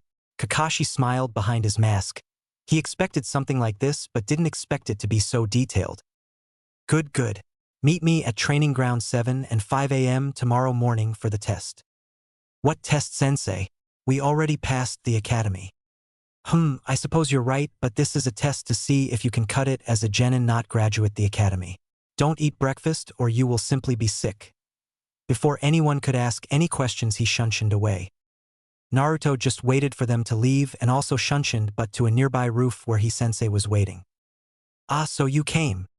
You know they won't work with me, right? So you know the test. How long have I known you, Kakashi? What did you drill into my head whenever we trained together? Teamwork. The test will most likely incorporate this and they won't work with me, however you will be forced to pass us anyway. And why is that? Because if you don't the council will give you hell for failing the last Uchiha. Amazing they don't consider Itachi an Uchiha just because he isn't able to be molded into their little pet that they want, isn't it? This test is a farce and you know it. Sigh. You're right, I am being forced to pass the team and focus on Sasuke's training. We both know that you don't need much training and we don't even know your real speed since you have never released the resistance seal on you. Speaking of which, do you know how to? Yes, I know how to, but I've never really found a situation that requires it at the moment. I will have to release it before our first mission outside the village to get used to the new speed. My chakra weights are up to 100 kg now. It took some time to get past 70 and I'm slowly adjusting to the weight each time and it takes longer each time as well. How much skill do you want me to show? High Genin/low Chunin. We don't want Sasuke getting jealous now, do we? Naruto snorted. When he awakens his Sharingan you will have your hands full and the council will try to make you shove your techniques down his throat until he knows them all. Agreed. I won't teach him any personal jutsu on principle because he is just too unstable. Good, sooner or later he will want to fight me, and I don't particularly like the idea of being run through with a Chidori-enhanced fist by some genin who got a sneaky shot from behind. Kakashi nodded and took out a scroll from his chest pouch. Speaking of Chidori, congratulations. I told you when you graduated I would give you some jutsu as a special congratulations, and since we have this situation with the council it will help you even more now. Chidori is in there. I don't have to tell you not to use it on comrades, ever right? Of course, Kakashi-sensei. What do you take me for? Just saying. Now is there anything else? My Sharingan, sooner or later I will need to use it. What will I do? You don't depend on it that much for fighting, you made that taijutsu style that is deadly and you already know quite a few jutsu that are mastered to a high degree so you should be fine, but if you need it then hide it under a powerful genjutsu or make sure Sasuke and Sakura are knocked out. When we eventually fight outside the village feel free to use it to copy enemy jutsu, and even mine since I can't teach you properly due to the council. Hi sensei, see you tomorrow. And with that Naruto disappeared with the crows, he could make anything with a shunshin to be honest since it was a genjutsu. He was just waiting to see an IWA Nin to make it a flash of yellow like his father to just make them shit themselves, it would be hilarious.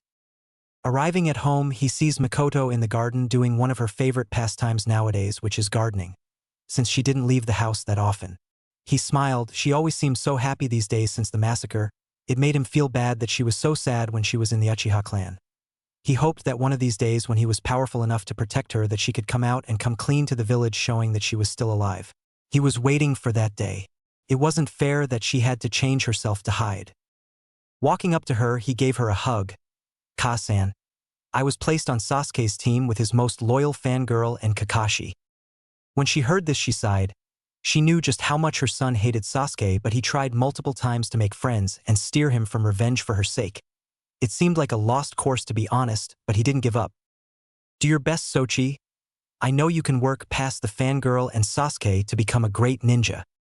Thanks, Ka-san. Kakashi is being forced by the civilian council to pass the team because of Sasuke and is also being forced to focus on training Sasuke but has agreed not to teach him any personal techniques such as his Chidori and Raikiri, but he gave me a scroll with some techniques since he isn't allowed to train the demon brat, and he said the Chidori is in there so I'm quite happy. She smiled. Kakashi was always a good person, and even though he wasn't allowed to train him personally like he wanted because it would pay back his debt that he felt he owed to not only Obito but also his sensei, he still gave him some stuff to help train even if it was in secret. That old monkey probably knew he would do this, so he assigned him for this reason and more.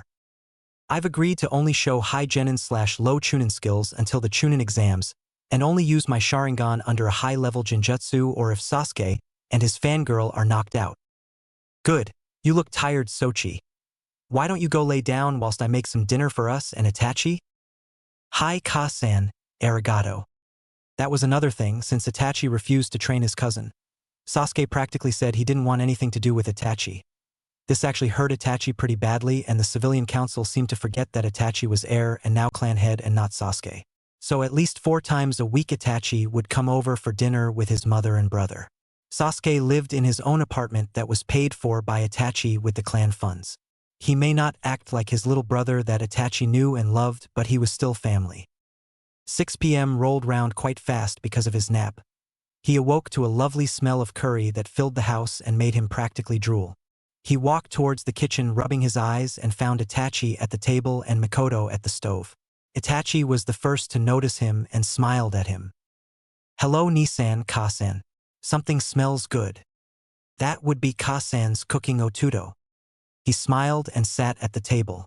"Did Ka-san tell you about my team?" "Yes, she did. I know you don't like Sasuke, but please look out for him out on missions." "Of course, he may be a douche, but he is family even if he doesn't know it." Itachi smiled. "If you pass tomorrow then, I will let you finally sign your contract from your father and enter the library, but no learning more than one thing at a time and no taking things out of the estate." He grinned and nodded furiously. He had been waiting to get into the library for 8 years now since he first saw it when he was 5. After dinner with his mother and brother it was getting pretty late and he wanted tomorrow to come earlier so he could leave a clone or two to explore the library in his stead, looking for his father's legendary scrolls for the Hiraishin and Rasengan, and went to bed ready for tomorrow. He was going to have a little fun with his sensei. Tomorrow came fast enough. He was pretty worn out recently from acting like the idiot. It was stressful to act stupid when you were quite smart, watching every word you say in case you say something that was above your supposed level. He woke up and went through the normal routine of 1 hour training, then shower and breakfast, not to mention speaking to his mother. His brother would always leave to sleep at the Uchiha compound and he hated it. It felt like his family was split apart and he traced the split back to the civilian council. He would need to fix this now that he was a ninja.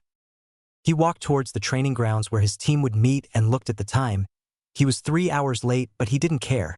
The chances were that Kakashi wasn't even there yet and wouldn't be for at least another half hour. He could see Sasuke and Sakura in the distance doing nothing but sitting down by a set of 3 wooden posts. He sighed. Ninja are proactive. If their sensei was late, then they should trust in the fact that he was late for a reason and start their own training to be ready for when the sensei arrived. He decided to skip them and stealthily go sit in a tree and relax. He liked sitting in trees when the sun shone just right through the leaves. It was a beautiful feeling and sight. It always relaxed him. Half an hour later, as predicted, Kakashi shunshined into the clearing to see 2 of his team and noticed the third in a tree about 5 meters away. Ignoring the banshee scream, he just smiled. "All right, test time. Sensei Naruto Baka is missing." "No, he isn't." "Huh," came the intelligent reply. "He's in the tree behind you and has been for the last half hour. I was here 2 hours ago watching you all to see how you would work together." "Then why the hell did you make us wait?" screamed the banshee again. "I just said why." Naruto just shunshined into the clearing in a normal leaf shunshin. Obviously no need to let his cousin see he can do what Itachi can, otherwise he may put 2 and 2 together, although he would probably come out with 5, but still. "How nice of you to join us, Naruto. The time is currently 9 a.m. You have till 12 to get these bells from me. The one who doesn't is getting tied to the post and forced to watch the winners eat lunch whilst getting sent back to the academy." "So that is why he didn't want us to eat," thought Sasuke and Sakura at the same time. "Idiots, it wasn't an order," thought Naruto. "I wonder if the new Ika is out yet," came the obvious thoughts of Kakashi. He took out a timer from inside a scroll and placed it on the log. "Go!" A simple command, yet only 2 followed it. Naruto waited in the clearing smiling at his sensei. "Well, aren't you an odd one? It's too boring to be normal. Don't you agree, sensei?" "Too true, but there are limits, unlike Guy and Guy Jr." Both shared a shiver at the thought of the green spandex-wearing duo. "So what are you going to do? Wait until you knock them both the fuck out and then have some fun." Kakashi smiled. He hadn't fought Naruto since he was younger and was sure that he became more powerful in the recent years, so he quickly went away and found Sakura. He was completely annoyed by her for a simple reason. He placed her in a genjutsu of her family being slaughtered in front of her, and she breaks it instantly but places her in a genjutsu of her Sasuke riddled with kunai and she faints. What is up with that? He finds Sasuke hiding in some bushes and figures that since he has to pass the team anyway that it was a moot point in testing him. The report said he had Genin level stamina, taijutsu, and knew the standard Ketan jutsu of the Uchiha clan, so he just knocked him out by hitting the back of his neck. Once they were both out, he carried them over to where Naruto was and tied them up against the posts. He sighed this would be an annoying team to teach, but at least he had a competent member within the team. He looked at Naruto. I smiled and clapped his hands together. "So how are we going to do this?" I'll show you mine if you show me yours? He nodded and placed his book in the safety of his pouch whilst lifting his headband to reveal his implanted Sharingan whilst Naruto activated his own 3-tomoed Sharingan. All out until they wake up? He nodded once again. Naruto stopped sending chakra into his weights and stated, Lesson 1. Taijutsu. Naruto sped at Kakashi with high Chunin speeds pushing low Jonin and started fighting. Kakashi was relatively familiar with his taijutsu style because he guarded him at times when he was practicing, not to mention he could see chakra transfer from the user to the intended target, that poor target dummy. He actually found a weakness in the style which allowed him to go into hand-to-hand combat with him. As long as he didn't get hit by either his fists or his feet, then Naruto didn't have enough concentration to transfer chakra from any Tenkesta point just yet, so if he blocks by the arms and redirected the attacks, then he could only be hit with brute force and not chakra like the Hyuga. He had actually came up with this just for Naruto because he knew that one day he would have to fight him, but that didn't mean that Naruto wasn't strong. Naruto was getting rather tired with Kakashi redirecting his hands and feet when he tried to hit him. It seemed that he had been studying Naruto's style for this moment and smiled. He liked not to be underestimated by allies and enemies alike. Jumping away, he smiled at Kakashi whilst Kakashi smiled back. He was truly having some fun. This wasn't the kind of spar he got from Guy. This was the kind of spar he used to get from his sensei when they battled. The fierceness and unpredictability that Naruto provided was a wonderful change from the static and monotone style of Guy. So what will you do now, Naruto? He grinned. I figure that since I have to release them sometime, why not now, eh? Kakashi's loan eye went wide. If he was talking about what he thought, then Naruto was going to get a rather large speed boost. After all, he had the resistance seals active since birth. I don't know what current level I'm at since they go up gradually, so when I reset them I think I will start at 5 and work my way up until I feel trouble again. He sent chakra to his stomach and produced the half-ram sign for Genjutsu and said, Kai! Instantly a wave of air came off him. He wondered what level they were at because he felt so light right now. Now, Kakashi, shall we dance? Without waiting for another word, he sped off towards Kakashi once again at mid-Jonin speed. Kakashi could only muster one thought before he felt his right arm go numb fast. Kakashi quickly recovered. Although he felt his right arm numb, he wasn't a Jonin for nothing and could keep up with his speed thanks to his Sharingan, but he was also one of the top Jonin within the village and as such still have mid-high Jonin speeds. One of Naruto's favorite tricks with ninjutsu was to use the hand seals for the jutsu so quick it looked like he hadn't moved, which was quite doable considering he had mastered most if not all his jutsu. 10 minutes later and they were both breathing hard. 2-minute break, then start lesson 2. Ninjutsu, since this is more of a test to figure out my level than the bells, we might as well do it relaxed then rush through. Don't you agree, Kakashi? Agreed. 2 minutes later and they were both breathing normally again, although Kakashi took longer since he didn't have Naruto's monster stamina.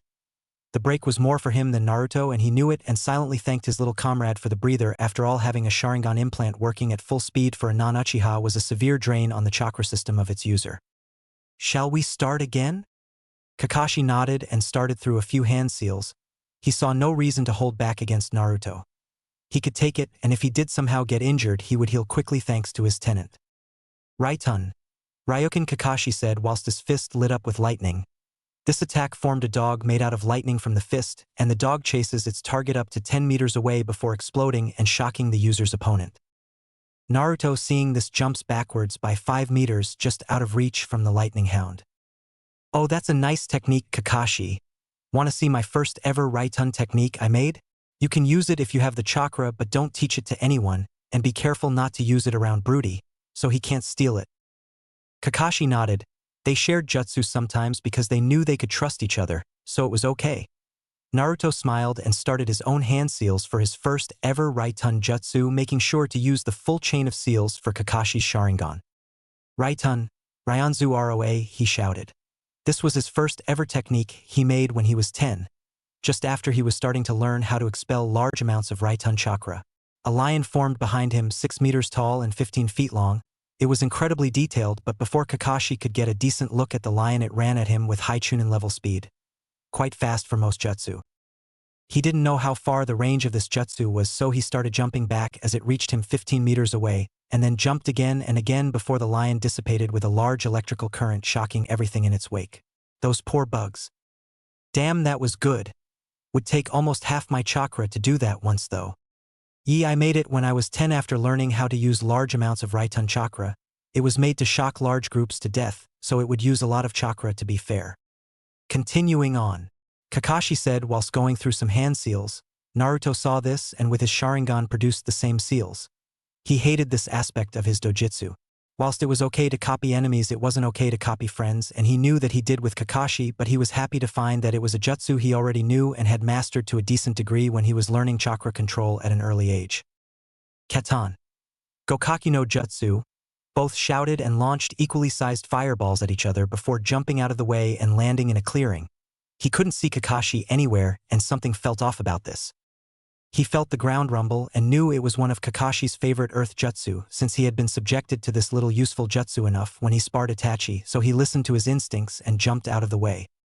Kakashi appeared out of the ground and looked at Naruto, panting a little bit. He was getting tired. He wasn't an Uchiha and Obishio's. I was using a lot of chakra to maintain. Naruto saw this and smiled. Kakashi, we both know you are getting tired, so how about we skip to lesson 3?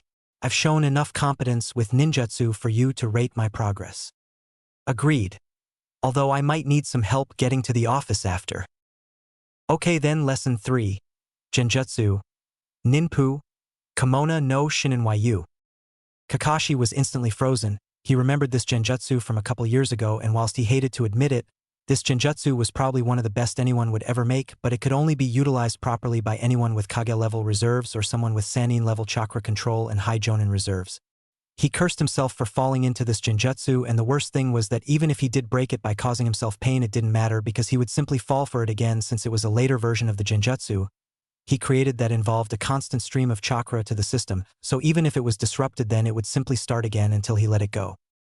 Sorry, Kakashi, Naruto said and walked up to him, taking the bells away before releasing the genjutsu and watching Kakashi fall to his knees. He had never been under this genjutsu, but from what he was told it felt like a crushing pressure due to the amount of chakra introduced to the system so quickly. Naruto helped Kakashi up and walked over to the clearing they were in earlier. In their fight, neither of them noticed that they were moving away from the clearing, and it was a good thing too because he noticed from afar that Sasuke and Sakura had woken up. Quickly deactivating his Sharingan so Sasuke couldn't see it, he walked over with Kakashi leaning on him, his breathing steadily slowing back to its normal pace. What happened? Why am I tied to a post, and why is Sasuke-kun but not Naruto Baka? Everyone had ringing in their ears. Kakashi sighed. You two are tied because neither of you learnt the importance of the test whilst Naruto did and got the bells off me. Good work, Naruto. Arigato, Kakashi-sensei. Now explain the purpose of the test. Teamwork. No one man works alone in a team and must work together to get the job done efficiently and effectively. Kakashi nodded and Naruto threw a bell at each of their laps. You passed since Naruto gave up his bells for you, which proved teamwork. Come here in 2 days' time at 7 a.m. for team training and missions. I'm going to need the time to recover, he said with the last bit under his breath so only Naruto heard it. Naruto started to walk with Kakashi away, leaving his teammates to get untied themselves. Once out of the clearing, he shunshined to the Hokage's office in a flock of crows. In the office were all Jonin-sensei waiting for Kakashi as usual, but all of a sudden a flock of crows appeared and started to circle everyone before joining into one being. Naruto with an exhausted-looking Kakashi. Yo. Sorry I'm late, I got beat up by my student. Everyone except Kurenai, the secret Umbu, and the Hokage that knew Naruto looked at him like he was crazy. Well, I'll just wait here since I will take him to the hospital afterwards, Naruto said. Kakashi and the Hokage both nodded in acceptance. Kurenai went first. Team 8 pass. Hinata Hyuga needs a major confidence boost but is skilled just too shy to actually inflict damage to an opponent. Most likely due to the fact that the main house practice on the branch and she doesn't like hurting them, so it's probably force of habit by now. Kiba is a goddamn pervert. He thinks that because he is a clan heir that he is the alpha dog of the team when the other two are just as good if not better. He needs to calm down and get his hormones under control. I swear if I catch him looking at my ass once more I will put him under a genjutsu, she said, and no one but her, the Hokage and Kakashi, heard a small growl come from Naruto. She smiled at him. Although they weren't dating, she did like the fact that he was protective of her. Shino is most likely going to be the captain of the team. He is logical like all Aburame and quite skilled in his clan jutsu, although I will need to up his training for endurance, speed, and taijutsu since his clan are mostly long-range fighters. The Hokage nodded at that, It was a decent team and fairly laid out, although Kiba worried him a little bit since something may happen on missions. "Guess it's my turn," said a rather tall man in the standard Jonin uniform, but with a sachet around his waist with the kanji for fire on it. He had black spiky hair and a pointy black beard. He was Asuma Sarutobi, the son of the third Hokage. "I have the next generation of the Ino Shikacho trio, they pass." Ino is a fangirl of monumental proportion. It's quite sad, but she worked together with Shikamaru and Choji, so she might have some hope, and she is quite proficient in the clan jutsu she knows. She will probably make quite the interrogator when she is older. Shikamaru is the brains of the team. I suspect that he almost qualified as dead last at the academy because he thought it would be too troublesome to pass at a higher ranking. He is a hidden genius in every sense of the word. I think he takes after his father in the thinking department. Choji is the muscle. His strength is easily higher than the rest of the team, and his endurance is up there as well, but he needs to work on his speed and genjutsu since his clan is mostly nin taijutsu. Once again the Hokage nodded. He saw hope for Ino, and the second Ino Shikacho trio could prove to be extremely helpful assets in the years to come. He turned his head to Kakashi, who was still leaning on Naruto. This would be a headache from the looks of Kakashi. "Team 7, pass," he said with an eye smile. Everyone looked at him shocked. Even if he looked like shit, and even if he had Naruto, they hadn't expected him to pass a team. Asuma was the most surprised since he didn't know about Naruto. "Let's begin with Sakura Haruno. Who is their right mind let this girl be a kunoichi? Did she pass the academy by paying off the instructors or something? It was ridiculous. I found her quickly and placed her under a basic genjutsu which her file says she should be able to break easily. It was her family being slaughtered in front of her, and she broke it quickly realizing it was a genjutsu, so I decided to take a different approach. I placed her in a genjutsu and she saw Sasuke, who was riddled with kunai, begging for help. She screamed and fainted. Everyone was thinking the same thing. She's going to die on her first C rank. The Hokage sighed and said, "Continue."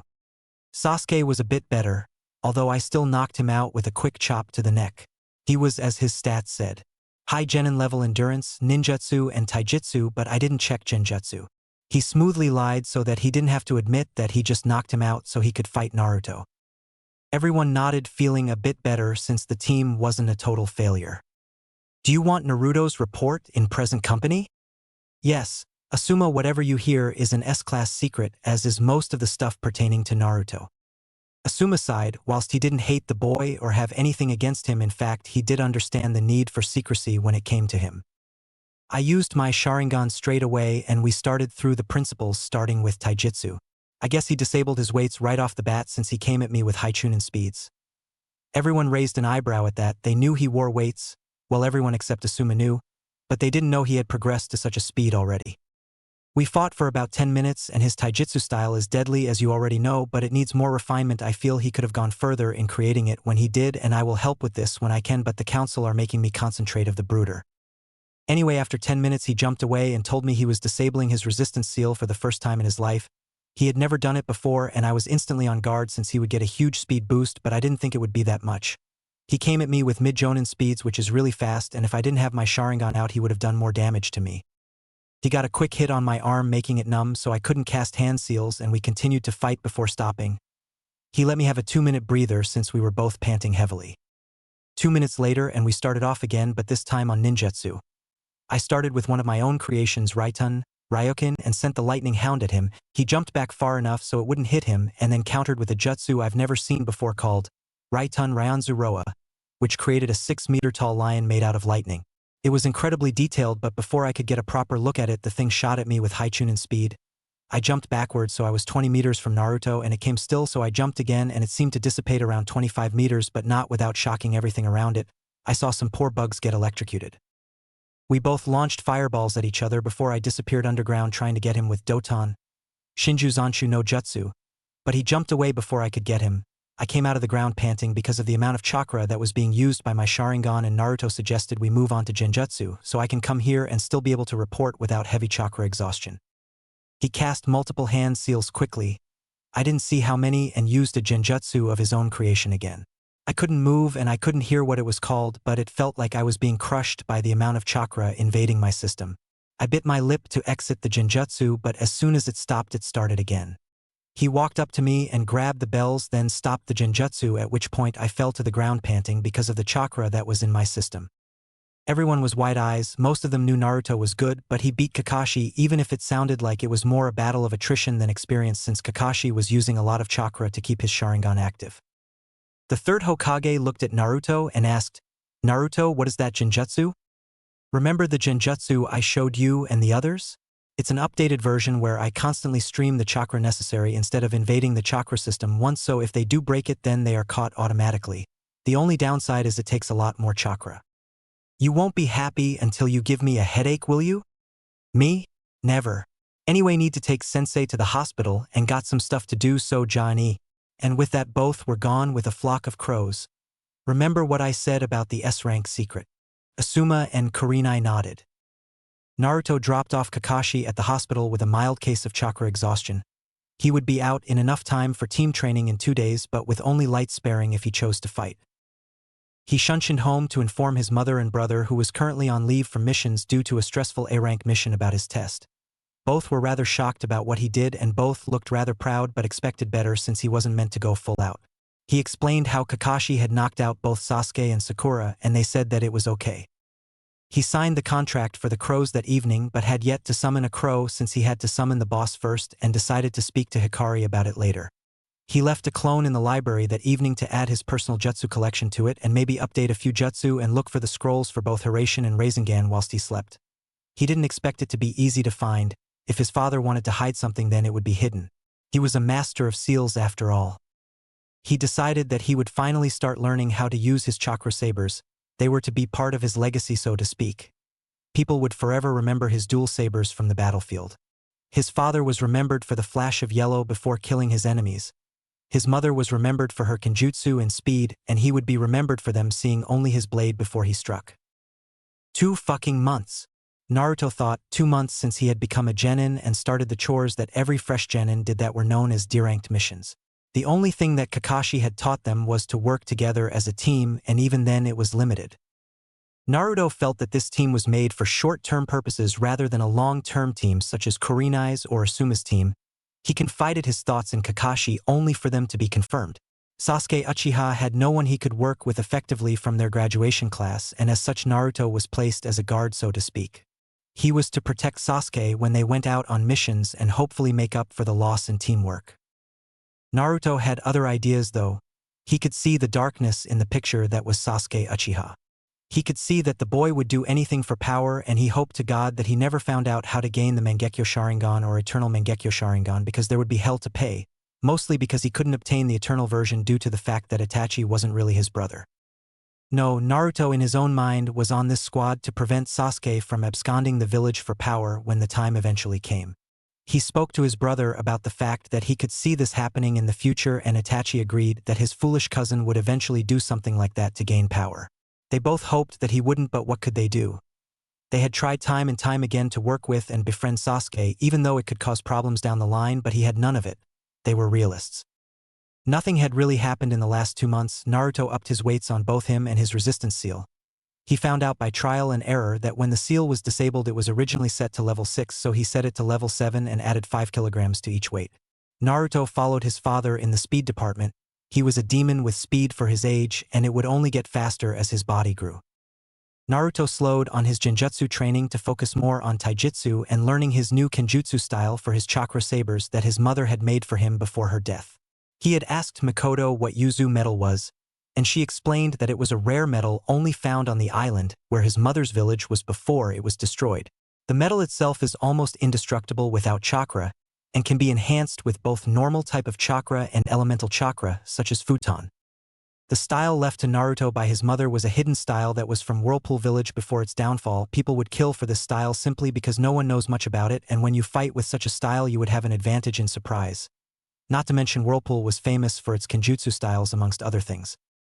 It relied on speed like all his other styles, but there was a difference. The style used shallow, easy to make cuts and vital points on the body to make the enemy bleed out, so you can understand that when Naruto started to learn this he mostly used Kage Bushin to spar against, or his brother's Doton Bushin, since he was rather well versed in Umbu Kenjutsu. He had signed the summoning contract for the crows the night he passed his Genin test, but had yet to summon anything other than the boss thanks to a little help from Hikari. Flashback 1 month ago. Hikari-chan. You awake? What do you want, Naruto? I was trying to sleep.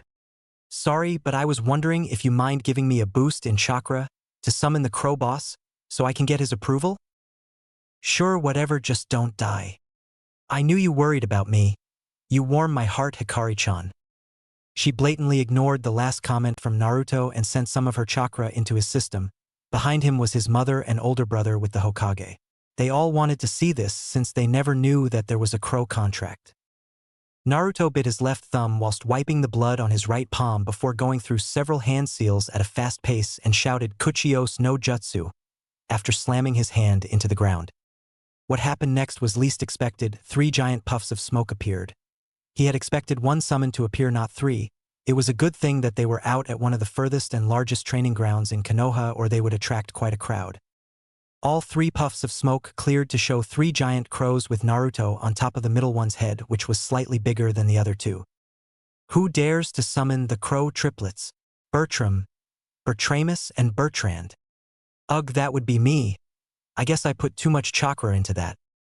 The crows looked up on the head of the biggest of them, Bertram, and on his head was a small human. Who are you and how did you summon us? The crow summoning contract was left to me by my father in his will. I was to sign it when I made Genin, and since I did, I signed it 2 weeks ago, but you 3 are the first crows I summoned. Us? Yep. You must have massive chakra to summon us. Thanks. Anyway, I would like to humbly ask to be allowed to summon the Crow clan, since the contract was left to me. Also, my brother down below would like to sign it as well. Pass my test, and I, the summon boss of the crows, Bertram, shall allow it. Cool, what test? Look into my eyes and let me see your life through yours. Naruto looked into the eyes of the crow and he felt like the crow was gazing into his very soul. He felt the crow shiver at the memories of his life.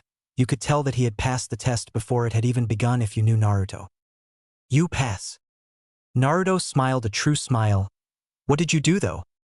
Simple. I looked into your very soul and saw the best and worst moments of your life and what you did or didn't do to deserve both. Have your brother sign the contract as per our agreement. If he is anything like you, then he will work well with us. A sudden puff of smoke beside Naruto, and there was a small crow that looked just old enough to fly. This is my daughter Corbin. She is quite young and just learned how to fly recently. She shall be your familiar and be the easiest to summon of the crows.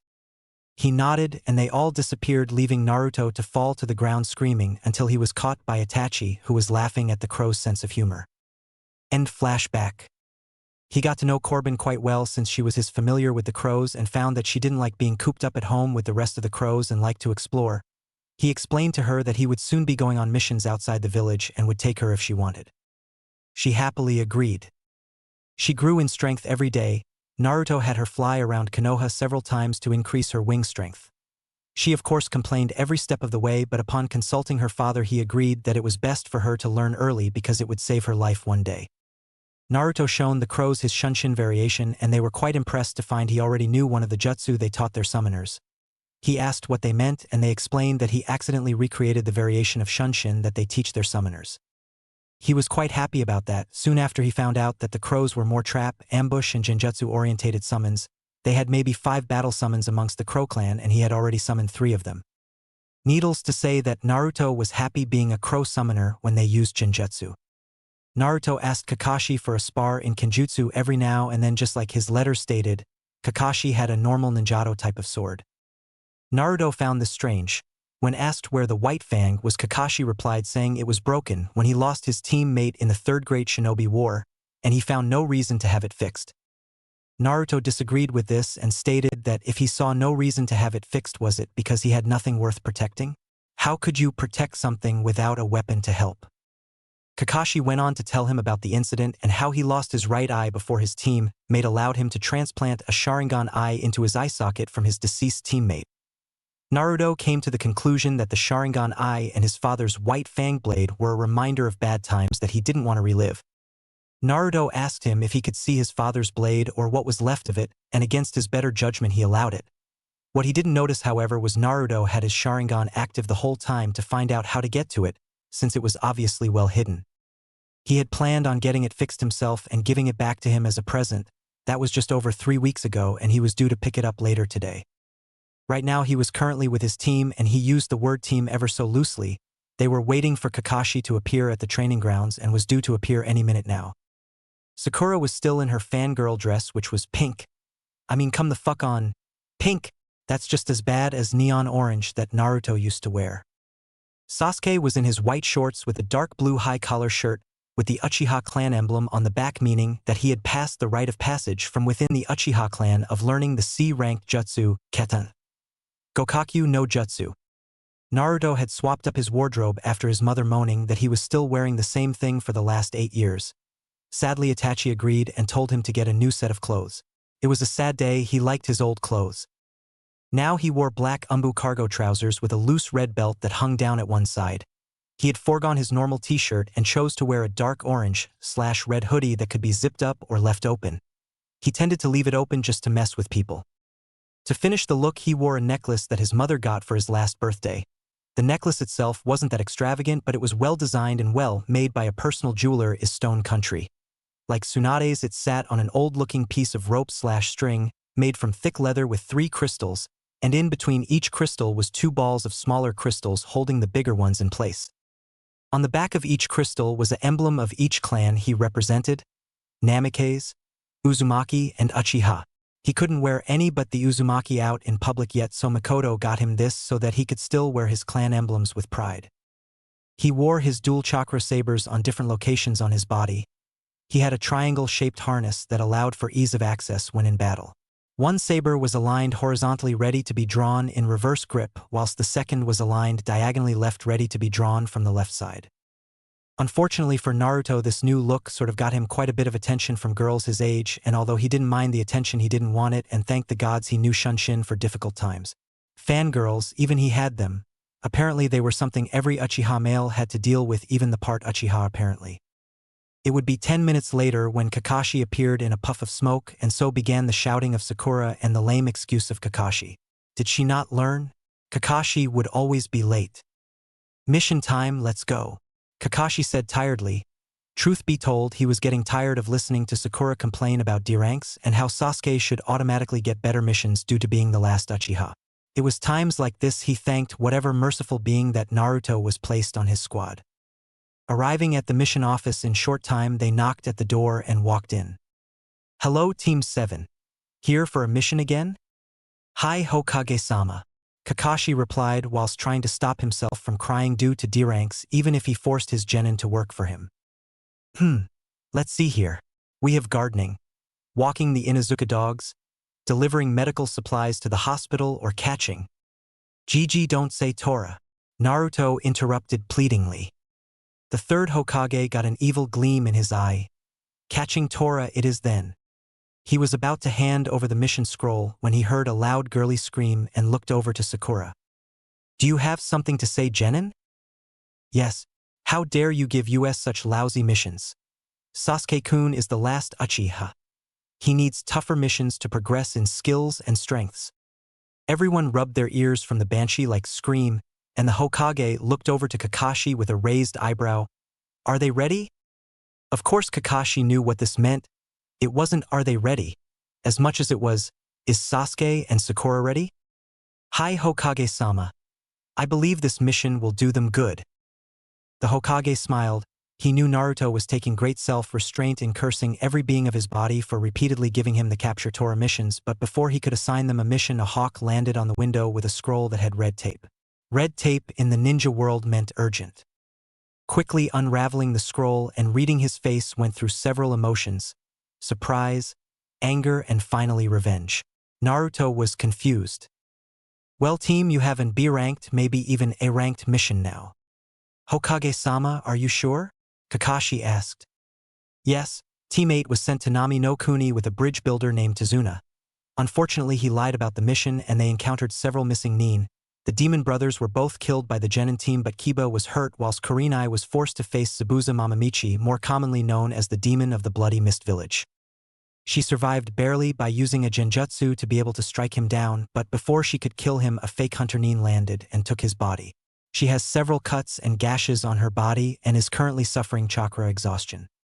Your mission is to back up Team 8 until the bridge is complete, and if Gato arrives with bandits or something, assassinate the midget. Do you accept?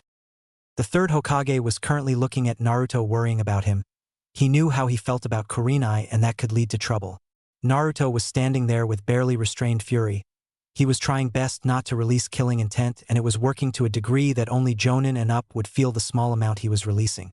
His eyes hardened, and they were morphing between his normal blue eyes and his red Sharingan, showing his rage.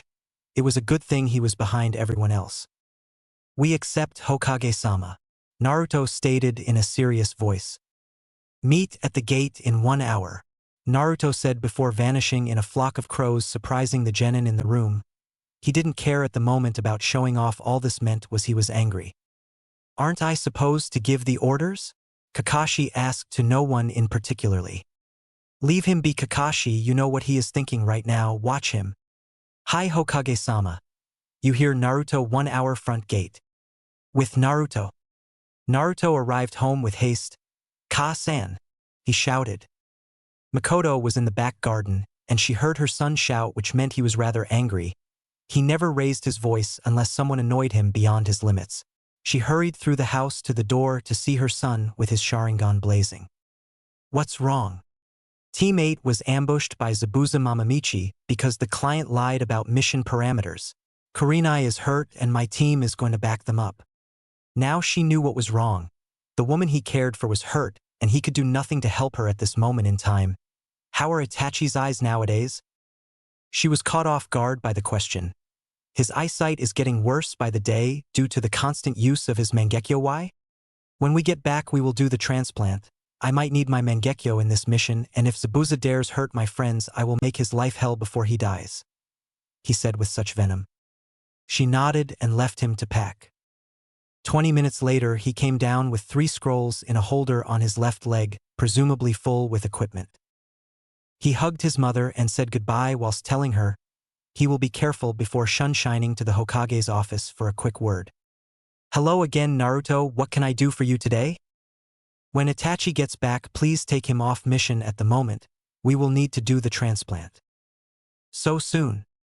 Well, not for me. Itachi's eyes are getting worse because Umbu forces him to use them on tough missions to save his comrades. However, I will be using them this mission on purpose, even if I don't need to, for the single reason to kill Zabuza Mamamichi. He will learn not to mess with people who I cherish. The Hokage nodded in understanding.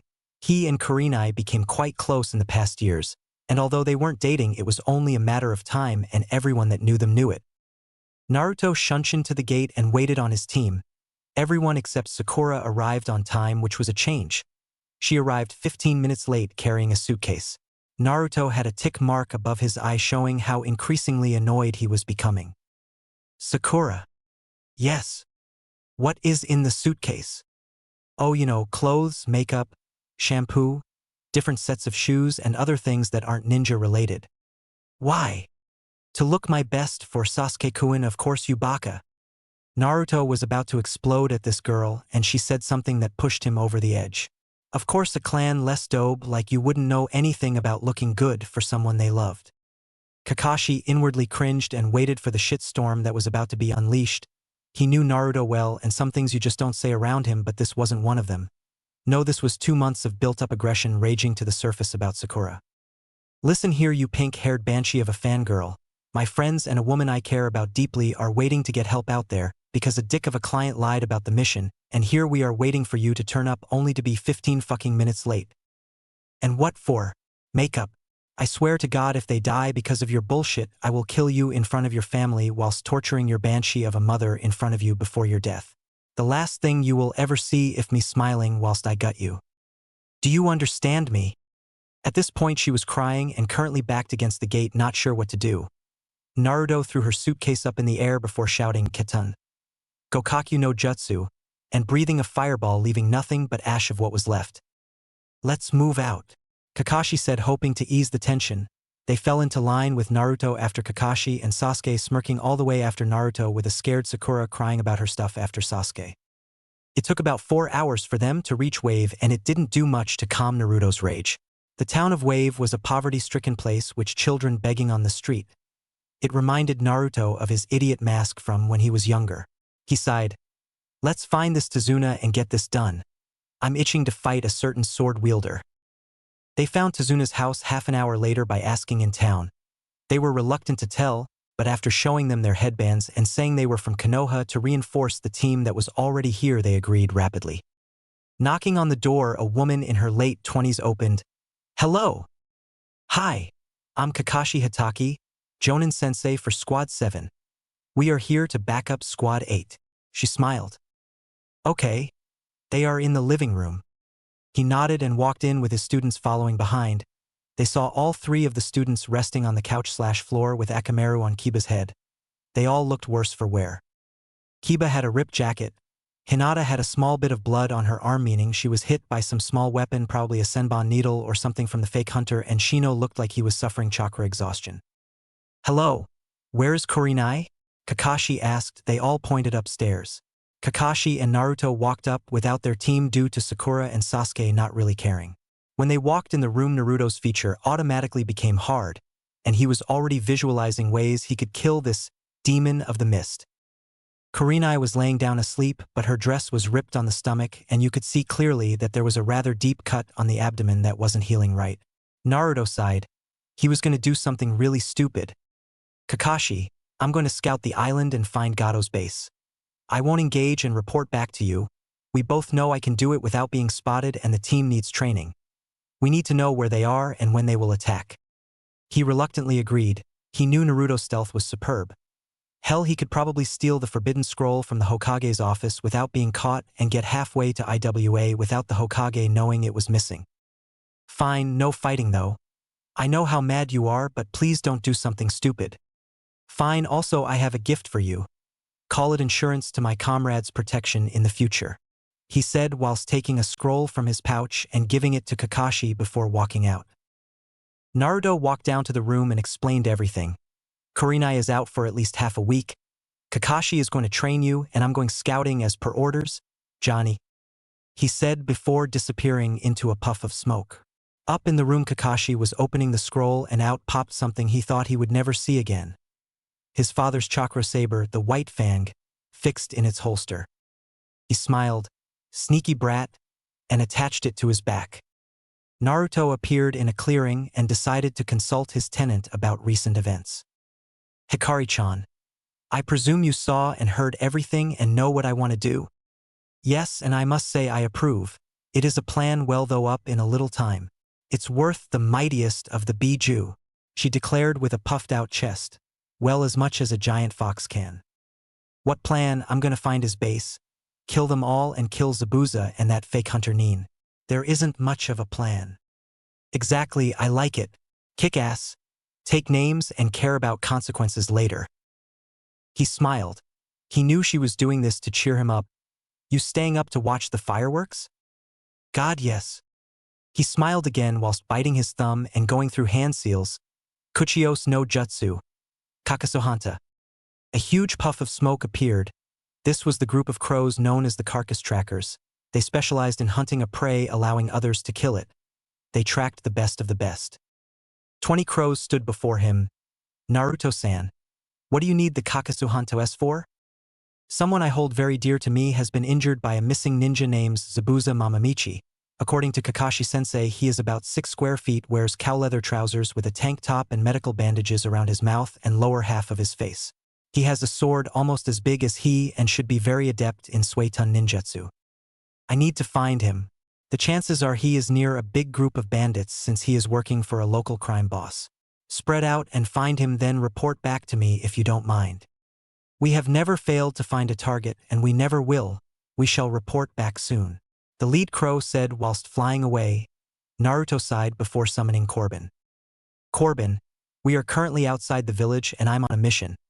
I would have summoned you earlier, but things have happened that have caused my attention to slip. Feel free to fly around and be careful. I don't want your father trying to eat me because you got hurt or something."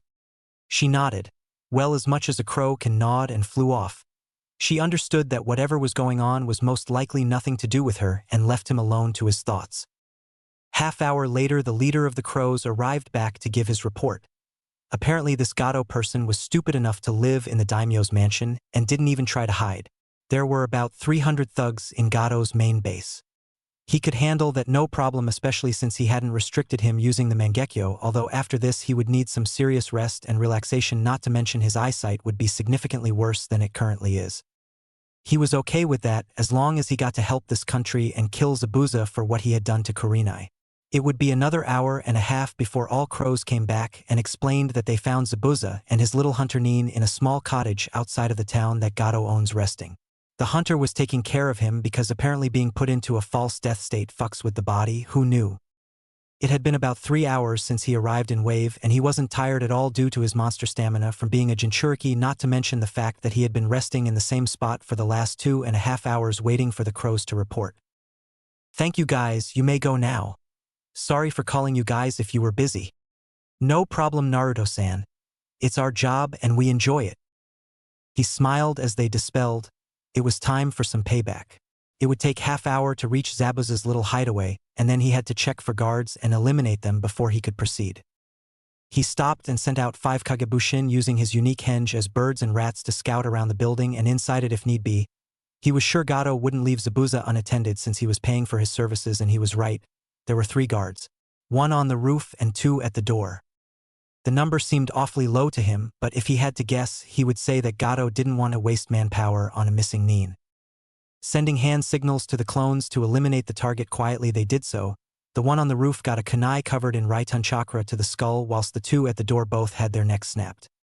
Those weren't his first kills. No Itachi called a favor in with the Hokage when he was younger and had Naruto kill a prisoner that was due to be executed to get over the first kill issue, but that didn't mean he had to like it. He sighed. Before the night was out, his hands were going to be covered in blood. Naruto covered his eyes in a powerful Genjutsu whilst activating his Sharingan. One of them may get away. There was no need to have rumors spread about a Sharingan wielder with blonde hair. Dropping from the roof to the floor, he just stood there. They didn't even notice him. "Zabuza," he said in nothing more than a whisper. "Zabuza," he said a bit louder this time. Zabuza turned his head. "Zabuza," he shouted. This defiantly got his attention. "Who are you, Gaki, and where are you?" "I am Naruto Uzumaki. You hurt someone close to me, so I'm going to kill you, but not before extending the same pleasure to you, Zabuza." "What do you mean?" "The woman you hurt to get to the bridge builder. Kurenai Yuhi. I care for her and you hurt her. So you think you can just come in here and kill me, do you?" he said, looking around hoping to find this mystery voice. "Yes." He heard in nothing more than a whisper in his ear. He turned to see nothing there. He turned again to see a chair with his adoptive son tied to it. "This hunter Nin is important to you, isn't he? I can see it on your face, Zabuza Mamamichi, demon of the mist." "Not at all, Gaki. Do what you want." "I plan to," he said before stabbing Haku in the leg with a kunai. "And oh," Zabuza shouted. "I thought he wasn't important to you, Zabuza?" "I lied. Obviously. You are going to die today, Zabuza, but the question is, will your adoptive son die with you, or will he run from me and spread the word about me?" Naruto said, dispelling the genjutsu he had on Zabuza to show he was alone in the room. "I will not die today, brat. I will find you and kill you. Will you now? Come outside. Let me see what kind of demon you are." Without a second thought, Zabuza ran outside with Hyde's sword on his back. Outside in the clearing was Haku tied and gagged to a tree with Naruto standing calmly with both chakra sabers drawn blazing red. This is the real Haku. He was easy to defeat. Now before we start, I have a question, Zabuza. How does it feel to be a chick? What? He looked down and saw he had high C-cup breasts and his voice was slightly higher than normal. "I hate genjutsu." "You mad, bro?" Dispelling the genjutsu, Naruto got into stance. "This is the first time these sabers have been used outside training. Give me a good fight." Immediately Zabuza went through hand signs Kirigakure no Jutsu. A thick mist rolled in around the fighters, or so Zabuza thought. He didn't know that he was still in a genjutsu that reacted to his jutsu. A Sharingan genjutsu that Naruto came up with in his spare time. If he knew what the jutsu did and what its name was, then the user supplied the hand seals, thus making them think they are fighting for real when they aren't. "Zabuza, I said a good fight," he said before blowing a stream of condensed wind at the fog, clearing it away from the field. They clashed blades and Naruto had to admit, Zabuza was strong and had an advantage due to height. The clash of the Kenjutsu blades was going on for about 5 minutes and Naruto was starting to lose due to speed. He wasn't going to have that, so he dropped his weights down to 30 kg and left his resistance seals intact. Using the newfound speed boost from his weights, Naruto rushed Zabuza and nicked the back of his kneecaps, forcing him to the ground by cutting the tendons, and he held both his chakra sabers glowing red with his anger at his neck before looking at Haku. Watch him die and then feel the pain I felt when you tried to hurt someone precious to me. With that, he slit his throat and Haku tried to scream but couldn't, and then it was all over. They were back standing where they began and Zabuza was panting and looking at a smirking Naruto. What the fuck was that? Genjutsu. So you aren't good in Nin, Tai, or Kenjutsu? I take offense to that, of course I am moron. The skills I displayed in the Genjutsu were relative to my skills. I tire of this fighting. You bore me, demon of the mist. Allow me to show you a real demon. His eyes turned into his Mangekyo Sharingan under the Genjutsu before locking eyes with Zabuza. Tsukuyami, he declared. Before Zabuza knew it, he was tied to a post with his arms stretched out and he couldn't move or break free. Welcome to my world, Zabuza Mamamichi. In this world I am God. I control everything. You will be here for 72 hours being tortured by a friend of mine. He looked behind him to see his tenant and friend, the nine-tailed demon fox which attacked the Leaf Village. Hikari. Knock yourself out, but make sure he's dead by the end. Oh Naruto, you know how to treat a girl. I try. The Genjutsu broke and Zabuza screamed whilst Naruto dropped his Genjutsu over his eyes to show his normal blue eyes, except his right eye was bleeding profusely. Zabuza fell to the floor in a coma due to pain overload. He looked at Haku. You will live, you will spread the word that Konoha is protected and no one messes with my friends, he said before walking over to Zabuza and taking his own sword to cut off his head, ending his life. Haku was crying at the sight. It was the second time his family was taken away. Naruto felt bad for him, he really did. Sealing Zabuza's head in a scroll, he walked over to Haku and stabbed his sword into the ground and placed a sealing scroll beside it. Haku looked confused. You saw that man as a father, did you not? He nodded. Then take his sword and head to Kiri and fight for the bloodline rebels. I don't need his sword, and from what I understand from the bingo book that I read, he only left Kiri because he tried to kill the Mizukage who started the bloodline purge. Naruto pulled down the gag and apologized for his loss before walking off and hearing Haku shout, Aren't you going to untie me? He laughed and Haku was confused why until he reappeared. You won't be coming to seek me out, Haku. I will defend my precious person, and that is the reason yours died, unfortunately, because he injured mine, and as to freeing you, you've been free for the last half hour, he said whilst dispelling the Genjutsu and himself with it. He cursed. That boy was good with Genjutsu, and from what he said he excelled in Nin, Tai and Kenjutsu as well. He would be sure to spread the word about the boy who used red chakra sabers and killed Zabuza Mamamichi, the demon of the mist, if only to cause the boy issues in the future.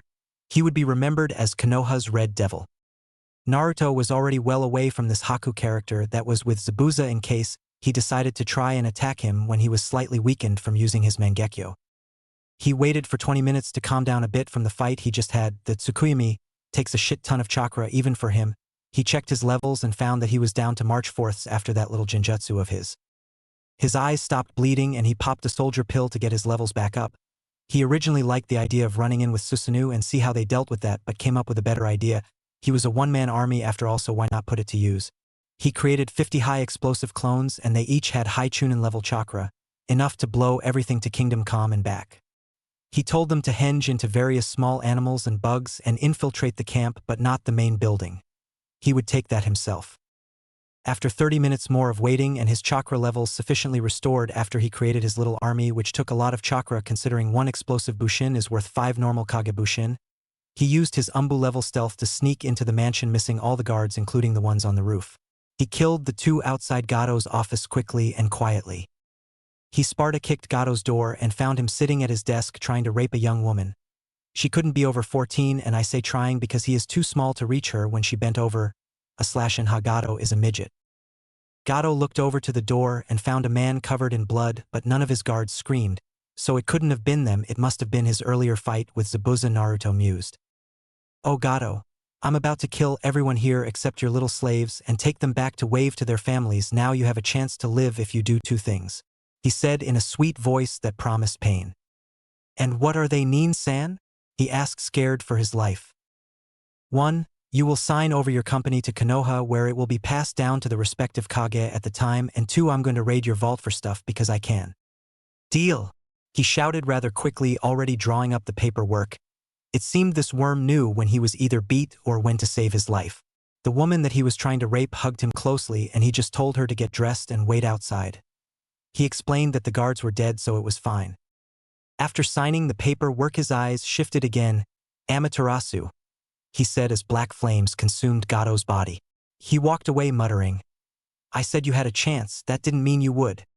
Naruto walked downstairs towards the vaults whilst clutching his left eye. It was bleeding profusely due to the Mangekyo. Just as it stopped, he arrived at the vaults. He killed the 2 guards and walked into the vaults. Gato was nice enough to give him the combination before he died. The walls were lined with scrolls from different villages. Rare jutsu that he couldn't use due to not being a ninja but kept for sales purposes. Different elements: Raitun, Suitun, Doton, Katan, and Futon. There were even a few Mokuton, which surprised him. He came to the conclusion that someone stole them from the Senju clan. Their loss his gain. He filled a spare storage scroll he had with about 700,000 ryo that was laying in the vault before filling another with the rest. He would have the 700,000 one whilst the village would have the other one that had millions of ryo. The woman led him to the slave rooms. Some men were violating the woman, and this made him mad, so he killed them quickly and painlessly. When done, he stood in front of them and said, All right, listen. I am Naruto Uzumaki, a ninja of Konoha. Outside this mansion are about 300 thugs and bandits, and they are about to die. Then I'm taking you back to Wave so you can go home. I will hand a scroll with money from Gato's vaults to the daimyo to help rebuild Wave, he said before creating a clone and dispelling it to let the other clones know it was time to detonate. Blast upon blast was heard outside of the mansion and screams could be heard. He turned to the woman. It's all right, they were my explosive clones I left to go boom and kill the bandits, he said, calming some of the woman down. The explosions died down and Naruto walked out with the woman behind him into what could only be described as a war zone. There were bodies everywhere, some in pieces and some not. Some were alive but not for long. The woman hurried up behind the man who calmly walked through the carnage. He turned and told them to get behind him, and when they did, he said, What I'm about to do is going to take a lot out of me, so I will need help walking back to Wave if you don't mind. They all nodded. It was the least they could do for this man who saved them. Naruto smiled and turned to face the mansion with all the bodies in front of it. He closed his eyes and formed the ram seal to gather his chakra before opening his left eye and shouting Amaterasu. Black flames sprouted from his eyes, covering the mansion and the courtyard in them before they burnt to leave nothing left. He opened his right eye to reveal his Mangekyo, and the flames immediately died down, showing no signs that they were ever there except ash on the ground. Naruto stumbled back a bit, holding both eyes, and grunted. These Mangekyo techniques hurt like a bitch. I hope when I get the Eternal that they don't bleed like this. The woman he saved earlier from being raped by Gato caught him and smiled at him. Arigato. She nodded and started walking with his arm over her shoulder, providing support towards Wave. Halfway there, he decided to pop another soldier pill. He knew this was dangerous, but if any of Gato's men were still around, then he would need to protect the women. He hear Hikari agree. I will take care of your body when you sleep, but you will be out for about 3 days. What needs done needs done. Walking into town, he could see that people were walking around. It was about 7 in the morning at the moment, and he had been up all night. He needed rest. Cheering was immediate, and they all said it was thanks to Naruto. He sighed and thanked God that he had enough chakra for a shunshin to Tezuna's. As soon as he reappeared at Tezuna's front door, he fell to a knee and began breathing heavily before coughing up a little bit of blood. He wasn't surprised, it was part of the Mangekyo issue that was soon to be solved. He banged on the door twice before he heard footsteps from inside the house. Sakura answered before seeing Naruto and screamed. He inwardly cursed her banshiness. Everyone came running to see Naruto on his knees breathing heavily except Kurenai, who was still asleep due to chakra exhaustion. Naruto, what the hell, you were meant to scout, said Kakashi. Would you believe me if I said Zabuza caught me? He asked pleadingly. The Genin seemed to accept this, but Kakashi frowned. Fuck no. I sent you because I knew you wouldn't be caught. Fine, I killed Zabuza, went to Gato's mansion, killed him, freed the slaves, killed 300 bandits before burning his mansion to the ground and using too much chakra, so can one of you carry me up to bed? He asked whilst throwing 2 scrolls at Kakashi. One contains Zabuza's head, His apprentice/adoptive son got away, but I think he got the message, and the other contains funds for the Wave Daimyo to rebuild Wave, not to mention the paperwork stating that Gato signed over Gato Industries to Konoha and the respective Kage at the time. Now someone take me to bed, I'm about to collapse. And with that he closed his eyes and fell face first. No one said anything before Kakashi picked him up and took him to one of the spare bedrooms and let him sleep. It would be 3.5 days until he awoke again. Magic ninja time skip 3.5 days later. Naruto rolled over in his sleep whilst he grunted. He was half awake and felt pain everywhere. He decided to ask Hikari what happened. You collapsed after using 98.2% of your chakra, which is a lot for you. I'm guessing your eyesight is worse and you have about 40% chakra back from before. Good news though is that your reserves have grown by about 5%, which is also a lot for you. Must be the constant use of the Mangekyo from last night strengthening the coils behind your eyes. Anything happen whilst I was out? No idea, I was asleep as well. It took quite a bit of chakra to heal you after the soldier pill trick you did. Sorry Hikari-chan, you know I don't like forcing you to work on my body. I know, but it needed doing, so wake the fuck up and go see the Cyclops. Naruto did just that and opened his eyes to find he was alone in his room. Bursting for a piss after 3 days of sleep, he hobbled to the bathroom and opened it before relieving himself. Walking downstairs, he found it was oddly quiet and found no one in the house. Weird. Where is Kakashi, Imo, and Banshee? He thought to himself. He walked outside and found his eyesight had diminished greatly. He didn't notice yet because he had no need to see far away. He sighed. This was going to be problematic until he got the transplant. Activating his Sharingan under Genjutsu, he found he could see normally and not more advanced like when he used to use the Sharingan. He sighed again and looked for any chakra usage. He found the teams in a clearing about half a mile away from Tezuna's house doing tree climbing. They were all taking a break at the moment, with Kurenai and Kakashi watching them since they didn't really have to guard the bridge anymore. Naruto hobbled over using the tree to help him stand. He looked up and everyone was staring at him. Sup? Kurenai was first to talk. Don't sup me, young man. When we get home I'm telling your mother. Naruto paled. Anything but that he hated when she was mad. She was a kind woman until you pissed her off. Anything but that, Kurenai-sama? He begged. She smirked and gave him a hug and whispered into his ear. Thank you for what you did. No problem, Kurenai-chan, you know I would tear a city apart for you if need be. He whispered back and she nodded. Parting ways, the others looked at him and Kakashi asked what happened when he went scouting. I was kind of angry about something and Zabuza was a good stress reliever. I sent my summons to find him in Gato whilst I meditated. They found him. I killed the guards and tied up his adoptive son and made him watch whilst I fought Zabuza and killed him multiple times. I say multiple times because I made him think he died in Genjutsu like 3 times before I got bored and killed him for real. The adoptive son was the hunter Nin you guys saw. I think he was 15 and from what I could tell by watching him he used Hayutan. So I placed Zabuza's sword in front of him and left after telling him to spread a certain message, then he went off to fight in the bloodline purges of Kiri. They all nodded dumbly whilst a certain Imo was scheming to get Naruto's power for his own. Then I went to Gato's and made 100 explosive Kagebushin and snuck them in via henge into the camp, at which point they just stayed doing nothing. I popped a soldier pill to refill my reserves and infiltrated Gato's office, at which point I saw him attempting to rape a 14-year-old woman. I say attempting because he was a midget and couldn't reach her. I forced Gato to sign over Gato Industries to the residing Hokage of the Hidden Leaf Village, and it will never be in the council hands so they can't steal from the company. I then raided the vaults and maybe stole all his rare jutsu that he had and stored them in a blood storage seal. He said not really wanting them, or rather Sasuke and Sakura, to hear the end of the last bit. I set off my clones and took the woman outside past the carnage, where then I used a certain Ketan jutsu to burn all the bandits and the mansion all to the ground in seconds, at which point I practically fell over due to chakra exhaustion. I popped another pill, which I realized was a stupid-ass thing to do, but I needed it in case I needed to protect the woman from any of Gato's thugs.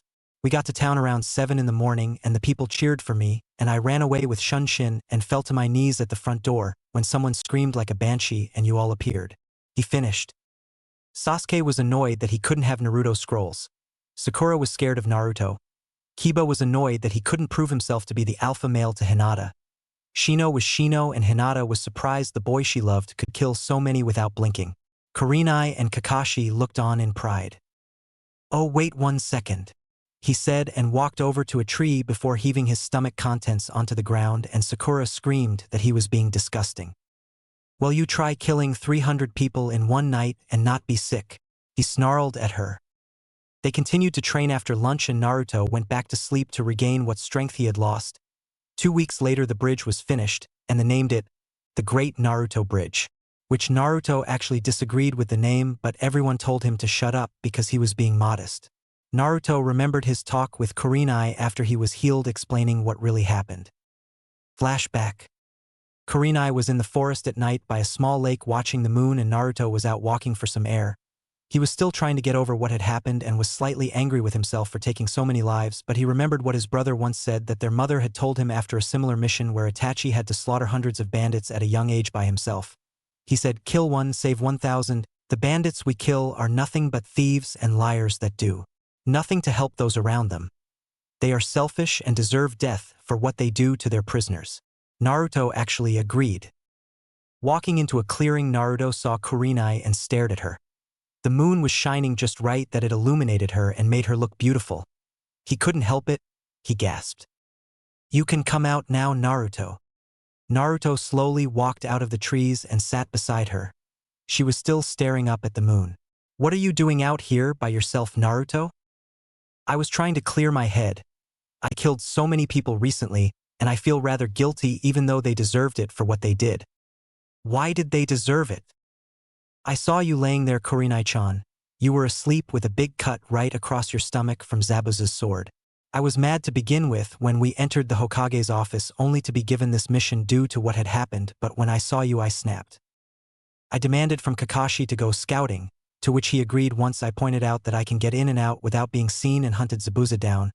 He was getting ready to attack the bridge builder in the morning and I was angry. I led him outside with a genjutsu to provoke him and shown him that I already caught his little hunter Nin. I immediately placed him in a genjutsu that I made, which made the opponent think they are fighting when they aren't. I killed him in it and then he fell to the ground panting with the genjutsu at an end. I repeatedly beat him and shown him how weak he was and explained that if he hadn't hurt someone I consider precious then he might have lived. I got annoyed that he wasn't even sorry and used my Mangekyo on him. I had Kyubi torture him for 72 hours in Tsukuyomi, at which point he fell into a coma from pain overload and I chopped off his head with his own sword. I burnt Gato to a crisp with Amaterasu and then burnt his whole mansion and the bodies with it again. My eyesight is greatly diminished and will continue to do so until I get the transplant, but it was worth it. I would do anything as long as it meant the people I care for are safe." He finished whilst looking up at the moon. He turned to look at her and gazed into her crimson red eyes, and she slowly leaned forward to give him a gentle kiss on the lips. It was a passionate kiss, not the hungry type of kiss, and it lasted for 30 seconds before she stopped. "Arigato, Naruto-kun," she said before she got up and walked away. He smiled. It was worth it as long as she was safe. As long as she didn't view him as a monster for what he'd done, he could cope. Flashback end. They arrived at the village, signed in from the mission and started to walk towards the Hokage's office, but noticed that people weren't glaring at Naruto as much. In fact, some were actually looking at him with looks of respect. He looked at Kakashi and asked quietly, "Does it look like less people are glaring than usual?" He nodded. "I wonder what happened?" "We will find out later." Arriving at the Hokage's office, they all walked in and began to give the mission report as standard. Kurenai just finished hers up to the point that Kakashi arrived and started to explain his.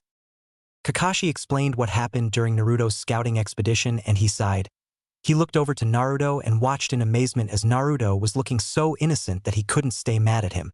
"Damn puppy eyes, no jutsu shouldn't work for a 13-year-old. I'm labeling that a kenjutsu. If it gets out, everyone is going to use it." It came to the end of the report and everyone left except the Jonin and Naruto. Naruto threw a scroll to the Hokage and he looked at it before asking what it was.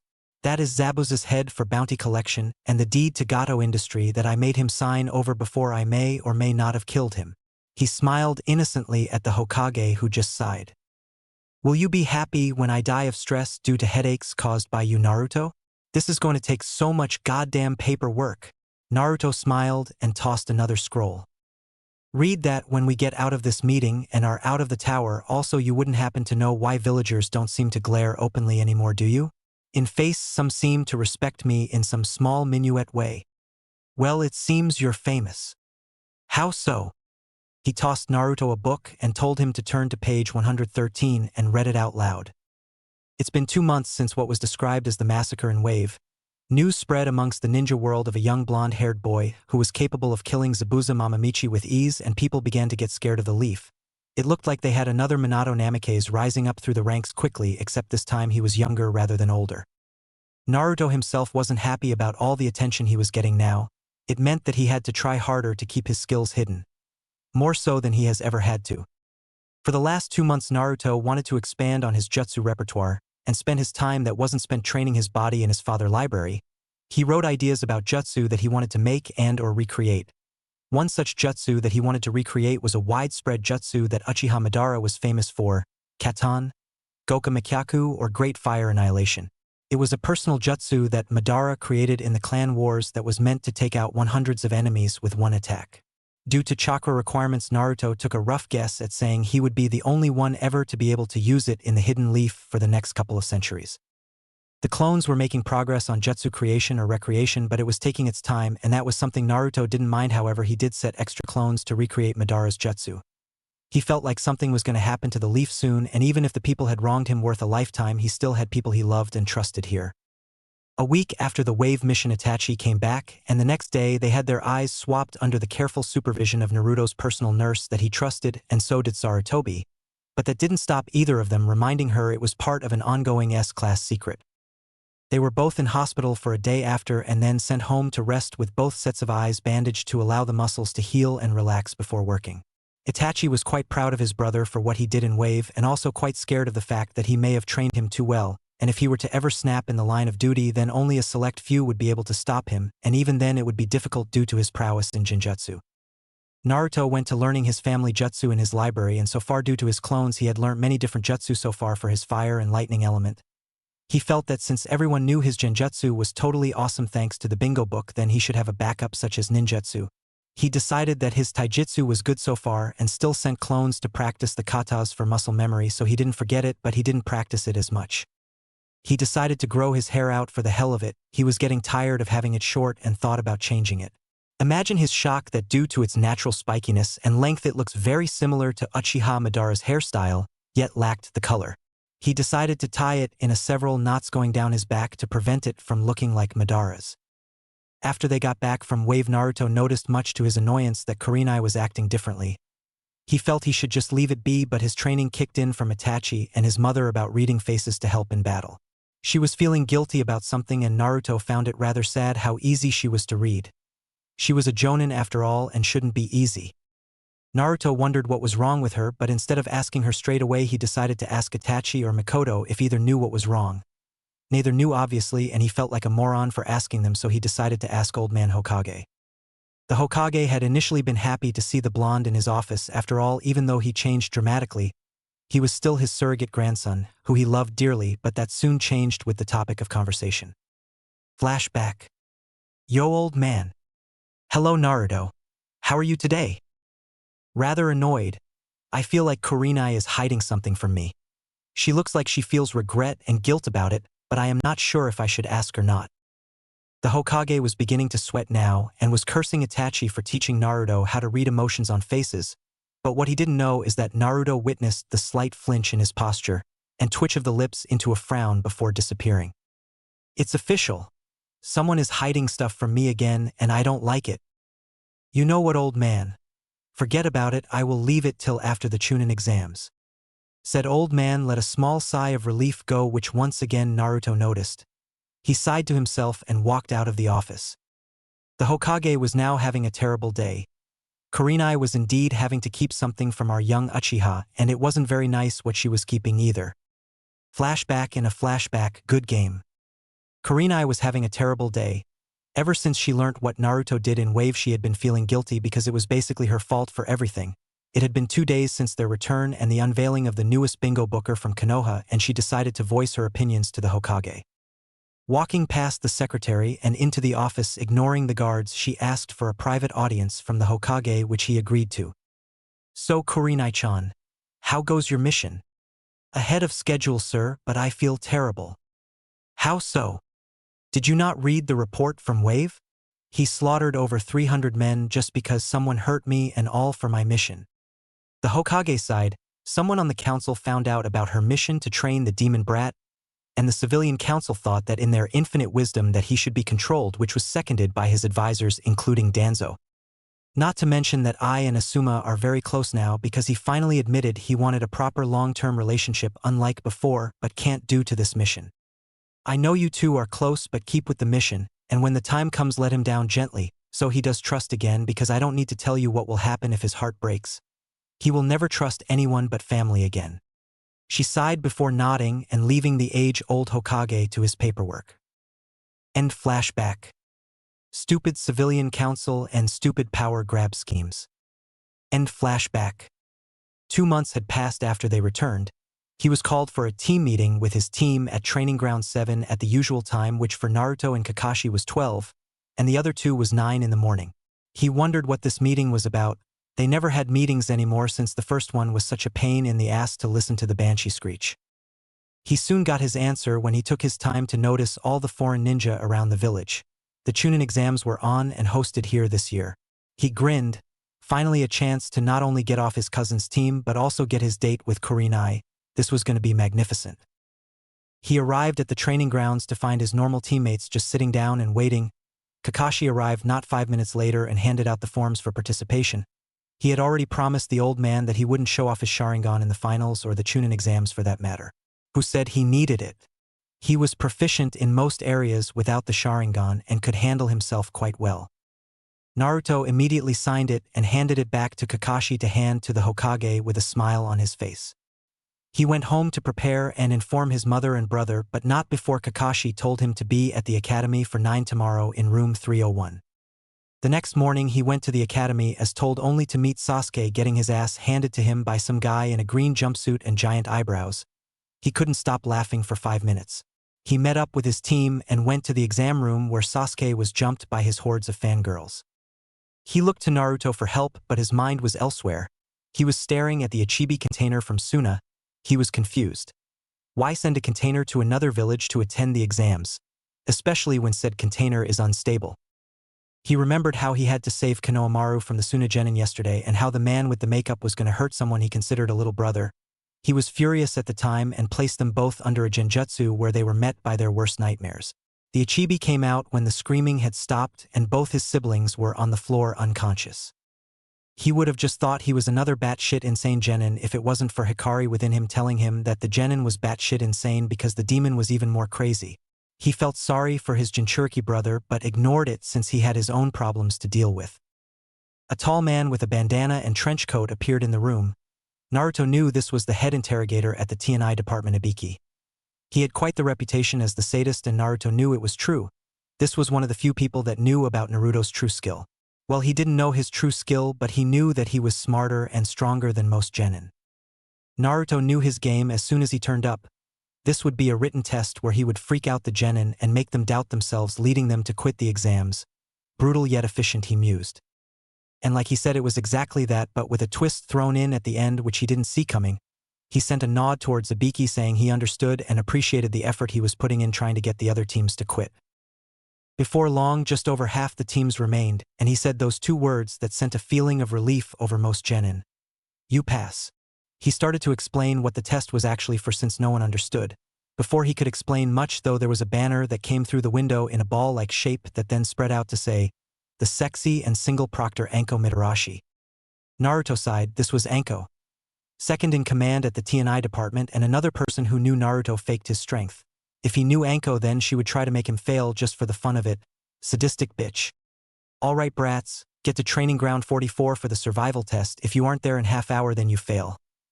She jumped back out the window and somehow the band went with her. Weird. A lone Genin stood up and looked around. Does anyone know where training ground 44 is? No one answered. He sighed and grabbed his teammates before shining them to the ground.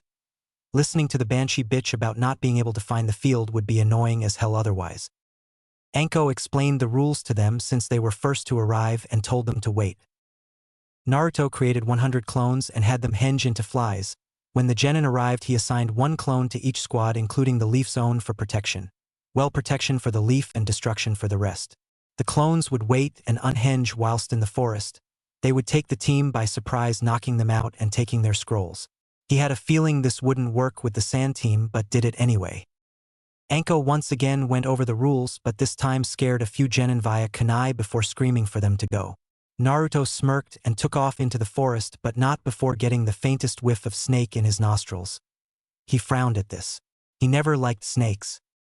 Naruto, thinking 2 steps ahead as per usual, deduced that the only other person with the smell of snakes should be Orochimaru, and since it didn't smell of dango as well then he had a pedophile after him which made him annoyed. He knocked both his teammates out and replaced them with a sturdy shadow clone that had higher chakra levels to handle blows before assigning clones to run to the tower with his actual team.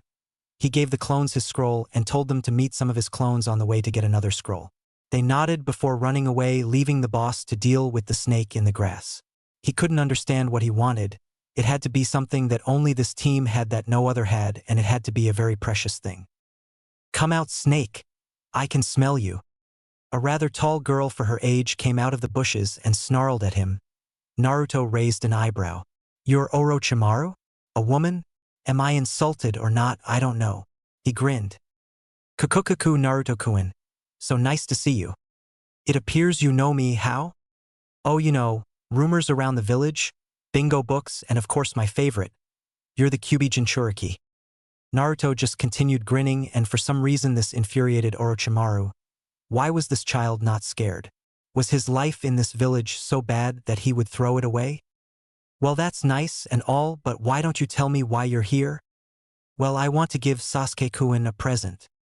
I'm not sure if he swings that way or not. I'm not gay. Chasing little boys tells me different." "Shut up. Did I hit a sore spot?" Orochimaru was getting mad and charged Naruto. This boy would die for insolence. Unfortunately, Naruto had other ideas. What did Sarutobijiji teach you anyway? Can't you tell when you're in a genjutsu? So much for the so-called prodigy of the Sannin. That stopped him immediately. If this was a genjutsu he couldn't tell, and that annoyed him to no end. He tried to dispel it but nothing happened. He tried again and again before it broke, showing the exact same thing he saw before. Why did he make a genjutsu with everything the same? Simple, he had already won and wanted to waste time. "Ho ho, you dispelled it. Well done. Quiet boy before I make you one of my experiments." "Yee, that's not going to happen. You're still in a genjutsu that I placed on you. It was double layered and the second layer was a genjutsu that slowed time down for the user inside the genjutsu, so what has been 5 minutes in here has been well over an hour out there and my team is already at the tower. I figured it was Sasuke you wanted for his eyes or something, so I took precautions. The 2 teammates I was with earlier were henged bunchins. I win you pedophile," he said before dispelling the genjutsu completely and finding that he was in some serious pain. Apparently the brat took the time to give some much-deserved revenge for his victims and beat the shit out of him with his fists without him knowing. He let loose an angry roar into the sky, showing how mad he was. Naruto was at the tower in his bedroom by the window listening the roar that filled the forest. He smiled and decided to go see the Hokage about this. Walking to the temporary command post in the tower, he met with the Hokage, Ibiki, and Anko. The Hokage put up a barrier around them to keep all quiet. "All right, Orochimaru is in the forest." They all blinked at him before, "What?" "He came after my team in the forest. I smelt him before he met us, and so I knocked both Sasuke and Sakura out and sent them here with my clones with our scroll so we could pass. Also, don't expect many other teams besides the Leaf and Sand teams to pass. I had clones trailing them all, but it appears only the Sand team was good enough to get past my clone. My clones gave out spare scrolls to every one of our teams so they could pass." He grinned. "Back up, how did you escape, Orochimaru?" "He underestimated me, so I put him in a dual-layered genjutsu showing everything exactly the same as it was before, and we talked.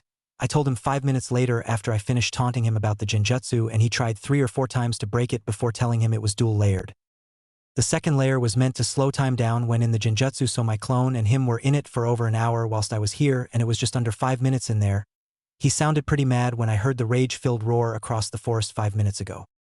They all just blinked before dismissing him to go sleep or something for the next 4.5 days, so that was ready for the finals or prelims depending on how many arrived. Time skip prelims. All the Leaf teams were present, with the only foreign team being the Suna team with the Ichibi container. He would have to fix that later or inform Sarutobi if he made it to the finals. It didn't bode well for Konoha as a whole if a foreign Jinchuriki makes it to the finals without being detected as a Jinchuriki. /N presume Hayate coughs like he has lung cancer.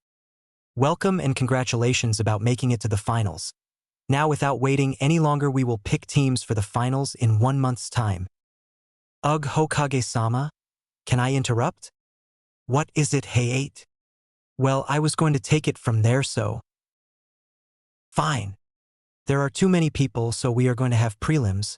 You will fight whoever your name is drawn against. The matches were being drawn and Naruto tuned out.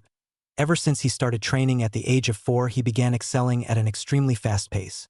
He hated it.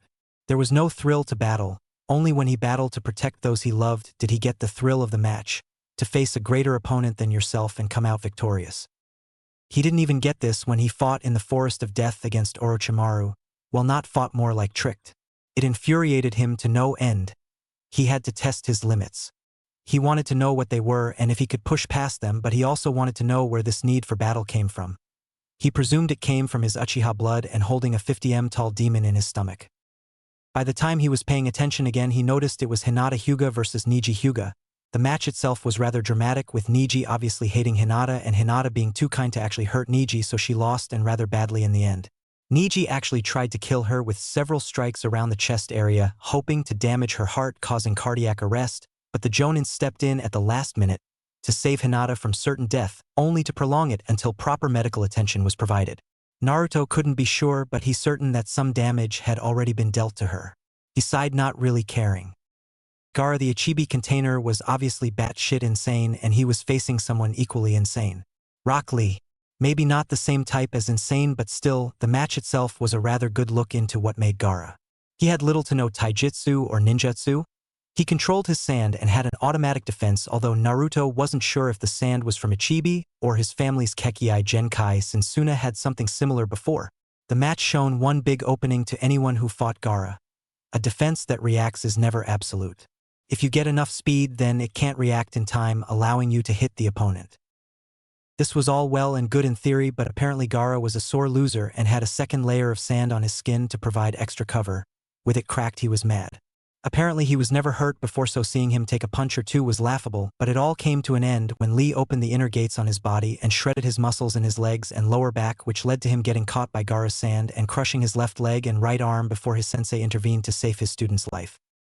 Tenten faced the Ichibi sister. Her name was Temari, and she was a wind user, whereas Tenten was a weapons user, both melee and throwable, meaning she was totally outclassed when it came to fighting because Temari used her fan to simply swat away the weapons like bugs.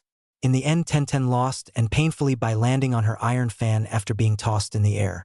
These sand nines were rather brutal, Naruto thought, and it excited him to have the chance at maybe fighting one like himself, albeit less trained. Naruto of Konoha. Naruto's head perked up at that, seeing he was about to fight. Versus Sasuke Uchiha of Konoha. Naruto grinned, threatened to split his face when he heard Sasuke's name. He had been meaning to beat the shit out of the Uchiha for a while now, and to be able to do it in front of everyone was a plus in his books. Sasuke was already walking down to the arena wearing his patented Uchiha smirk when Naruto was about to jump over the railings before Kakashi grabbed him. Go easy on him. You're obviously going to win, but don't humiliate him too much. Kakashi whispered, so only he heard. Naruto sighed. I'll try not to injure him. Naruto jumped over the railings and landed in the arena. I thought you weren't going to come, dope.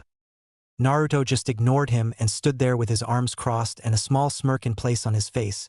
People didn't understand what he was smiling at, but those who knew him understood. Those who truly knew him. Activate your Sharingan, Uchiha. I want your best. A simple statement, but enough to cause him to get angry. What right has this dope got to demand his best? What right do you have to demand my best? Your parents probably abandoned you at birth because they knew you were a dope, you clanless loser, and your mother was probably some no-name Chunin that spread them to easy. Kakashi sighed. Naruto was going to forget what he said now. Sasuke just had to mention his parents, didn't he? You know what, Sasuke? I think it's time you get to know a little bit of truth about me. He closed his eyes whilst the Hokage prayed to God that he wasn't going to do what he thought he was going to do, but his prayers were unanswered as they opened to show a fully matured 3-tomoed Sharingan. Everyone gasped and Kiba summed it up in 2 words. The fuck? Sasuke was seething. How do you have those eyes? You don't server those eyes. Naruto stood calmly watching Sasuke get more and more mad before simply replying, I got them from my mother. Those who knew his mother was Kushina didn't understand, but others did.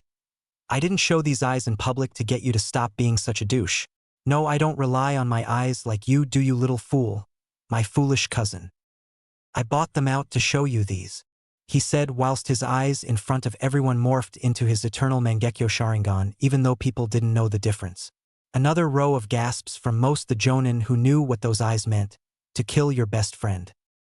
Now you fool, you will witness the day your life became hell for 72 hours, and if you survive that long I will forfeit. Tsukuyami. Sasuke's world fell to nothing whilst he was pinned to a cross, Sharingan blazing. The clouds and moon were black and the sky was red with crows flying in the background. Fool, you had to mention my mother, didn't you? Now you will pay, but first, do you know where you are? A genjutsu? Yes, and the most powerful genjutsu known to man. This is the ultimate genjutsu provided by the Mangekyo Sharingan. I will not tell you how to get the Mangekyo and you will never know. I only unlocked it by accident, but to use it causes blindness eventually. However, I don't have that problem. Naruto faded from view and left Sasuke hanging there whilst a voice projected across to him. In here I am God. For 72 hours you are mine to do with what I feel like. All of a sudden scenes started playing in his mind of the Uchiha Massacre, of how he walked in on Naruto and Itachi in their umbu gear, and all the dead bodies he saw. When this was finished, the voice spoke again. 71 hours, 59 minutes and 59 seconds remaining, Sasuke Uchiha. 20 hours later and his mind is still hanging on strong but weakened severely. Naruto decided to take a different approach to the fight and stops the clips of the massacre. You will now be stabbed for the remaining 52 hours repeatedly with this katana, Naruto stated whilst killing him with the katana, but all of a sudden Sasuke gasped for air as he was tied to the cross again, alive and well. Fool, I am God in here.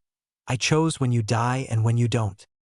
Another 20 hours passed and he was just barely hanging on. For the last 20 hours you will be tortured by a friend of mine for insulting my mother, he stated whilst Hikari in her giant fox form came forward. Meet Kyubi no Kitsune. Both Kyubi and Naruto smiled, before Naruto left her to her business. He didn't want to know what sort of shit she got up to in there.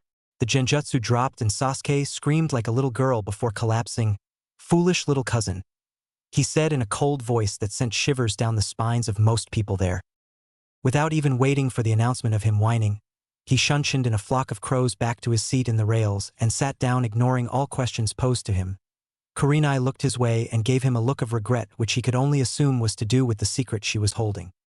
He loved her dearly with his life, but they were growing apart recently due to Kurenai holding secrets. He sighed and waited for the rounds to be announced for the tournament in 1 month, but before that happened Naruto activated his eternal Mangekyo Sharingan and used Tsukuyami on everyone present to make them forget about what he did in his match. He let Kakashi, Kurenai and the Hokage remember, but everyone else he wiped. Whilst he was doing the Ichibi container, he found that when he entered the mindscape the Ichibi was there on a very small leash with a 4-year-old Gaara. He sighed. This was obviously the representation of where he started listening to his demon, so he walked past him and told the kid to follow. Both of them walked over the Ichibi before Naruto shone his Sharingan at it, breaking a genjutsu that was placed on him. He thanked him profusely and allowed his host to sleep. In return, the older Gaara told him about the invasion and how Orochimaru and the Sand planned to invade during the finals. Naruto could only smile. The thrill may not be there when facing a single enemy, but what would happen when he faced an entire army? He couldn't wait. Matches were drawn and he got Neji whilst Gaara got his sister, and a few other unimportant matches were picked. In the last month Naruto trained harder than he has ever pushed himself for one purpose and one purpose only, to protect those that were precious to him in the upcoming invasion. He already informed the Hokage about it and they had agreed to people's various roles in the attack. Flashback. Hokage-sama, Naruto said whilst he bowed. With this one word he had the Hokage worried. Naruto never used respective suffixes like this, which meant something was up and it was serious. Naruto, what's wrong? The Sand and Sound are going to invade. This got an immediate reaction out of the Hokage. What? How do you know this? Remember the prelims? Well, everyone else doesn't. I kind of Tsukuyami'd them all into thinking I did something else to beat Sasuke, so they don't remember my Sharingan. However, when I did this to Gaara from the Sand team, I entered his mindscape. We all know he is the Ichibi container and is known for being bloodthirsty, but what you don't know is that for the last 400 to 500 years Ichibi has been under a powerful genjutsu making him that way. I entered his mindscape, met a 4-year-old version of Gaara and freed the Ichibi of the Genjutsu. They both thanked me and told me of what they intend. Gaara is now able to sleep as well. I kind of thought something was up anyway since the Sand sent a Jinchuriki to a foreign nation's Chunin exams. He said with a nonchalant roll of the shoulders. This is very serious. Calm down, old man. Gaara isn't going to fight us and his siblings won't either since they are scared shitless of him. I'll leave the Kazekage up to you, but one of my clones will be hinged into a fly on your shoulder should you need backup. I, on the other hand, will be clearing the city of enemies. What do you mean clear the city of enemies? You're a Genin. A strong one, but still a Genin. I mean just that, ever since I awakened my eternal Mangekyo I have had a thrill for battle, but only when it is protecting my loved ones for some reason I do not know why, and it is utterly infuriating me to know that no matter how much I battle I can't get the thrill. I'm sure Itachi will be having this issue as well, but he keeps his emotions in check better than I. What will I do if you die? Makoto and Itachi will be grief-stricken, not to mention me, Yugao, Kurenai, Genma and Kakashi. If it gets bad I will summon the boss of the crows and toads if I get the contract before then. Also I can use Susanoo in full, which is the ultimate defense of the Mangekyo Sharingan. It looks like an ethereal warrior. I don't use it because when I use it I tend to go overkill, and it stands at 40 m tall, which can be seen by all in the village. Also, as for Kurenai missing me, I doubt it. She is hiding something from me and it is tearing us apart. I wouldn't be surprised if by the time I actually make Chunin if I still want the date she promised or not. And finally, I grow tired of hiding who I am. I will reveal myself to the world in the aftermath of the invasion to boost morale within our ranks. Fine, but we will look into this thrill for battle thing. It sounds an awful lot like what Madara had. It might be something to do with the eternal awakening. He nodded and started to walk away before the Hokage called him back. Your godfather is at the hot springs, so go meet him. He began to walk away once more and was about to reach for the door when he stopped and looked down. You wouldn't happen to know what Kurenai is keeping from me, would you, Hokage-sama? He asked in an all-too-innocent voice. I told you already that I didn't. That's what I thought. He walked out of the room with a sigh. He now had his suspicions of what was being kept from him by using his common sense to come to a conclusion, and if it was what he thought then, he wouldn't be happy and likely never trust anyone outside his family again. End flashback. He spent time with his family that he hadn't been able to in a long while due to missions and being out of the village. His mother heard what he did to Sasuke and she wasn't pleased. She understood why he did it. After all, he basically called her and her best friend a whore in front of everyone, but that was no excuse. He told both of them of the coming invasion and his mother agreed that she wouldn't go to the finals since she was meant to be dead and a Sharingan user would defiantly set off some alarms. He told them of his role in the battle and they were both shocked. Makoto was about to go and hunt Sarutobi down before he explained that he was best suited for this due to his summons, Sharingan and Susanoo, that was somehow more advanced than his brother's since he could use all 4 arms on it instead of 2 like his brother. He then went on to explain this feeling about fighting he had, and his mother was shocked and started to think that her son was beginning to like killing, which was quickly batted away from her mind as he explained it only happened after he awakened his eternal Mangekyo Sharingan. He had asked his brother if he had the same issue from time to time and he agreed, but since he was an Umbu captain he got battles quite regularly and knew better to keep his emotions in check than him. He promised to be careful when he was fighting. He understood that his family would be at a loss if he suddenly died. The day after the meeting with the Hokage, Naruto went and met his godfather, which was an interesting meeting to say the least. Flashback. Naruto was walking to the hot springs to look for his godfather. From what he knew about him from Makoto, Itachi, and Sarutobi, he understood that he was a huge pervert and wrote the Ika books that Kakashi read. He honestly didn't care about that because all older ninja have their vices that allow them to deal with the stress of fighting, but so God help him if his ever peaked on someone he loved. His thoughts were suddenly brought to an abrupt halt when he heard a slight giggle coming from the cliffs overlooking the female portion of the hot springs. He smiled evilly before sneaking behind him and kicking the pervert in the balls, which unfortunately for him made him lose balance and fall into the bathhouse. He heard the sounds that could be described as the righteous feminine fury beating down on his godfather. Against his better judgment, he peeked over the edge and saw several of Konoha's most wanted women beating the crap out of his godfather. Kurenai looked up from the Sannin to see from where he fell and saw Naruto smiling down, trying to hold in a laugh. It was obvious to her what happened to Jiraiya, so she left without even saying a word to Naruto or thanking him for stopping his godfather from peeking on her and her friends. 5 minutes later, Naruto got tired of waiting for the Gamasenin before walking into the female side of the bathhouse and dragging him out, carefully placing the women under a genjutsu so they wouldn't know he was there, and grabbed the pervert. Splashing some water over the badly beating Sannin, he shot up straight and immediately looked for who pushed him in and, more importantly, who kicked him in the balls. Whoa there, Ero Sennin, calm down. Ero Sennin? Do you know who I am, kid? Jiraiya the Gamasenin and my supposed godfather. That's right. I am Jiraiya the Gallant, the Toad Sage and your godfather. About 30 seconds passed before. What? Naruto Uzumaki Namikaze Uchiha, he said with a smirk whilst he activated his Sharingan at the 3-tomode level. A minute or two passed whilst he was looking at his so-called godson that he had never met. So you're Minato's kid? And Kushina's? He nodded. Then how in blue blazes do you have a Sharingan? And fully matured at that? He sighed. Mum was barren due to Kyubi's seal being rushed, so Mikoto-Kasan gave her one of her eggs, which was implanted into her, and then my parents went down and dirty and boom, here I am. As to the Sharingan, I activated it when I was falling to my death off of the Hokage mountain, when I was 5, due to no one being there to look after me like my godfather should have been, he said in a slightly agitated voice. Jiraiya wilted under his gaze. How are you alive? I fell to my death and met Kyubi, who isn't evil or anything, just misunderstood. I came back to life with a sense of betrayal of the village and activated my Mangekyo, to which I later swapped eyes with Itachi and have the eternal Mangekyo Sharingan. Aha! Now on to business. I don't care that you weren't here because I did get a chance to have family at one point in my life, and I still don't care if you don't want to be in my life because I can honestly say from the bottom of my heart I just don't give a shit. But there are 2 things I would like from you, and one of them is needed if you want to be in my life. The first one is that in my father's will I was to sign the Toad summoning contract along with my Crow one, and the second thing that I need if you want to be in my life is training. Being the marvelous spy master you are, you should know that we are going to be invaded, and I will be on the front taking out the enemies hopefully before they have chance to actually do damage to Konoha.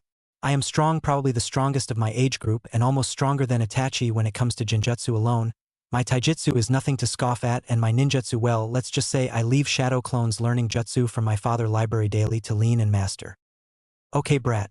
No need to be so apathetic all the time, and for what it's worth I received a letter from Sarutobi saying you were dead, hence I haven't been here in the last 13 years. I doubt the old man would have done that, but his advisors have his stamp as well, and since I hadn't set them straight at the time, then it is highly likely that they forged it. Jiraiya growled openly at that before taking a scroll off his back and opening it in front of his godson. This is the Toad's summoning contact. Sign it with your blood. He nodded and bit his finger before writing his name, Naruto Namikaze, since that what he went by on scrolls like this.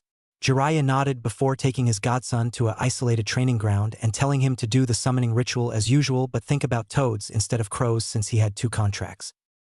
His chakra control was much better than what it was at the time of summoning the Crow Boss and his brother, but that didn't stop him from majorly overcalculation the amount of chakra needed to summon Gamabunta the Chief Toad. The entire training ground and the one next to it was covered in smoke. He thanked the gods that it was empty. When the smoke cleared, the entire Toad clan was there, including the 2 elders that taught Jiraiya Sage Mode. He openly gaped at the display of chakra. Jiraiya boy, why have you summoned us? Me? Do you honestly think I have enough chakra to summon the entire Toad clan, even down to the last tiny tadpole? Well, I hope so, since I only know you as our summoner. My bad? It was me that summoned you all. Every Toad looked to the right to see a 13-year-old version of what Minato looked like and gasped. What? Do I have something on my face? No, Gaki, you look like your father. Oh, sup. He waved to them. Father. Fukusaku finally spoke. Meet Naruto Uzumaki Namikaze Uchiha. Minato's and Kushina's brat. I let him sign the contract because it was in Minato's will for him to. So you want to be tested for the rites of summoning? Yes, please. No need, Gaki, you can summon us. My name is Gamabunta. I am the Chief Toad and I was your father's familiar. My son Gamakichi will be yours. A small red and orange toad sprang forth and landed at his feet. Yo. Thanks for letting me summon your clan, but you guys should go. I think the chakra usage and smoke has attracted some unwanted attention. He smiled. They nodded back and all dispersed before he turned to a fish-looking Jiraiya. What? What do you mean what? You just summoned the entire Toad clan. Do you know how much chakra that takes? Nope, he said in a happy tone. About 2.5 times the amount of chakra I and the Hokage have, he said flatly. Oh well, now what about training? Fine Gaki. Activate your Sharingan and copy this technique. He went through several hand seals before saying, Ninpu.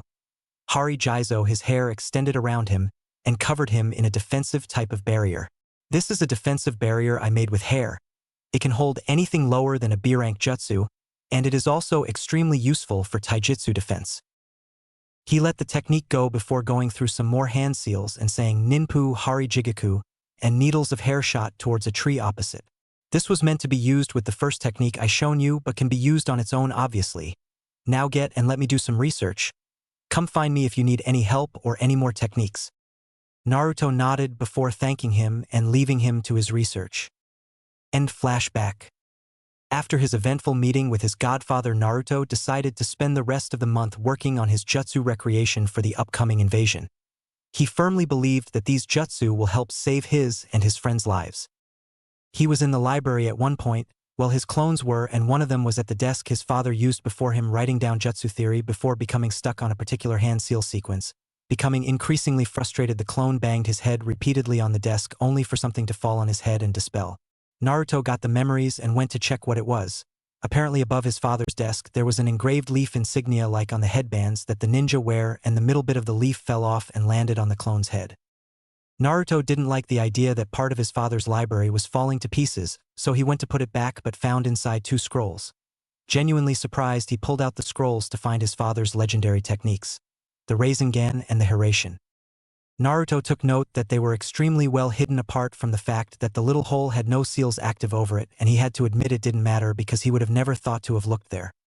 Placing the Hiraishin back in the hole, he left some clones to work on the Rasengan, hoping to get it down within the 2 weeks that were left before the finals. A clone dispelled after reading the instructions, and he couldn't stop laughing. Apparently his father had made this jutsu and explained it with children in mind to allow them to understand how to create the ball of chakra. I mean, seriously, who uses water balloons? Step 1 and 2 were both about using chakra and learning how to manipulate it into a shape. He finished these quite quickly due to his elemental practice, with both Raiton and Keton chakra needing something similar for the advanced exercises he came up with. Step 3 was combining Step 1 and 2, which Naruto found quite difficult, like looking left and right at the same time, and it irked him to no end. He eventually found a way around this by using a shadow clone to perform Step 2 whilst he performed Step 1, but wasn't happy with it due to the fact that Itachi had drilled into him perfection when it came to jutsu. He told his mother and brother about finding the scrolls for his father's jutsu, and they were both happy for him. His brother asked him if he could learn the Rasengan, but said that the Hiraishin was his father's legacy to him and him alone until his children were old enough. Naruto agreed but was sad that he didn't want to learn Hiraishin. However, he understood where his brother was coming from. With 2 days left and about 400 balloons for stage 3 wasted, Naruto finally finished the Rasengan, but not without the help of an army of clones. He had to give his old man credit. He was a genius in every sense of the word, and while some of his father's genius passed to him in certain areas such as jutsu theory and creation, he did not think he was on the same level as his father but felt that he made up for it in sheer determination. Finally, the day of the finals arrived. He was standing in the center of the arena with the rest of the finalists. His brother was in the stands with Sasuke, and he had a small smile of pride on his face watching him. His promotion was a definite thing, the exams were just formality. Being the genjutsu expert he was, and knowing the plans for the invasion ahead of time, allowed him to see that there were several jonin in the stadium under a genjutsu henge, so the enemies couldn't tell them apart from random civilians. However, if you were a genjutsu specialist, you could tell that there was a genjutsu in place over certain civilians. He was brought out of his thoughts when a cough drew the attention of finalists. The same sickly proctor that was in the prelims was standing in front of them looking as sick as ever. Naruto was wondering if he faked his illness like he himself faked being dead last. Apparently he was scheduled to track the Sand Jonin known as Baki before Naruto gave the Hokage knowledge on the invasion. He would have been killed due to the fact that he couldn't hide from enemies thanks to his cough, and that would have made his friend Yugao sad. Luckily he was called off it, and Umbu were assigned thanks to Naruto's information, to which Yugao thanked him continuously until he said there was no need to thank him. /n. He still coughs like he has lung cancer. Welcome to the finals of the Chunin exams. Look alive. You guys are the main attraction.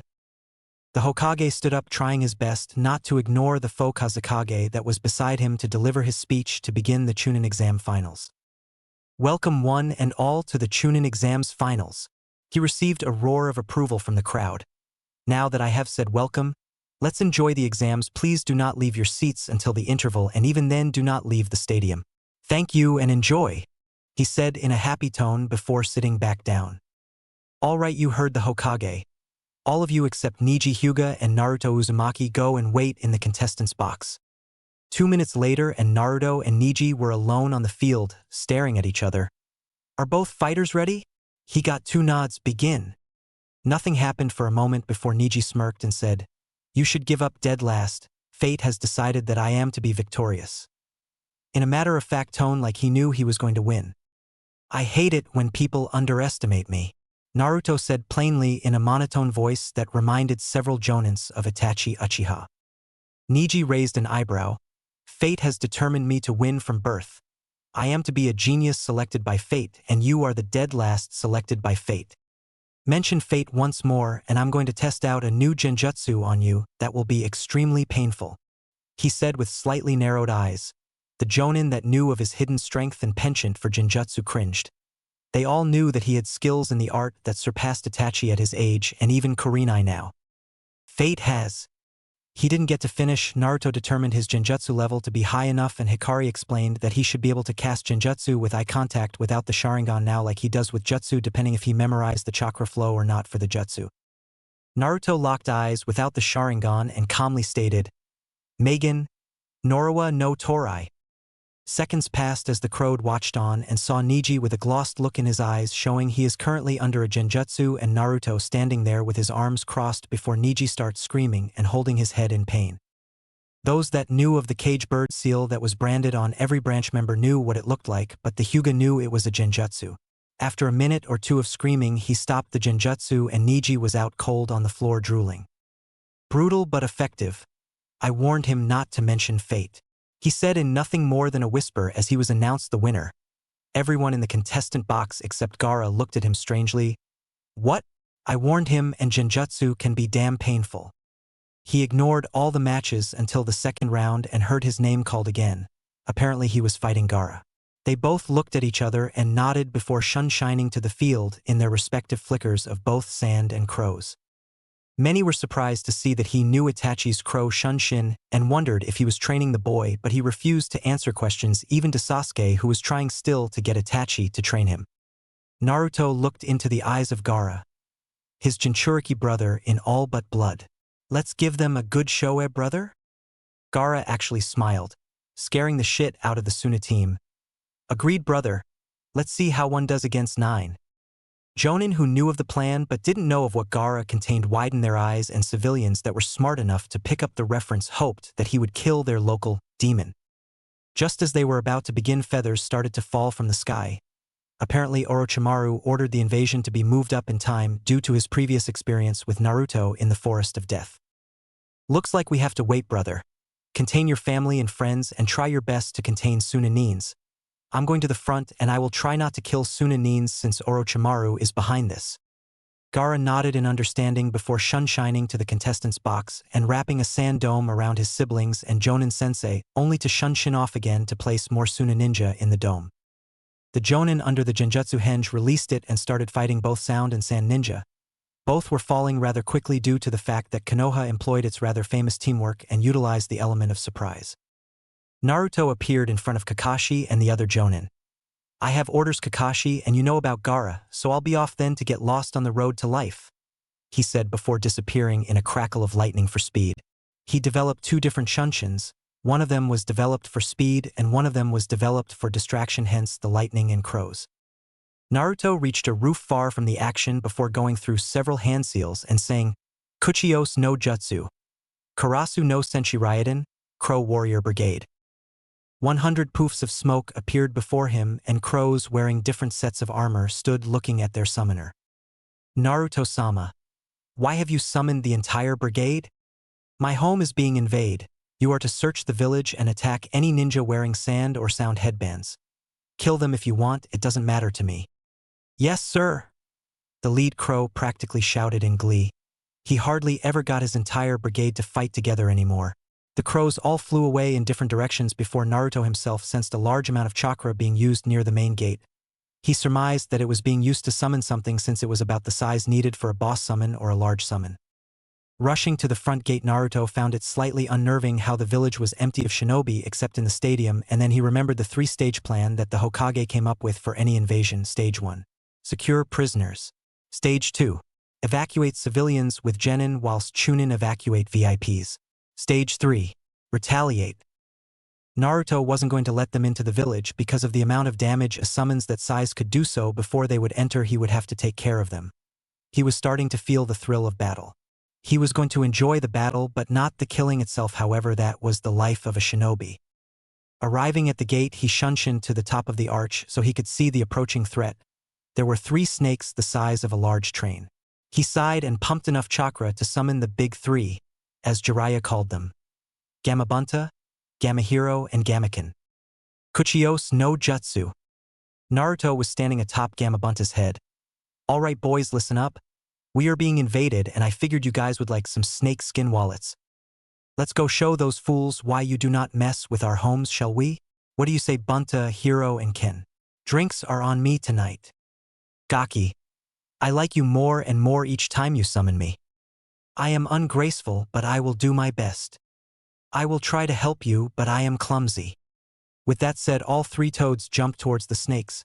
Gamaken dropped from the sky, quickly stabbing the snake on the left with his dual swords, one through the head and one through the tail, not giving it a chance to dispel before it died. Gamahiro landed on top of the snake of the left, causing it to dispel, and Gamabunta landed in front of the snake. "Bunta, give me oil." "Right." Bunta sprayed a large stream of oil at the snake, which was too surprised of the sudden entrance of the chief toad to do anything, but Naruto created a stream of fire that lit the oil, burning the snake alive, forcing it to dispel. "Bunta, you and your brothers can stay and watch this if you want," he said as they all looked on towards the army a mile away of 1,000 strong. "All right, Gaki. I want to see what you're made of anyway, just don't die. You still owe me sake." "I knew you cared, boss," Naruto said with a small smile before jumping down from the toad and started walking towards the enemy's army. He felt thrilled to be able to battle such a large number on his own, but a part of him felt sad that he would have to kill so many today. "Forgive me for what I am about to do. I only take solace in the fact that this is for my home and you must be destroyed if it is to remain safe. Forgive me, Kurenai." Even after all stuff he thought she was hiding, he still loved her with all his heart and couldn't bear to think of her looking at him like a monster for what was about to happen. He deactivated his resistance seals and chakra weights to give him a speed boost. "Hikari-chan, you are with me, right?"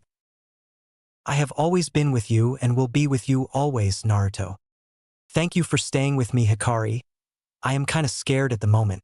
I mean, sure, I have faced several strong ninja and came out on top, but this is a goddamn army. I hope my father and mother are watching me from above, for my legend is about to truly begin. I'm sure they are proud of you, Naruto." He smiled as he felt her watching his every move, ready to lend him chakra if needed. He placed his stoic facade and continued walking towards the army that stopped as soon as they saw someone approaching. They laughed when they saw a boy no more than 14 standing in front of them with his arms crossed. 3 boss-ranked summons watched from behind, standing in all their glory, attracting attention from several jonin who have started with stage 3 of the plan. They would be here in less than 10 minutes. A jonin from Suna stepped forwards from the army and laughed. "They send a boy to fight a war? What kind of village is this?" "I have one question," he said, making them laugh at him still. "And what would that be? Do you want to dance?"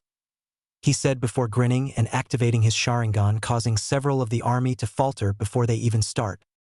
He started to walk towards the army before picking up speed and eventually running at full speed towards the army.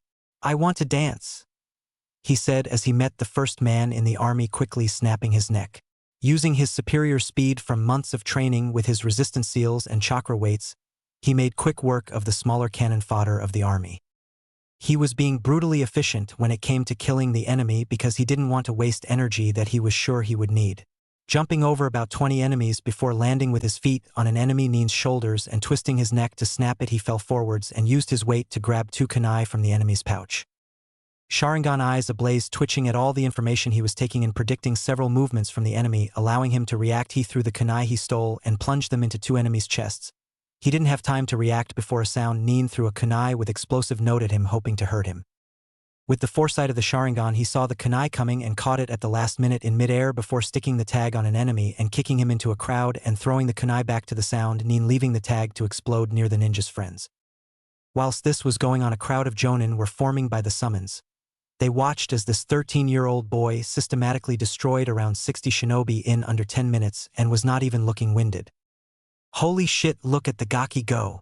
came the voice of one Anko Mitarashi, getting nods from several other Jonin including Ibiki, Kakashi, Guy and Kurenai, who were finished at the stadium and came to hold the gate while sending their Genin teams away to the shelters. Kakashi watched on with Itachi as Naruto got blown back from the crowd by a fan-wielding Sunanin. Kakashi and Itachi's first instincts were to run to him and help him up, but the sword of Gamabunta stopped them in their paths. "You will not pass. The Gaki wanted this and he will get it." "Why?" He said something about people getting in the way. Itachi and Kakashi stepped back whilst watching Naruto stand up and wipe the dust off of his skin. He had long since lost his t-shirt in the fighting and was now bare-chested in front of the army, standing defiantly. "I've been waiting for a chance to use this. For months, with 200 clones working 12 hours a day to recreate this jutsu that has been lost to time itself. Bear in mind that it isn't complete yet, but here we go," he said whilst going through several hand seals and gathering enough compressed chakra in his lungs to summon Gamabunta twice before saying, "Katan, Goka Mikyaku." A stream of fire sprayed out of his mouth, and when it reached 5 meters away from him, it suddenly started to decompress and widen and grow in height till there was a wall of flames 15 meters wide that felt so intense that several of the Jonin had to look away from it. 200 men in a matter of minutes. Destroyed. Annihilated. Decimated. The Konoha Jonin watched on in awe and a little fear as they saw a legendary jutsu born anew in a boy that they all assumed was a demon. That was the worst possible combination.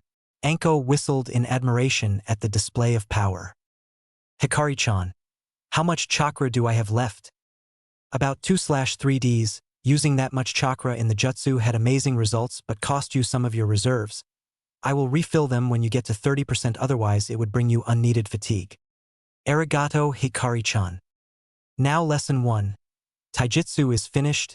Lesson 2. Ninjutsu is currently in progress. Lesson 3 is yet to start, and for an added bonus, why not include Lesson 4, which is Kenjutsu. The remaining army, which was about 750 enemies, were looking at him like he was a madman. They knew no one that had this much chakra or this skilled at his age, but they would be damned if they would give up. Their country was on the line, and as soon as this boy was out of the way, they would storm the lead and take it. Too bad they hadn't noticed the group of Jonins by the summons yet. Kage Bunshin no Jutsu. A clone appeared beside him, and both nodded to each other and started the hand seals necessary to perform the jutsu they had in mind. Katan, Karyuenden Futon. Daitapa. A dragon was breathed out by the original, whilst the clone created an extremely strong gust of wind to increase the dragon's strength from lower rank to high rank. Some of the army was unprepared for what was coming, and it took out a group of 30 nin once again, causing havoc within the enemy's ranks.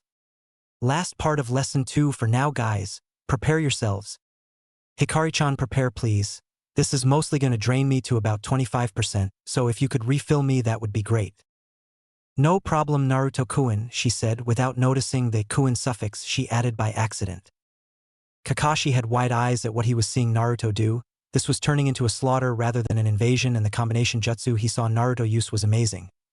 Most Jonin don't have the harmony to do attacks like that, but he supposed that when you do the attack with a clone of yourself, timing wasn't really all that important.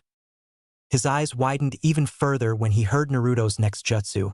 He wasn't aware that Naruto had managed to upgrade this. Raitun. Taju Ryanzu Roa around his body. Lightning seemed to shoot off of him, and he shot both palms forward in a thrusting motion to begin the jutsu. 10 massive lightning lions shot out of his palm and looked towards the army before charging a good space apart. Jumping into the army, the lions dispersed, leaving the shocking effect that killed a good 30 people per lion and leaving others stunned. A good 400 men were left standing from the original 1,000 that approached the gates. "Hikari-chan, refill please?" "Already happening, Naruto-kun," she said with neither noticing the suffix again.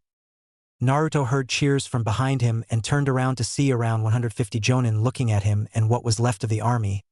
He heard a collective gasp from them. Took him a minute or two to figure out, but he realized that he was using his Sharingan and didn't have any genjutsu covering them. He sighed. Ah shit. Cat's out of the bag, Naruto. No shit. He sighed again before turning back to the army. Lesson 2. Ninjutsu. Complete. Lesson 3. Genjutsu. Commence. He looked over the army and cast a wide area genjutsu that would eat up his chakra like a bitch since it was spread so wide. He created it to take advantage of a genjutsu that someone had already made. It would be dual-layered with the first layer showing the opponent's teammates turning into a clone of the caster, and the second layer would activate a subtle genjutsu that someone made a long time ago called Megan. Higai Mozo no Jutsu. The two layers fuse to become one big genjutsu, which forces the recipient of the genjutsu to think that they are being attacked by clones of themselves when really it's just their teammates under genjutsu. They forget to check thanks to the second layer of genjutsu, which induces a bout of paranoia, making them think they are being betrayed by anyone. Megan, Jinsei no Uragiri, he said loud enough for the Jonin by the summons to hear. Itachi smirks as they all watch the sand and sound turn on each other, trying to kill their enemies that have infiltrated their ranks. Itachi chose to explain this genjutsu since no one except him and Naruto knew about it. This genjutsu is a genjutsu that he created when he was younger. He decided that it is a technique not to be used against a comrade. He made it purely for turning enemies against each other. He thinks about genjutsu from outside the box, so to speak, instead of layering genjutsu like most jonin do. He creates the layers and merges them together, making it harder for them to break, and only he knows how to do this. I know the theory of how to do it as well, but I can't. He is better at genjutsu than me. This technique makes the enemy think that their ranks are infiltrated by shadow clones before they become paranoid, because of the second layer of genjutsu, which utilizes a genjutsu created long ago called Megan. Higai Mozo no Jutsu. They forget to break out of it due to the second layer attacking them with paranoia, and soon they all turn on each other. By the time Itachi had finished explaining the genjutsu, there were only 70 men left. He decided to stop the genjutsu and move on to the added lesson of kenjutsu. Men were shouting about how they killed their own friends, and only now did they realize they were in a genjutsu. Congratulations to those of you that are left. You have survived the standard 3 combat situations that I was taught by my previous senseis. Now this would be all well and good, but I decided to add an extra lesson today to explain why I earned my nickname as Konoha's Red Devil, Kenjutsu. So without further ado, welcome to class. Lesson 4. Kenjutsu. Commence. Unsheathing both chakra sabers slowly with one in reverse grip whilst the other was held forwardly, he passed his chakra through the blades and made the glow visibly blood red. The Jonin stood by the summons, amazed by the weapons. Chakra sabers were really rare nowadays since they were hard to make and even harder to find the metals for them. Yuzu used to be a key supplier for chakra sabers before it fell. Wasting no more time, he sprinted at high Jonin speeds before decapitating 3 and slitting the throats of 2 others. Dodging under the wind-enhanced kunai from a Sunanin, Naruto quickly used his speed to slice at key points on the body to make the ninja bleed out quickly. This continued for 10 minutes. Naruto would use his speed and built-up flexibility from his training to weave through the enemies before slicing at an unshielded artery or stabbing them in the livers through the back. When all was said and done, one man stood away from Naruto begging for mercy. You will go back to your precious Sunagakure and you will tell them why it is a bad idea to attack my home. I will lay waste to Suna should they consider this again, and I will not stop until I have torn Suna asunder. Do you understand me? The man nodded quickly before turning around and fleeing. The world would know why attacking his home was bad. They would know how far he would go to protect those he cared for, and they would know that there was a Sharingan user besides Itachi, Kakashi, and his foolish little cousin left in the world. He sighed before turning to the Jonin that were half a mile away with the summons. He started to walk away from the massacre that took place and left the bodies. When he managed to get away from the corpses, he stared at the Jonin before activating his eternal Mangekyo Sharingan and turning to face the aftermath of the battle site. Amaterasu black flames covered the corpses, burning them till nothing remained but ashes. He sheathed his sabers and started walking towards the Jonins. The last thing he remembered before he blacked out was Kakashi and Itachi calling his name before he fell face first on the ground. He remembered thinking about how Kurenai didn't even look at him when he collapsed. He would have to figure things out between them before their relationship went any further. She was starting to hurt him quite badly, and he had been hurt too many times to not intervene anymore.